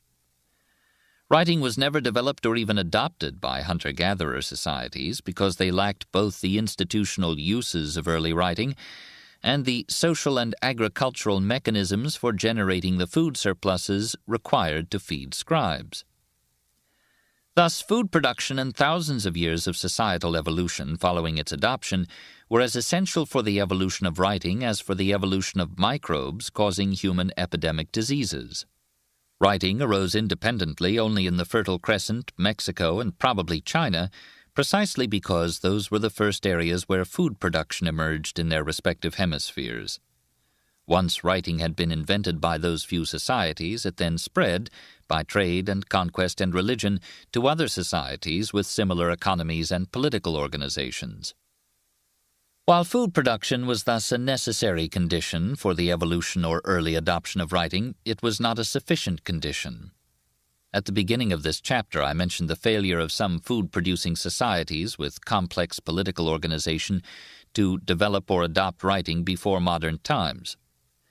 Those cases, initially so puzzling to us moderns accustomed to viewing writing as indispensable to a complex society, included one of the world's largest empires as of AD 1520, the Inca Empire of South America. They also included Tonga's maritime proto-empire, the Hawaiian state emerging in the late 18th century, all of the states and chiefdoms of sub-equatorial Africa and sub-Saharan West Africa before the arrival of Islam, and the largest native North American societies, those of the Mississippi Valley and its tributaries. Why did all those societies fail to acquire writing despite their sharing prerequisites with societies that did do so? Here we have to remind ourselves that the vast majority of societies with writing acquired it by borrowing it from neighbors or by being inspired by them to develop it, rather than by independently inventing it themselves. The societies without writing that I just mentioned are ones that got a later start on food production than did Sumer, Mexico, and China. The only uncertainty in this statement concerns the relative dates for the onset of food production in Mexico and in the Andes, the eventual Inca realm. Given enough time, the societies lacking writing might also have eventually developed it on their own. Had they been located nearer to Sumer, Mexico, and China, they might instead have acquired writing or the idea of writing from those centers, just as did India, the Maya, and most other societies with writing. But they were too far from the first centers of writing to have acquired it before modern times. The importance of isolation is most obvious for Hawaii and Tonga, both of which were separated by at least 4,000 miles of ocean from the nearest societies with writing. The other societies illustrate the important point that distance as the crow flies is not an appropriate measure of isolation for humans. The Andes, West Africa's kingdoms, and the mouth of the Mississippi River lay only about 1,200, 1,500, and 700 miles, respectively, from societies with writing in Mexico, North Africa, and Mexico, respectively. These distances are considerably less than the distances the alphabet had to travel from its homeland on the eastern shores of the Mediterranean to reach Ireland, Ethiopia, and Southeast Asia within 2,000 years of its invention. But humans are slowed by ecological and water barriers that crows can fly over. The states of North Africa, with writing, and West Africa, without writing, were separated from each other by Saharan desert, unsuitable for agriculture and cities. The deserts of northern Mexico similarly separated the urban centers of southern Mexico from the chiefdoms of the Mississippi Valley. Communication between southern Mexico and the Andes required either a sea voyage or else a long chain of overland contacts via the narrow, forested, never urbanized Isthmus of Darien. Hence, the Andes, West Africa, and the Mississippi Valley were effectively rather isolated from societies with writing. That's not to say that those societies without writing were totally isolated. West Africa eventually did receive Fertile Crescent domestic animals across the Sahara, and later accepted Islamic influence, including Arabic writing. Corn diffused from Mexico to the Andes and, more slowly, from Mexico to the Mississippi Valley. But we already saw that the north-south axes and ecological barriers within Africa and the Americas retarded the diffusion of crops and domestic animals. The history of writing illustrates strikingly the similar ways in which geography and ecology influenced the spread of human inventions. Necessity's Mother: The Evolution of Technology. Technology, in the form of weapons and transport, provides the direct means by which certain peoples have expanded their realms and conquered other peoples. That makes it the leading cause of history's broadest pattern. But why were Eurasians, rather than Native Americans or Sub-Saharan Africans, the ones to invent firearms, ocean-going ships, and steel equipment? The differences extend to most other significant technological advances, from printing presses to glass and steam engines. Why were all those inventions Eurasian? Why were all New Guineans and native Australians in AD 1800 still using stone tools like ones discarded thousands of years ago in Eurasia and most of Africa, even though some of the world's richest copper and iron deposits are in New Guinea and Australia, respectively? All those facts explain why so many lay people assume that Eurasians are superior to other peoples in inventiveness and intelligence. If, on the other hand, no such difference in human neurobiology exists to account for continental differences in technological development, what does account for them? An alternative view rests on the heroic theory of invention. Technological advances seem to come disproportionately from a few very rare geniuses, such as Johannes Gutenberg, James Watt, Thomas Edison, and the Wright brothers. They were Europeans or descendants of European emigrants to America.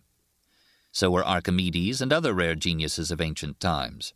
Could such geniuses have equally well been born in Tasmania or Namibia?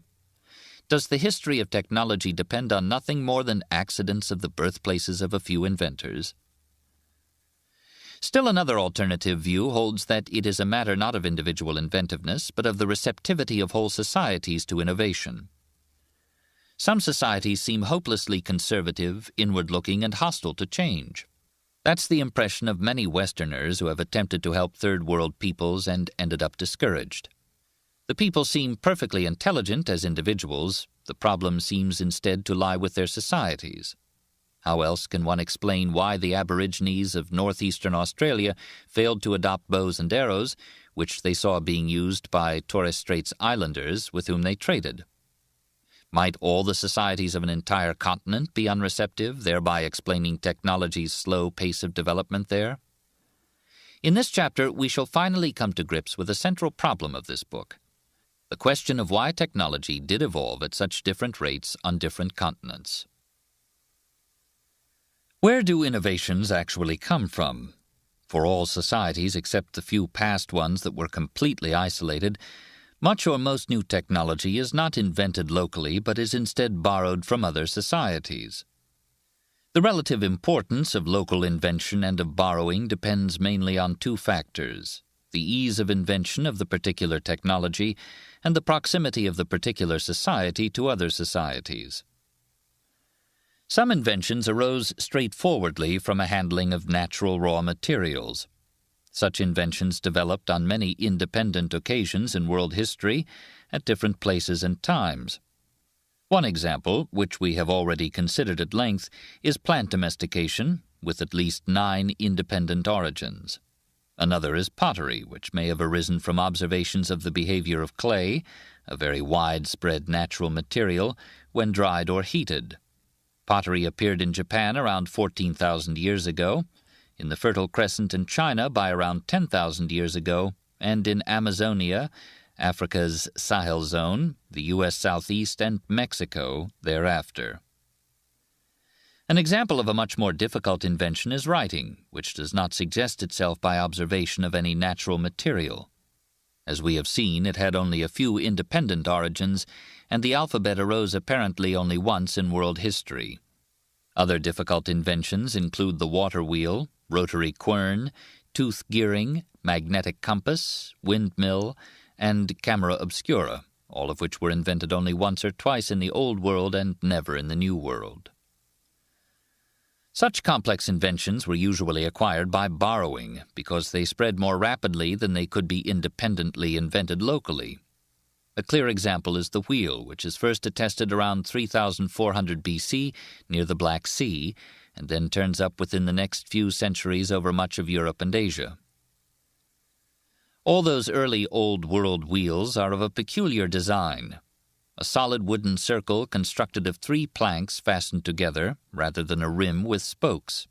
In contrast, the sole wheels of Native American societies, depicted on Mexican ceramic vessels, consisted of a single piece, suggesting a second independent invention of the wheel, as one would expect from other evidence for the isolation of New World from Old World civilizations. No one thinks that that same peculiar Old World wheel design appeared repeatedly by chance at many separate sites of the Old World within a few centuries of each other, after 7 million years of wheelless human history. Instead, the utility of the wheel surely caused it to diffuse rapidly east and west over the Old World from its sole site of invention.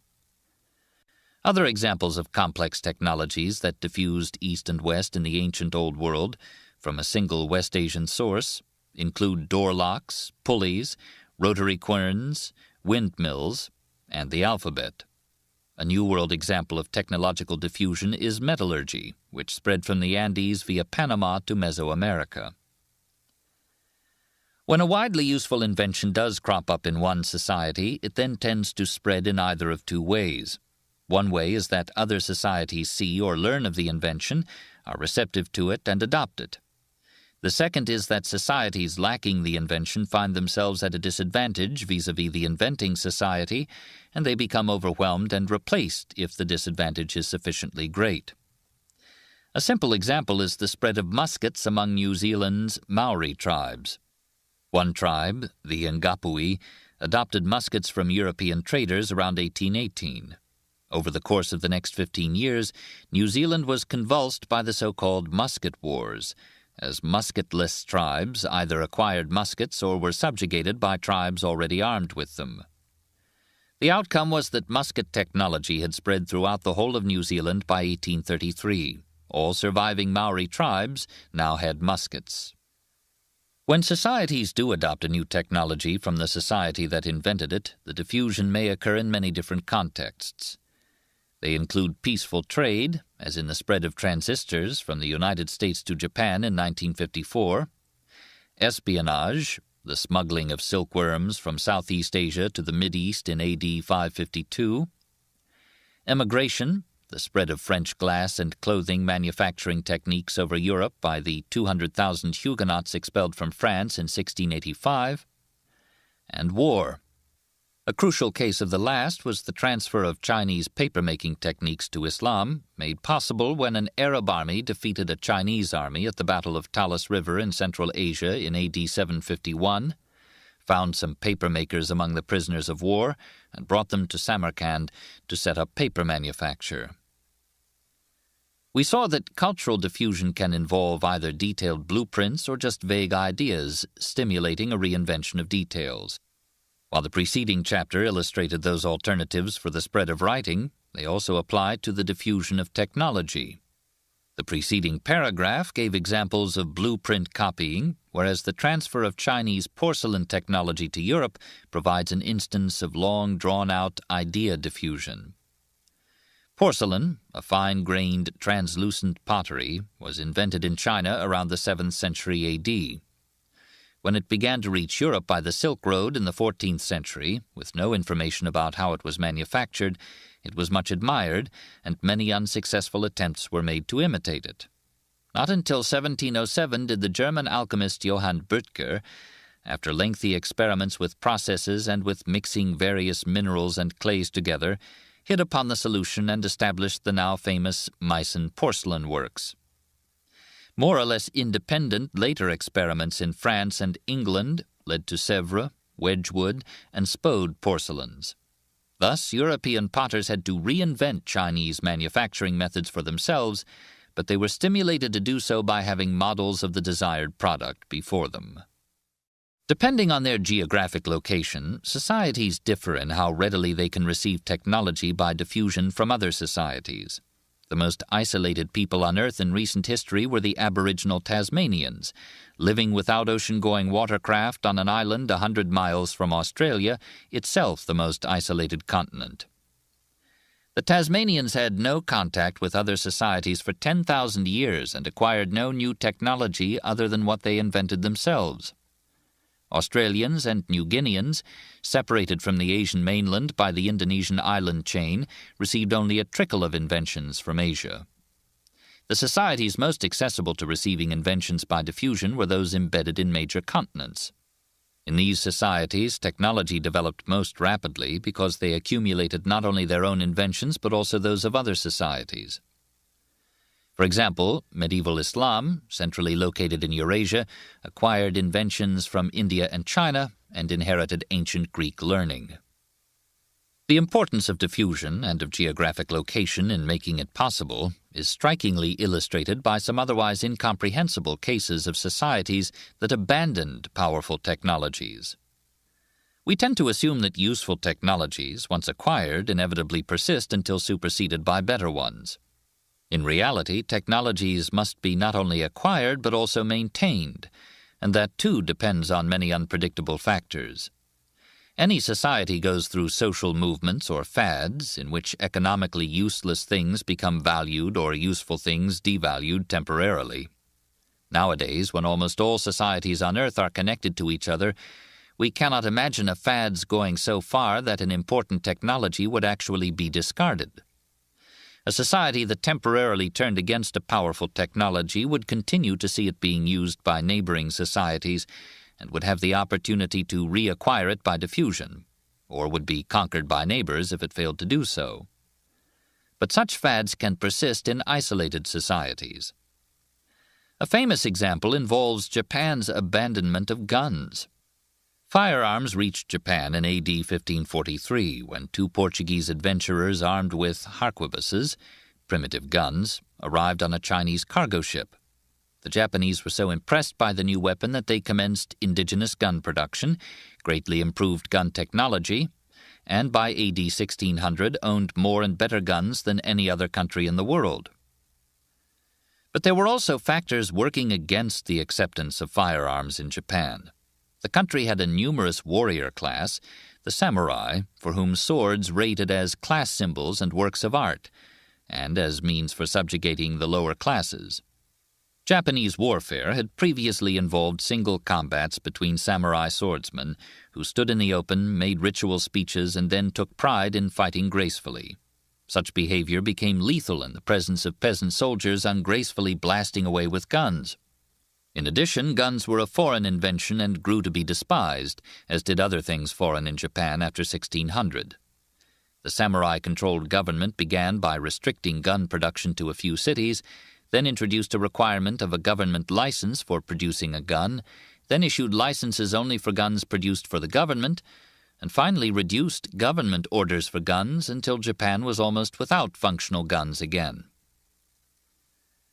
Contemporary European rulers also included some who despised guns and tried to restrict their availability.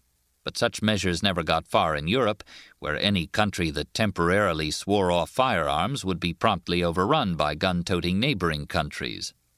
Only because Japan was a populous, isolated island could it get away with its rejection of the powerful new military technology. Its safety in isolation came to an end in 1853, when the visit of Commander Perry's U.S. fleet bristling with cannons convinced Japan of its need to resume gun manufacture. That rejection, and China's abandonment of ocean-going ships, as well as of mechanical clocks and water-driven spinning machines, are well-known historical instances of technological reversals in isolated or semi-isolated societies. Other such reversals occurred in prehistoric times. The extreme case is that of Aboriginal Tasmanians who abandoned even bone tools and fishing to become the society with the simplest technology in the modern world.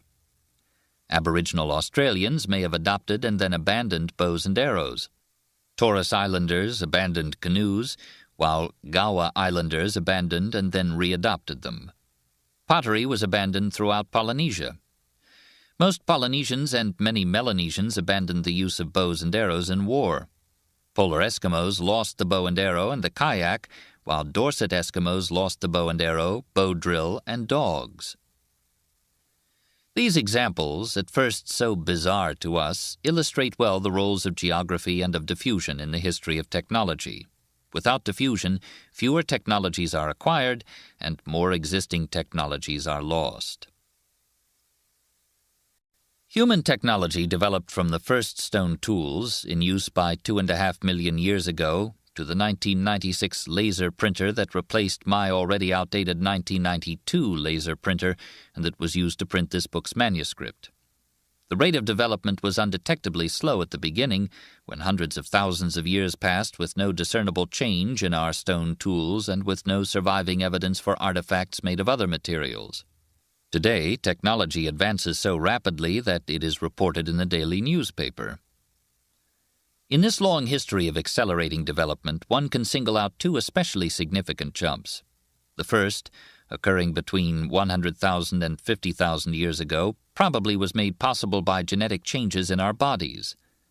Namely, by evolution of the modern anatomy permitting modern speech or modern brain function, or both. That jump led to bone tools, single-purpose stone tools, and compound tools. The second jump resulted from our adoption of a sedentary lifestyle, which happened at different times in different parts of the world, as early as 13,000 years ago in some areas and not even today in others. For the most part, that adoption was linked to our adoption of food production, which required us to remain close to our crops, orchards, and stored food surpluses. Sedentary living was decisive for the history of technology because it enabled people to accumulate non-portable possessions. Nomadic hunter-gatherers are limited to technology that can be carried. If you move often and lack vehicles or draft animals, you confine your possessions to babies, weapons, and a bare minimum of other absolute necessities small enough to carry. You can't be burdened with pottery and printing presses as you shift camp. That practical difficulty probably explains the tantalizingly early appearance of some technologies, followed by a long delay in their further development.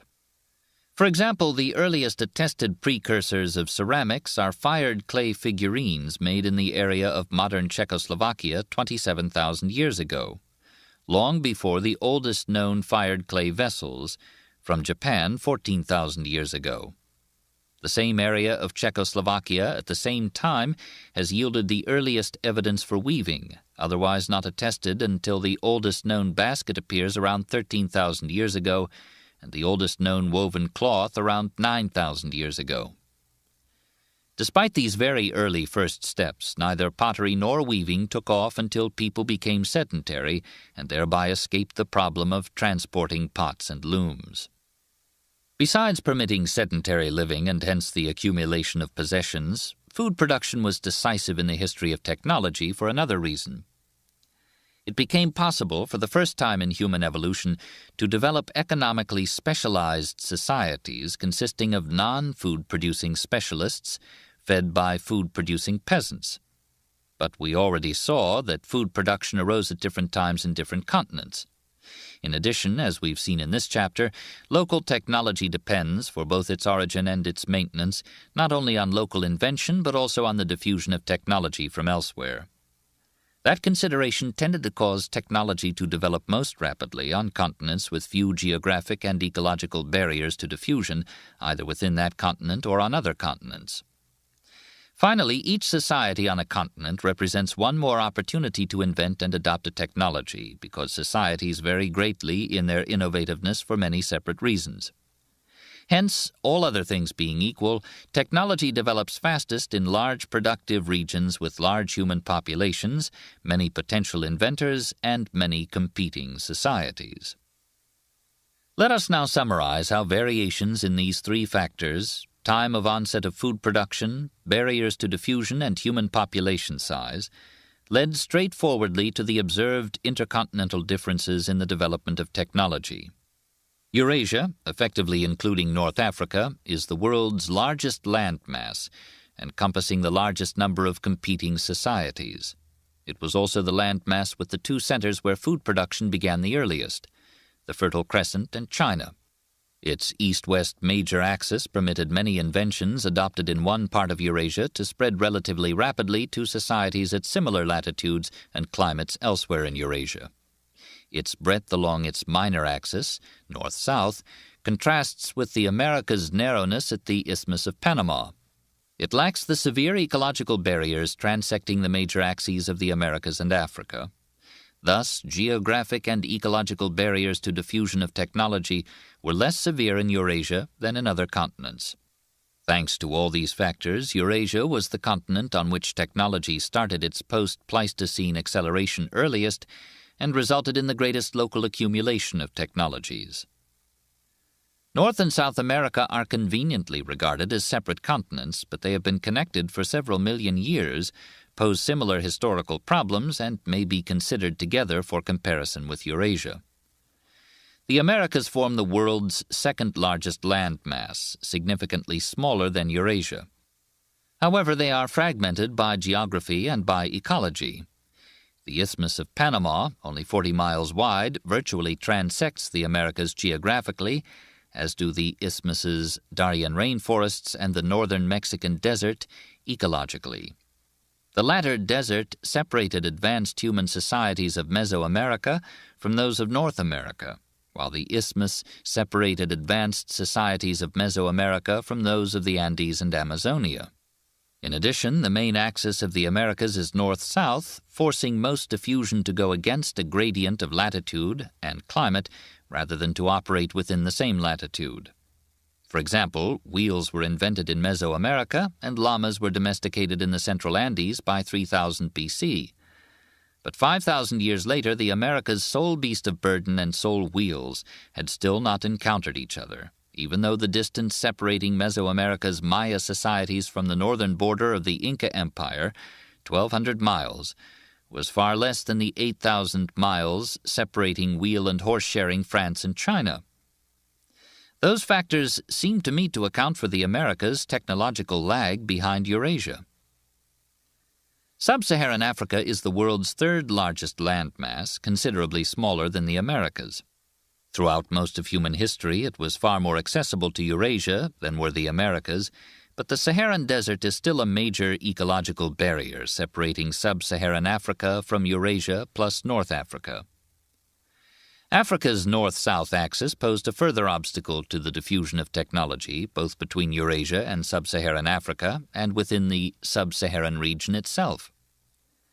As an illustration of the latter obstacle, pottery and iron metallurgy arose in or reached sub-Saharan Africa's Sahel zone, north of the equator, at least as early as they reached Western Europe. However, pottery did not reach the southern tip of Africa until around AD 1, and metallurgy had not yet diffused overland to the southern tip by the time that it arrived there from Europe on ships. Finally, Australia is the smallest continent. The very low rainfall and productivity of most of Australia makes it effectively even smaller as regards its capacity to support human populations. It is also the most isolated continent. In addition, food production never arose indigenously in Australia. Those factors combined to leave Australia the sole continent still without metal artifacts in modern times. The continent's populations 10,000 years ago, just before the rise of food production, are not known but surely stood in the same sequence, since many of the areas producing the most food today would also have been productive areas for hunter-gatherers 10,000 years ago. The differences in population are glaring. Eurasia's, including North Africa's, is nearly 6 times that of the Americas, nearly 8 times that of Africa's, and 230 times that of Australia's. Larger populations mean more inventors and more competing societies. All these effects that continental differences in area, population, ease of diffusion, and onset of food production exerted on the rise of technology became exaggerated because technology catalyzes itself. Eurasia's considerable initial advantage thereby was translated into a huge lead as of AD 1492, for reasons of Eurasia's distinctive geography rather than of distinctive human intellect. The New Guineans whom I know include potential Edisons, but they directed their ingenuity toward the technological problems appropriate to their situations. The problems of surviving without any imported items in the New Guinea jungle, rather than the problem of inventing phonographs. From egalitarianism to kleptocracy, the evolution of government and religion. Cultural anthropologists attempting to describe the diversity of human societies often divide them into as many as half a dozen categories. Any such attempt to define stages of any evolutionary or developmental continuum, whether of musical styles, human life stages, or human societies, is doubly doomed to imperfection. First, because each stage grows out of some previous stage, the lines of demarcation are inevitably arbitrary. For example, is a 19-year-old person an adolescent or a young adult? Second, developmental sequences are not invariant, so examples pigeonholed under the same stage are inevitably heterogeneous. Brahms and Liszt would turn in their graves to know that they are now grouped together as composers of the Romantic period. Nevertheless, arbitrarily delineated stages provide a useful shorthand for discussing the diversity of music and of human societies, provided one bears in mind the above caveats. In that spirit, we shall use a simple classification based on just 4 categories: band, tribe, chiefdom, and state, to understand societies. Bands are the tiniest societies, consisting typically of 5 to 80 people, most or all of them close relatives by birth or by marriage. In effect, a band is an extended family or several related extended families. Today, bands, still living autonomously, are almost confined to the most remote parts of New Guinea and Amazonia, but within modern times there were many others that have only recently fallen under state control or been assimilated or exterminated. They include many or most African pygmies, southern African San hunter-gatherers, so-called Bushmen, Aboriginal Australians, Eskimos, Inuit, and Indians of some resource-poor areas of the Americas, such as Tierra del Fuego and the northern boreal forests.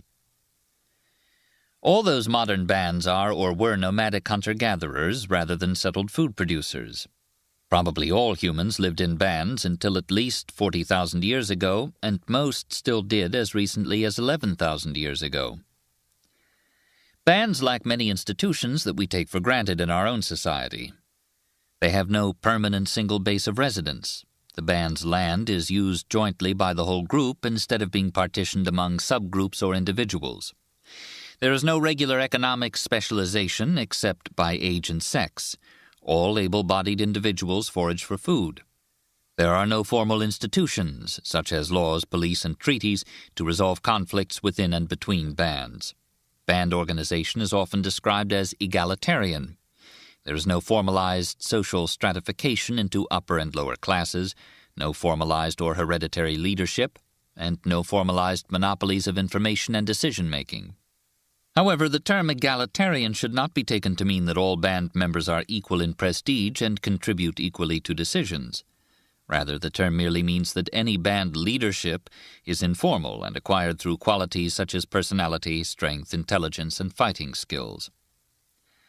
My own experience with bands comes from the swampy lowland area of New Guinea, where the Fayu live, a region known as the Lakes Plains. There, I still encounter extended families of a few adults with their dependent children and elderly, living in crude temporary shelters along streams and traveling by canoe and on foot. Why do peoples of the Lakes Plains continue to live as nomadic bands when most other New Guinea peoples and almost all other peoples elsewhere in the world now live in settled larger groups? The explanation is that the region lacks dense local concentrations of resources that would permit many people to live together, and that, until the arrival of missionaries bringing crop plants, it also lacked native plants that could have permitted productive farming. The band's food staple is the sago palm tree, whose core yields a starchy pith when the palm reaches maturity. The bands are nomadic because they must move when they have cut the mature sago trees in an area. Band numbers are kept low by diseases, especially malaria, by the lack of raw materials in the swamp. Even stone for tools must be obtained by trade, and by the limited amount of food that the swamp yields for humans. Similar limitations on the resources accessible to existing human technology prevail in the regions of the world recently occupied by other bands. Our closest animal relatives, the gorillas and chimpanzees and bonobos of Africa, also live in bands. All humans presumably did so too, until improved technology for extracting food allowed some hunter-gatherers to settle in permanent dwellings in some resource-rich areas. The band is the political, economic, and social organization that we inherited from our millions of years of evolutionary history. Our development beyond it all took place within the last few tens of thousands of years. The first of those stages beyond the band is termed the tribe, which differs in being larger, typically comprising hundreds rather than dozens of people, and usually having fixed settlements. However, some tribes and even chiefdoms consist of herders who move seasonally. Tribal organization is exemplified by New Guinea Highlanders, whose political unit before the arrival of colonial government was a village or else a close-knit cluster of villages. This political definition of tribe is thus often much smaller than what linguists and cultural anthropologists would define as a tribe, namely, a group that shares language and culture. For example, in 1964, I began to work among a group of Highlanders known as the Foray. By linguistic and cultural standards, there were then 12,000 Foray speaking two mutually intelligible dialects and living in 65 villages of several hundred people each. But there was no political unity whatsoever among villages of the Foray language group. Each hamlet was involved in a kaleidoscopically changing pattern of war and shifting alliances with all neighboring hamlets, regardless of whether the neighbors were Foray or speakers of a different language. Tribes, recently independent and now variously subordinated to national states, still occupy much of New Guinea, Melanesia, and Amazonia. Similar tribal organization in the past is inferred from archaeological evidence of settlements that were substantial but lack the archaeological hallmarks of chiefdoms that I shall explain below. That evidence suggests that tribal organization began to emerge around 13,000 years ago in the Fertile Crescent and later in some other areas. A prerequisite for living in settlements is either food production or else a productive environment with especially concentrated resources that can be hunted and gathered within a small area. That's why settlements, and by inference tribes, began to proliferate in the Fertile Crescent at that time, when climate changes and improved technology combined to permit abundant harvests of wild cereals. Besides differing from a band by virtue of its settled residents and its larger numbers, a tribe also differs in that it consists of more than one formally recognized kinship group, termed clans, which exchange marriage partners. Land belongs to a particular clan, not to the whole tribe. However, the number of people in a tribe is still low enough that everyone knows everyone else by name and relationships. For other types of human groups as well, a few hundred seems to be an upper limit for group size compatible with everyone's knowing everybody. In our state society, for instance, school principals are likely to know all their students by name if the school contains a few hundred children, but not if it contains a few thousand children. One reason why the organization of human government tends to change from that of a tribe to that of a chiefdom in societies with more than a few hundred members is that the difficult issue of conflict resolution between strangers becomes increasingly acute in larger groups. A fact further diffusing potential problems of conflict resolution in tribes is that almost everyone is related to everyone else, by blood or marriage or both. Those ties of relationships binding all tribal members make police, laws, and other conflict-resolving institutions of larger societies unnecessary, since any two villagers getting into an argument will share many kin, who apply pressure on them to keep it from becoming violent.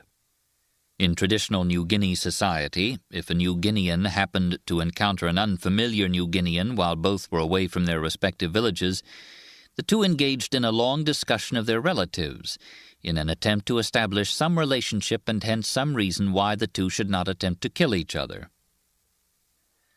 Despite all of these differences between bands and tribes, many similarities remain. Tribes still have an informal, egalitarian system of government. Information and decision-making are both communal. In the New Guinea highlands, I have watched village meetings where all adults in the village were present, sitting on the ground, and individuals made speeches without any appearance of one person's chairing the discussion. Many highland villages do have someone known as the big man, the most influential man of the village, but that position is not a formal office to be filled and carries only limited power. The big man has no independent decision-making authority, knows no diplomatic secrets, and can do no more than attempt to sway communal decisions. Big men achieve that status by their own attributes. The position is not inherited. Tribes also share with bands an egalitarian social system without ranked lineages or classes. Not only is status not inherited, no member of a traditional tribe or band can become disproportionately wealthy by his or her own efforts, because each individual has debts and obligations to many others.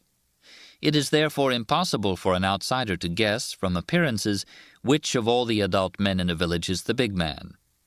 He lives in the same type of hut, wears the same clothes or ornaments, or is as naked as everyone else. Like bands, tribes lack a bureaucracy, police force, and taxes.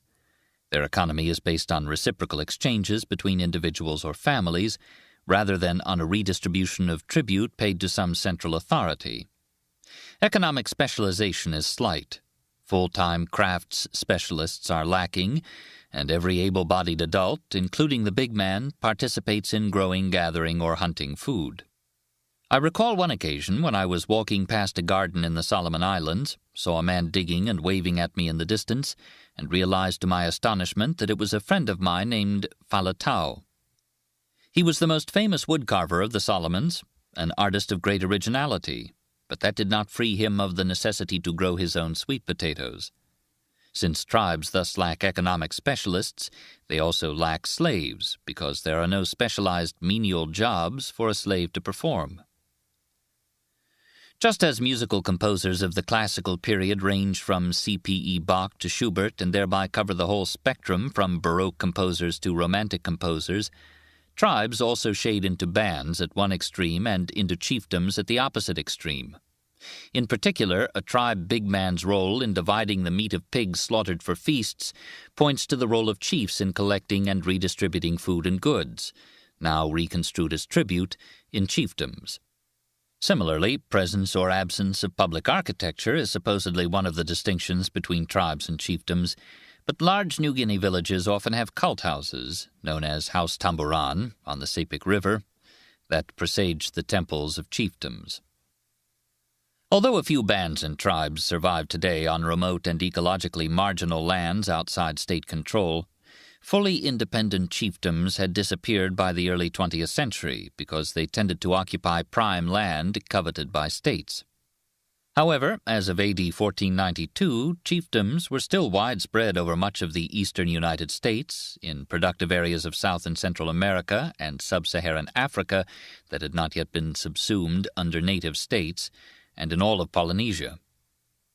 The archaeological evidence discussed below suggests that chiefdoms arose by around 5,500 BC in the Fertile Crescent and by around 1000 BC in Mesoamerica and the Andes. Let us consider the distinctive features of chiefdoms, very different from modern European and American states and, at the same time, from bands and simple tribal societies. As regards population size, chiefdoms were considerably larger than tribes, ranging from several thousand to several tens of thousands of people.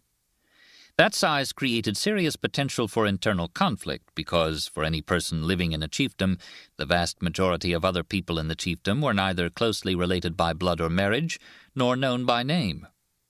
With the rise of chiefdoms around 7,500 years ago, people had to learn, for the first time in history, how to encounter strangers regularly without attempting to kill them. Part of the solution to that problem was for one person, the chief, to exercise a monopoly on the right to use force. In contrast to a tribe's big man, a chief held a recognized office filled by hereditary right. Instead of the decentralized anarchy of a village meeting, the chief was a permanent centralized authority, made all significant decisions, and had a monopoly on critical information, such as what a neighboring chief was privately threatening or what harvest the gods had supposedly promised. Unlike big men, chiefs could be recognized from afar by visible distinguishing features, such as a large fan worn over the back on Rennell Island in the Southwest Pacific. A commoner encountering a chief was obliged to perform ritual marks of respect, such as, on Hawaii, prostrating oneself. The chief's orders might be transmitted through one or two levels of bureaucrats, many of whom were themselves low-ranked chiefs.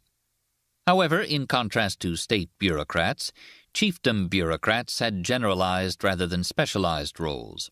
In Polynesian Hawaii, the same bureaucrats, termed konohiki, extracted tribute and oversaw irrigation and organized labor corvées for the chief, whereas state societies have separate tax collectors, water district managers, and draft boards. A chiefdom's large population in a small area required plenty of food, obtained by food production in most cases, by hunting-gathering in a few especially rich areas. For example, American Indians of the Pacific Northwest coast, such as the Kwakiutl, Nootka, and Tlingit Indians, lived under chiefs in villages without any agriculture or domestic animals because the rivers and sea were so rich in salmon and halibut. The food surpluses generated by some people, relegated to the rank of commoners, went to feed the chiefs, their families, bureaucrats, and crafts specialists, who variously made canoes, adzes, or spittoons, or worked as bird catchers or tattooers. Luxury goods, consisting of those specialized crafts products, or else rare objects obtained by long-distance trade, were reserved for chiefs. For example, Hawaiian chiefs had feather cloaks, some of them consisting of tens of thousands of feathers and requiring many human generations for their manufacture, by commoner cloak-makers, of course. That concentration of luxury goods often makes it possible to recognize chiefdoms archaeologically by the fact that some graves, those of chiefs, contain much richer goods than other graves, those of commoners, in contrast to the egalitarian burials of earlier human history. Some ancient, complex chiefdoms can also be distinguished from tribal villages by the remains of elaborate public architecture, such as temples, and by a regional hierarchy of settlements, with one site, the site of the paramount chief, being obviously larger and having more administrative buildings and artifacts than other sites. Like tribes, chiefdoms consisted of multiple hereditary lineages living at one site.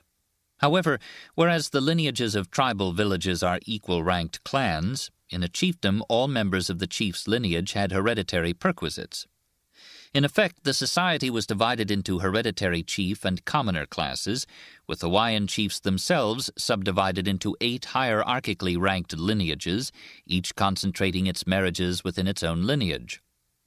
Furthermore, since chiefs required menial servants as well as specialized craftspeople, chiefdoms differed from tribes in having many jobs that could be filled by slaves, typically obtained by capture in raids.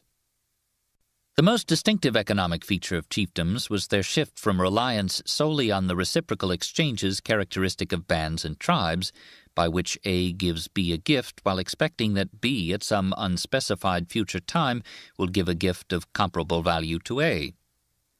We modern state-dwellers indulge in such behavior on birthdays and holidays, but most of our flow of goods is achieved instead by buying and selling for money according to the law of supply and demand. While continuing reciprocal exchanges and without marketing or money, chiefdoms developed an additional new system termed a redistributive economy. A simple example would involve a chief receiving wheat at harvest time from every farmer in the chiefdom, then throwing a feast for everybody and serving bread, or else storing the wheat and gradually giving it out again in the months between harvests. When a large portion of the goods received from commoners was not redistributed to them but was retained and consumed by the chiefly lineages and craftspeople, the redistribution became tribute, a precursor of taxes that made its first appearance in chiefdoms. From the commoners, the chiefs claimed not only goods but also labor for construction of public works, which again might return to benefit the commoners. For example, irrigation systems to help feed everybody, or instead benefit mainly the chiefs, for instance, lavish tombs. We have been talking about chiefdoms generically as if they were all the same. In fact, chiefdoms varied considerably. Larger ones tended to have more powerful chiefs, more ranks of chiefly lineages, greater distinctions between chiefs and commoners, more retention of tribute by the chiefs, more layers of bureaucrats, and grander public architecture. For instance, societies on small Polynesian islands were effectively rather similar to tribal societies with a big man, except that the position of chief was hereditary. The chief's hut looked like any other hut. There were no bureaucrats or public works. The chief redistributed most goods he received back to the commoners, and land was controlled by the community. But on the largest Polynesian islands, such as Hawaii, Tahiti, and Tonga, chiefs were recognizable at a glance by their ornaments. Public works were erected by large labor forces, most tribute was retained by the chiefs, and all land was controlled by them. A further gradation among societies with ranked lineages was from those where the political unit was a single autonomous village to those consisting of a regional assemblage of villages in which the largest village with a paramount chief controlled the smaller villages with lesser chiefs. The political, economic, and social institutions most familiar to us today are those of states, which now rule all of the world's land area except for Antarctica. Many early states and all modern ones have had literate elites, and many modern states have literate masses as well. Vanished states tended to leave visible archaeological hallmarks, such as ruins of temples with standardized designs, at least 4 levels of settlement sizes, and pottery styles covering tens of thousands of square miles. We thereby know that states arose around 3700 BC in Mesopotamia and around 300 BC in Mesoamerica, over 2,000 years ago in the Andes, China, and Southeast Asia, and over 1,000 years ago in West Africa. In modern times, the formation of states out of chiefdoms has been observed repeatedly. Thus, we possess much more information about past states and their formation than about past chiefdoms, tribes, and bands. Proto-states extend many features of large paramount, multi-village chiefdoms. They continue the increase in size from bands to tribes to chiefdoms. Whereas chiefdoms' populations range from a few thousand to a few tens of thousands, the population of most modern states exceed 1 million, and China's exceeds 1 billion. The paramount chief's location may become the state's capital city. Other population centers of states outside the capital may also qualify as true cities, which are lacking in chiefdoms. Cities differ from villages in their monumental public works, palaces of rulers, accumulation of capital from tribute or taxes, and concentration of people other than food producers. Early states had a hereditary leader with a title equivalent to king, like a super paramount chief, and exercising an even greater monopoly of information, decision-making, and power. Even in democracies today, crucial knowledge is available only to a few individuals who control the flow of information to the rest of the government and consequently control decisions. For instance, in the Cuban Missile Crisis of 1963, information and discussions that determined whether nuclear war would engulf 500 million people were initially confined by President Kennedy to a 10-member executive committee of the National Security Council that he himself appointed. Then he limited final decisions to a 4-member group consisting of himself and 3 of his cabinet ministers. Central control is more far-reaching, and economic redistribution in the form of tribute, renamed taxes, more extensive in states than in chiefdoms. Economic specialization is more extreme, to the point where today not even farmers remain self-sufficient. Hence, the effect on society is catastrophic when state government collapses, as happened in Britain upon the removal of Roman troops, administrators, and coinage between AD 407 and 411. Even the earliest Mesopotamian states exercised centralized control of their economies. Their food was produced by 4 specialist groups: cereal farmers, herders, fishermen, and orchard and garden growers, from each of which the state took the produce and to each of which it gave out the necessary supplies, tools, and foods other than the type of food that this group produced. The state supplied seeds and plow animals to the cereal farmers, took wool from the herders, exchanged the wool by long-distance trade for metal and other essential raw materials, and paid out food rations to the laborers who maintained the irrigation systems on which the farmers depended. Many, perhaps most, early states adopted slavery on a much larger scale than did chiefdoms. That was not because chiefdoms were more kindly disposed toward defeated enemies, but because the greater economic specialization of states, with more mass production and more public works, provided more uses for slave labor. In addition, the larger scale of state warfare made more captives available. A chiefdom's 1 or 2 levels of administration are greatly multiplied in states, as anyone who has seen an organizational chart of any government knows. Along with the proliferation of vertical levels of bureaucrats, there is also horizontal specialization. Instead of konohiki carrying out every aspect of administration for a Hawaiian district, state governments have several separate departments, each with its own hierarchy, to handle water management, taxes, military draft, and so on. Even small states have more complex bureaucracies than large chiefdoms. For instance, the West African state of Maradi had a central administration with over 130 titled offices. Internal conflict resolution within states has become increasingly formalized by laws, a judiciary, and police. The laws are often written because many states, with conspicuous exceptions, such as that of the Incas, have had literate elites, writing having been developed around the same time as the formation of the earliest states in both Mesopotamia and Mesoamerica. In contrast, no early chiefdom, not on the verge of statehood, developed writing. Early states had state religions and standardized temples. Many early kings were considered divine and were accorded special treatment in innumerable respects. For example, the Aztec and Inca emperors were both carried about in litters. Servants went ahead of the Inca emperor's litter and swept the ground clear. And the Japanese language includes special forms of the pronoun you for use only in addressing the emperor.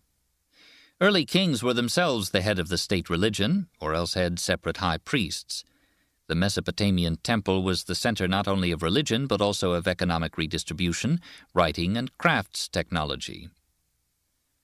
All these features of states carry to an extreme the developments that led from tribes to chiefdoms. In addition, though, states have diverged from chiefdoms in several new directions. The most fundamental such distinction is that states are organized on political and territorial lines, not on the kinship lines that defined bands, tribes, and simple chiefdoms. Furthermore, bands and tribes always, and chiefdoms usually, consist of a single ethnic and linguistic group.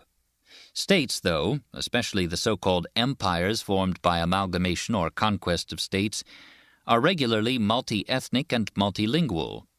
State bureaucrats are not selected mainly on the basis of kinship, as in chiefdoms, but are professionals, selected at least partly on the basis of training and ability. In later states, including most today, the leadership often became non-hereditary, and many states abandoned the entire system of formal hereditary classes carried over from chiefdoms. How did small, non-centralized, kin-based societies evolve into large centralized ones, in which most members are not closely related to each other? Having reviewed the stages in this transformation from bands to states, we now ask what impelled societies thus to transform themselves. At many moments in history, states have arisen independently, or as cultural anthropologists say, pristinely, that is, in the absence of any pre-existing surrounding states. Pristine state origins took place at least once, possibly many times, on each of the continents except Australia and North America. Prehistoric states included those of Mesopotamia, North China, the Nile and Indus valleys, Mesoamerica, the Andes, and West Africa.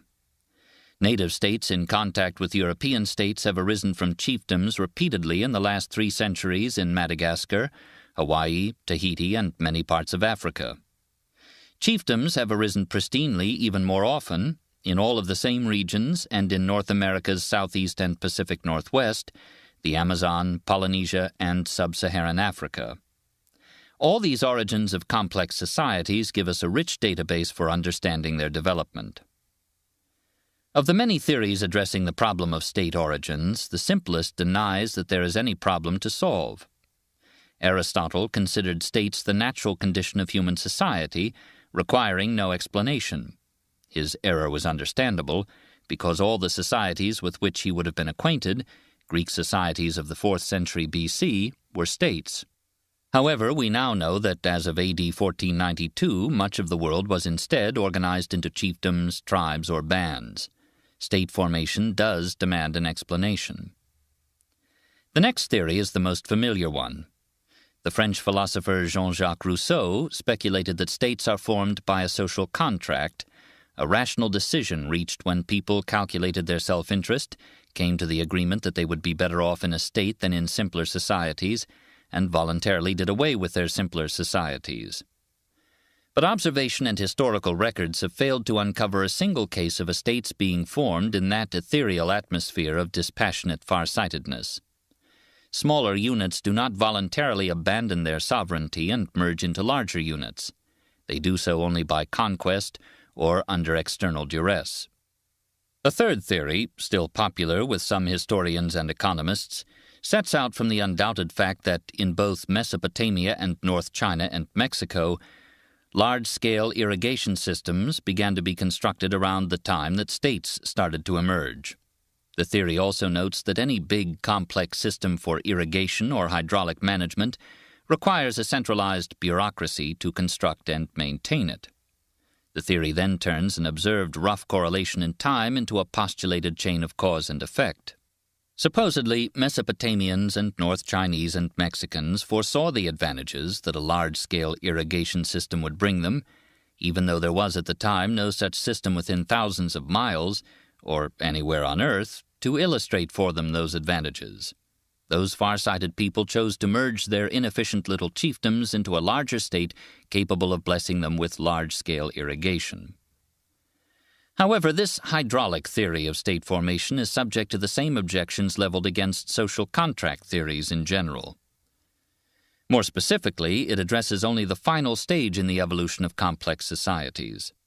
It says nothing about what drove the progression from bands to tribes to chiefdoms during all the millennia before the prospect of large-scale irrigation loomed up on the horizon. When historical or archaeological dates are examined in detail, they fail to support the view of irrigation as the driving force for state formation. In Mesopotamia, North China, Mexico, and Madagascar, small-scale irrigation systems already existed before the rise of states. Construction of large-scale irrigation systems did not accompany the emergence of states, but came only significantly later in each of those areas. In most of the states formed over the Maya area of Mesoamerica and the Andes, irrigation systems always remained small-scale ones that local communities could build and maintain themselves. Thus, even in those areas where complex systems of hydraulic management did emerge, they were a secondary consequence of states that must have formed for other reasons. What seems to me to point to a fundamentally correct view of state formation is an undoubted fact of much wider validity than the correlation between irrigation and the formation of some states, namely that the size of the regional population is the strongest single predictor of societal complexity. As we have seen, bands number a few dozen individuals, tribes a few hundred, chiefdoms a few thousand to a few tens of thousands, and states generally over about 50,000. In addition to that coarse correlation between regional population size and type of society, band, tribe, and so on, there is a finer trend, within each of those categories, between population and societal complexity. For instance, the chiefdoms with large populations prove to be the most centralized, stratified, and complex ones. These correlations suggest strongly that regional population size or population density or population pressure has something to do with the formation of complex societies.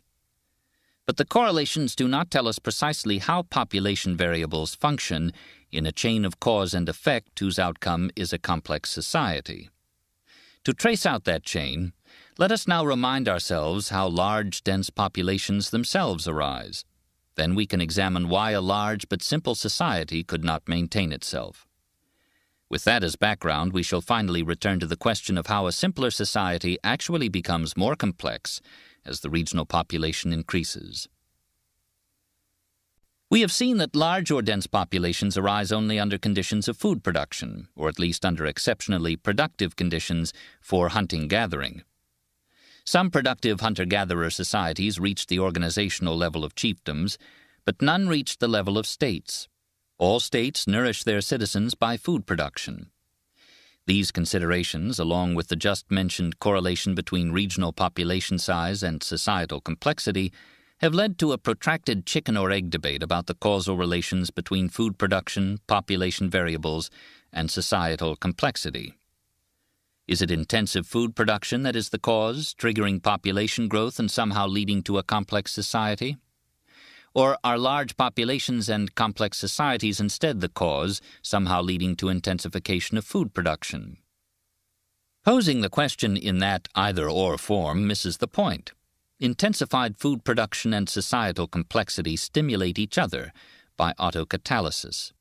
That is, population growth leads to societal complexity by mechanisms that we shall discuss, while societal complexity in turn leads to intensified food production and thereby to population growth.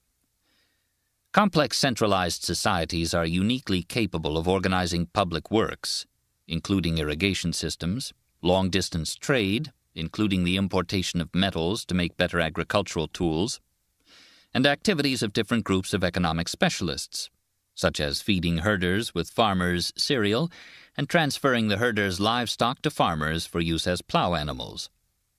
All of these capabilities of centralized societies have fostered intensified food production and hence population growth throughout history.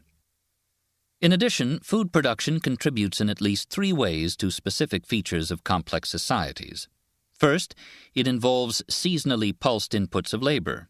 When the harvest has been stored, the farmer's labor becomes available for a centralized political authority to harness, in order to build public works advertising state power, such as the Egyptian pyramids, or to build public works that could feed more mouths, such as Polynesian Hawaii's irrigation systems or fish ponds, or to undertake wars of conquest to form larger political entities. Second, food production may be organized so as to generate stored food surpluses, which permit economic specialization and social stratification. The surpluses can be used to feed all tiers of a complex society, the chiefs, bureaucrats, and other members of the elite, the scribes, craftspeople, and other non-food producing specialists, and the farmers themselves during times that they are drafted to construct public works. Finally, food production permits or requires people to adopt sedentary living, which is a prerequisite for accumulating substantial possessions, developing elaborate technology and crafts, and constructing public works. The importance of fixed residence to a complex society explains why missionaries and governments, whenever they make first contact with previously uncontacted nomadic tribes or bands in New Guinea or the Amazon, universally have two immediate goals. One goal, of course, is the obvious one of pacifying the nomads. That is, dissuading them from killing missionaries, bureaucrats, or each other. The other goal is to induce the nomads to settle in villages so that the missionaries and bureaucrats can find the nomads, bring them services such as medical care and schools, and proselytize and control them. Thus, food production, which increases population size, also acts in many ways to make features of complex societies possible. But that doesn't prove that food production and large populations make complex societies inevitable. How can we account for the empirical observation that band or tribal organization just does not work for societies of hundreds of thousands of people, and that all existing large societies have complex, centralized organization? We can cite at least 4 obvious reasons. One reason is the problem of conflict between unrelated strangers.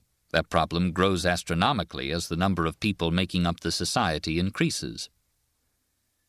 Relationships within a band of 20 people involve only 190 two-person interactions. 20 people times 19 divided by 2. But a band of 2,000 would have 1,999,000 dyads. Each of those dyads represents a potential time bomb that could explode in a murderous argument. Each murder in band and tribal societies usually leads to an attempted revenge killing, starting one more unending cycle of murder and counter-murder that destabilizes the society. In a band where everyone is closely related to everyone else, people related simultaneously to both quarreling parties step in to mediate quarrels. In a tribe where many people are still close relatives and everyone at least knows everybody else by name, mutual relatives and mutual friends mediate the quarrel. But once the threshold of several hundred, below which everyone can know everyone else, has been crossed, increasing numbers of dyads become pairs of unrelated strangers. When strangers fight, few people present will be friends or relatives of both combatants, with self-interest in stopping the fight. Instead, many onlookers will be friends or relatives of only one combatant and will side with that person, escalating the two-person fight into a general brawl. Hence, a large society that continues to leave conflict resolution to all of its members is guaranteed to blow up. That factor alone would explain why societies of thousands can exist only if they develop centralized authority to monopolize force and resolve conflicts. A second reason is the growing impossibility of communal decision-making with increasing population size. Decision-making by the entire adult population is still possible in New Guinea villages small enough that news and information quickly spread to everyone, that everyone can hear everyone else in a meeting of the whole village, and that everyone who wants to speak at the meeting has the opportunity to do so. But all those prerequisites for communal decision-making become unattainable in much larger communities. Even now, in these days of microphones and loudspeakers, we all know that a group meeting is no way to resolve issues for a group of thousands of people. Hence, a large society must be structured and centralized if it is to reach decisions effectively. A third reason involves economic considerations. Any society requires means to transfer goods between its members.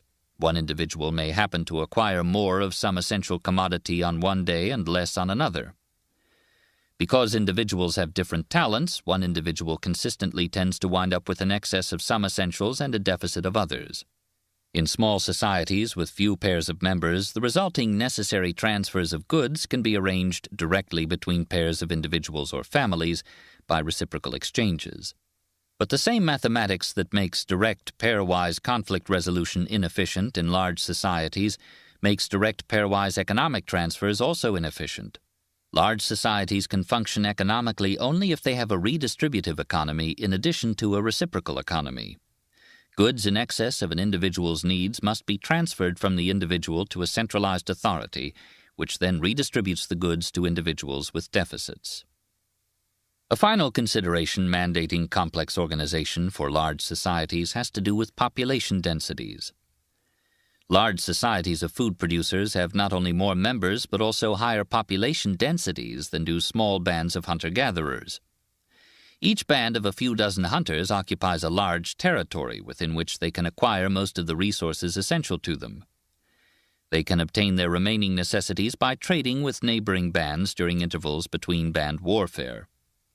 As population density increases, the territory of that band-sized population of a few dozen would shrink to a small area, with more and more of life's necessities having to be obtained outside the area. For instance, one couldn't just divide Holland's 16,000 square miles and 16 million people into 800,000 individual territories, each encompassing 13 acres and serving as home to an autonomous band of 20 people who remained self-sufficient, confined within their 13 acres, occasionally taking advantage of a temporary truce to come to the borders of their tiny territory in order to exchange some trade items and brides with the next band. Such spatial realities require that densely populated regions support large and complexly organized societies. Considerations of conflict resolution, decision-making, economics, and space thus converge in requiring large societies to be centralized.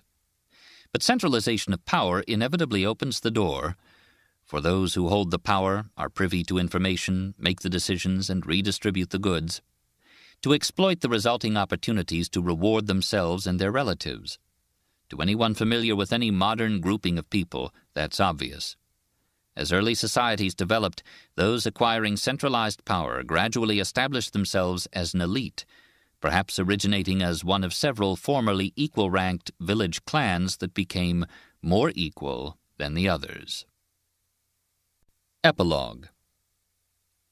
Yali's question went to the heart of the current human condition and of post-Pleistocene human history. Now that we have completed this brief tour over the continents, how shall we answer Yali? I would say to Yali, the striking differences between the long-term histories of peoples of the different continents have been due not to innate differences in the people themselves, but to differences in their environments. I expect that if the populations of Aboriginal Australia and Eurasia could have been interchanged during the late Pleistocene, the original Aboriginal Australians would now be the ones occupying most of the Americas and Australia, as well as Eurasia, while the original Aboriginal Eurasians would be the ones now reduced to downtrodden population fragments in Australia. One might at first be inclined to dismiss this assertion as meaningless because the experiment is imaginary and my claim about its outcome cannot be verified. But historians are nevertheless able to evaluate related hypotheses by retrospective tests. For instance, one can examine what did happen when European farmers were transplanted to Greenland or the U.S. Great Plains, and when farmers stemming ultimately from China emigrated to the Chatham Islands, the rainforests of Borneo, or the volcanic soils of Java or Hawaii. These tests confirm that the same ancestral peoples either ended up extinct or returned to living as hunter-gatherers, or went on to build complex states depending on their environments. Similarly, Aboriginal Australian hunter-gatherers, variously transplanted to Flinders Island, Tasmania, or southeastern Australia, ended up extinct or as hunter-gatherers with the modern world's simplest technology, or as canal builders intensively managing a productive fishery depending on their environments. Of course, the continents differ in innumerable environmental features affecting trajectories of human societies, but a mere laundry list of every possible difference does not constitute an answer to Yali's question. Just 4 sets of differences appear to me to be the most important ones. The first set consists of continental differences in the wild plant and animal species available as starting materials for domestication. That's because food production was critical for the accumulation of food surpluses that could feed non-food producing specialists and for the buildup of large populations enjoying a military advantage through mere numbers even before they had developed any technological or political advantage. For both of those reasons, all developments of economically complex, socially stratified, politically centralized societies beyond the level of small nascent chiefdoms were based on food production. But most wild animal and plant species have proved unsuitable for domestication. Food production has been based on relatively few species of livestock and crops. It turns out that the number of wild candidate species for domestication varied greatly among the continents because of differences in continental areas and also, in the case of big mammals, in late Pleistocene extinctions. These extinctions were much more severe in Australia and the Americas than in Eurasia or Africa. As a result, Africa ended up biologically somewhat less well endowed than the much larger Eurasia, the Americas still less so, and Australia even less so, as did Yali's New Guinea, with 1/7 of Eurasia's area and with all of its original big mammals extinct in the late Pleistocene. On each continent, animal and plant domestication was concentrated in a few especially favorable homelands, accounting for only a small fraction of the continent's total area. In the case of technological innovations and political institutions as well, most societies acquire much more from other societies than they invent themselves. Thus, diffusion and migration within a continent contribute importantly to the development of its societies, which tend in the long run to share each other's developments, insofar as environments permit, because of the processes illustrated in such simple form by Maori New Zealand's musket wars. That is, societies initially lacking an advantage either acquire it from societies possessing it, or, if they fail to do so, are replaced by those other societies. Hence, a second set of factors consists of those affecting rates of diffusion and migration, which differed greatly among continents. They were most rapid in Eurasia because of its east-west major axis and its relatively modest ecological and geographical barriers. The reasoning is straightforward for movements of crops and livestock, which depend strongly on climate and hence on latitude. But similar reasoning also applies to the diffusion of technological innovations, insofar as they are best suited without modification to specific environments. Diffusion was slower in Africa, and especially in the Americas, because of those continents' north-south major axes and geographic and ecological barriers. It was also difficult in traditional New Guinea, where rugged terrain and the long backbone of high mountains prevented any significant progress toward political and linguistic unification. Related to these factors affecting diffusion within continents is a third set of factors influencing diffusion between continents, which may also help build up a local pool of domesticates and technology. Ease of intercontinental diffusion has varied because some continents are more isolated than others. Within the last 6,000 years, it has been easiest from Eurasia to sub-Saharan Africa, supplying most of Africa's species of livestock. But interhemispheric diffusion made no contribution to Native America's complex societies, isolated from Eurasia at low latitudes by broad oceans and at high latitudes by geography and by a climate suitable just for hunting-gathering. To Aboriginal Australia, isolated from Eurasia by the water barriers of the Indonesian archipelago, Eurasia's sole proven contribution was the dingo. The fourth and last set of factors consists of continental differences in area or total population size. A larger area or population means more potential inventors, more competing societies, more innovations available to adopt, and more pressure to adopt and retain innovations because societies failing to do so will tend to be eliminated by competing societies. That fate befell African pygmies and many other hunter-gatherer populations displaced by farmers. Conversely, it also befell the stubborn, conservative Greenland Norse farmers, replaced by Eskimo hunter-gatherers, whose subsistence methods and technology were far superior to those of the Norse under Greenland conditions. Among the world's land masses, area and the number of competing societies were largest for Eurasia, much smaller for Australia and New Guinea, and especially for Tasmania. The Americas, despite their large aggregate area, were fragmented by geography and ecology and functioned effectively as several poorly connected smaller continents. Those four sets of factors constitute big environmental differences that can be quantified objectively and that are not subject to dispute. While one can contest my subjective impression that New Guineans are on the average smarter than Eurasians, one cannot deny that New Guinea has a much smaller area and far fewer big animal species than Eurasia. But mention of these environmental differences invites among historians the label geographic determinism, which raises hackles. The label seems to have unpleasant connotations, such as that human creativity counts for nothing, or that we humans are passive robots helplessly programmed by climate, fauna, and flora. Of course, these fears are misplaced. Without human inventiveness, all of us today would still be cutting our meat with stone tools and eating it raw, like our ancestors of 1,000,000 years ago. All human societies contain inventive people. It's just that some environments provide more starting materials and more favorable conditions for utilizing inventions than do other environments.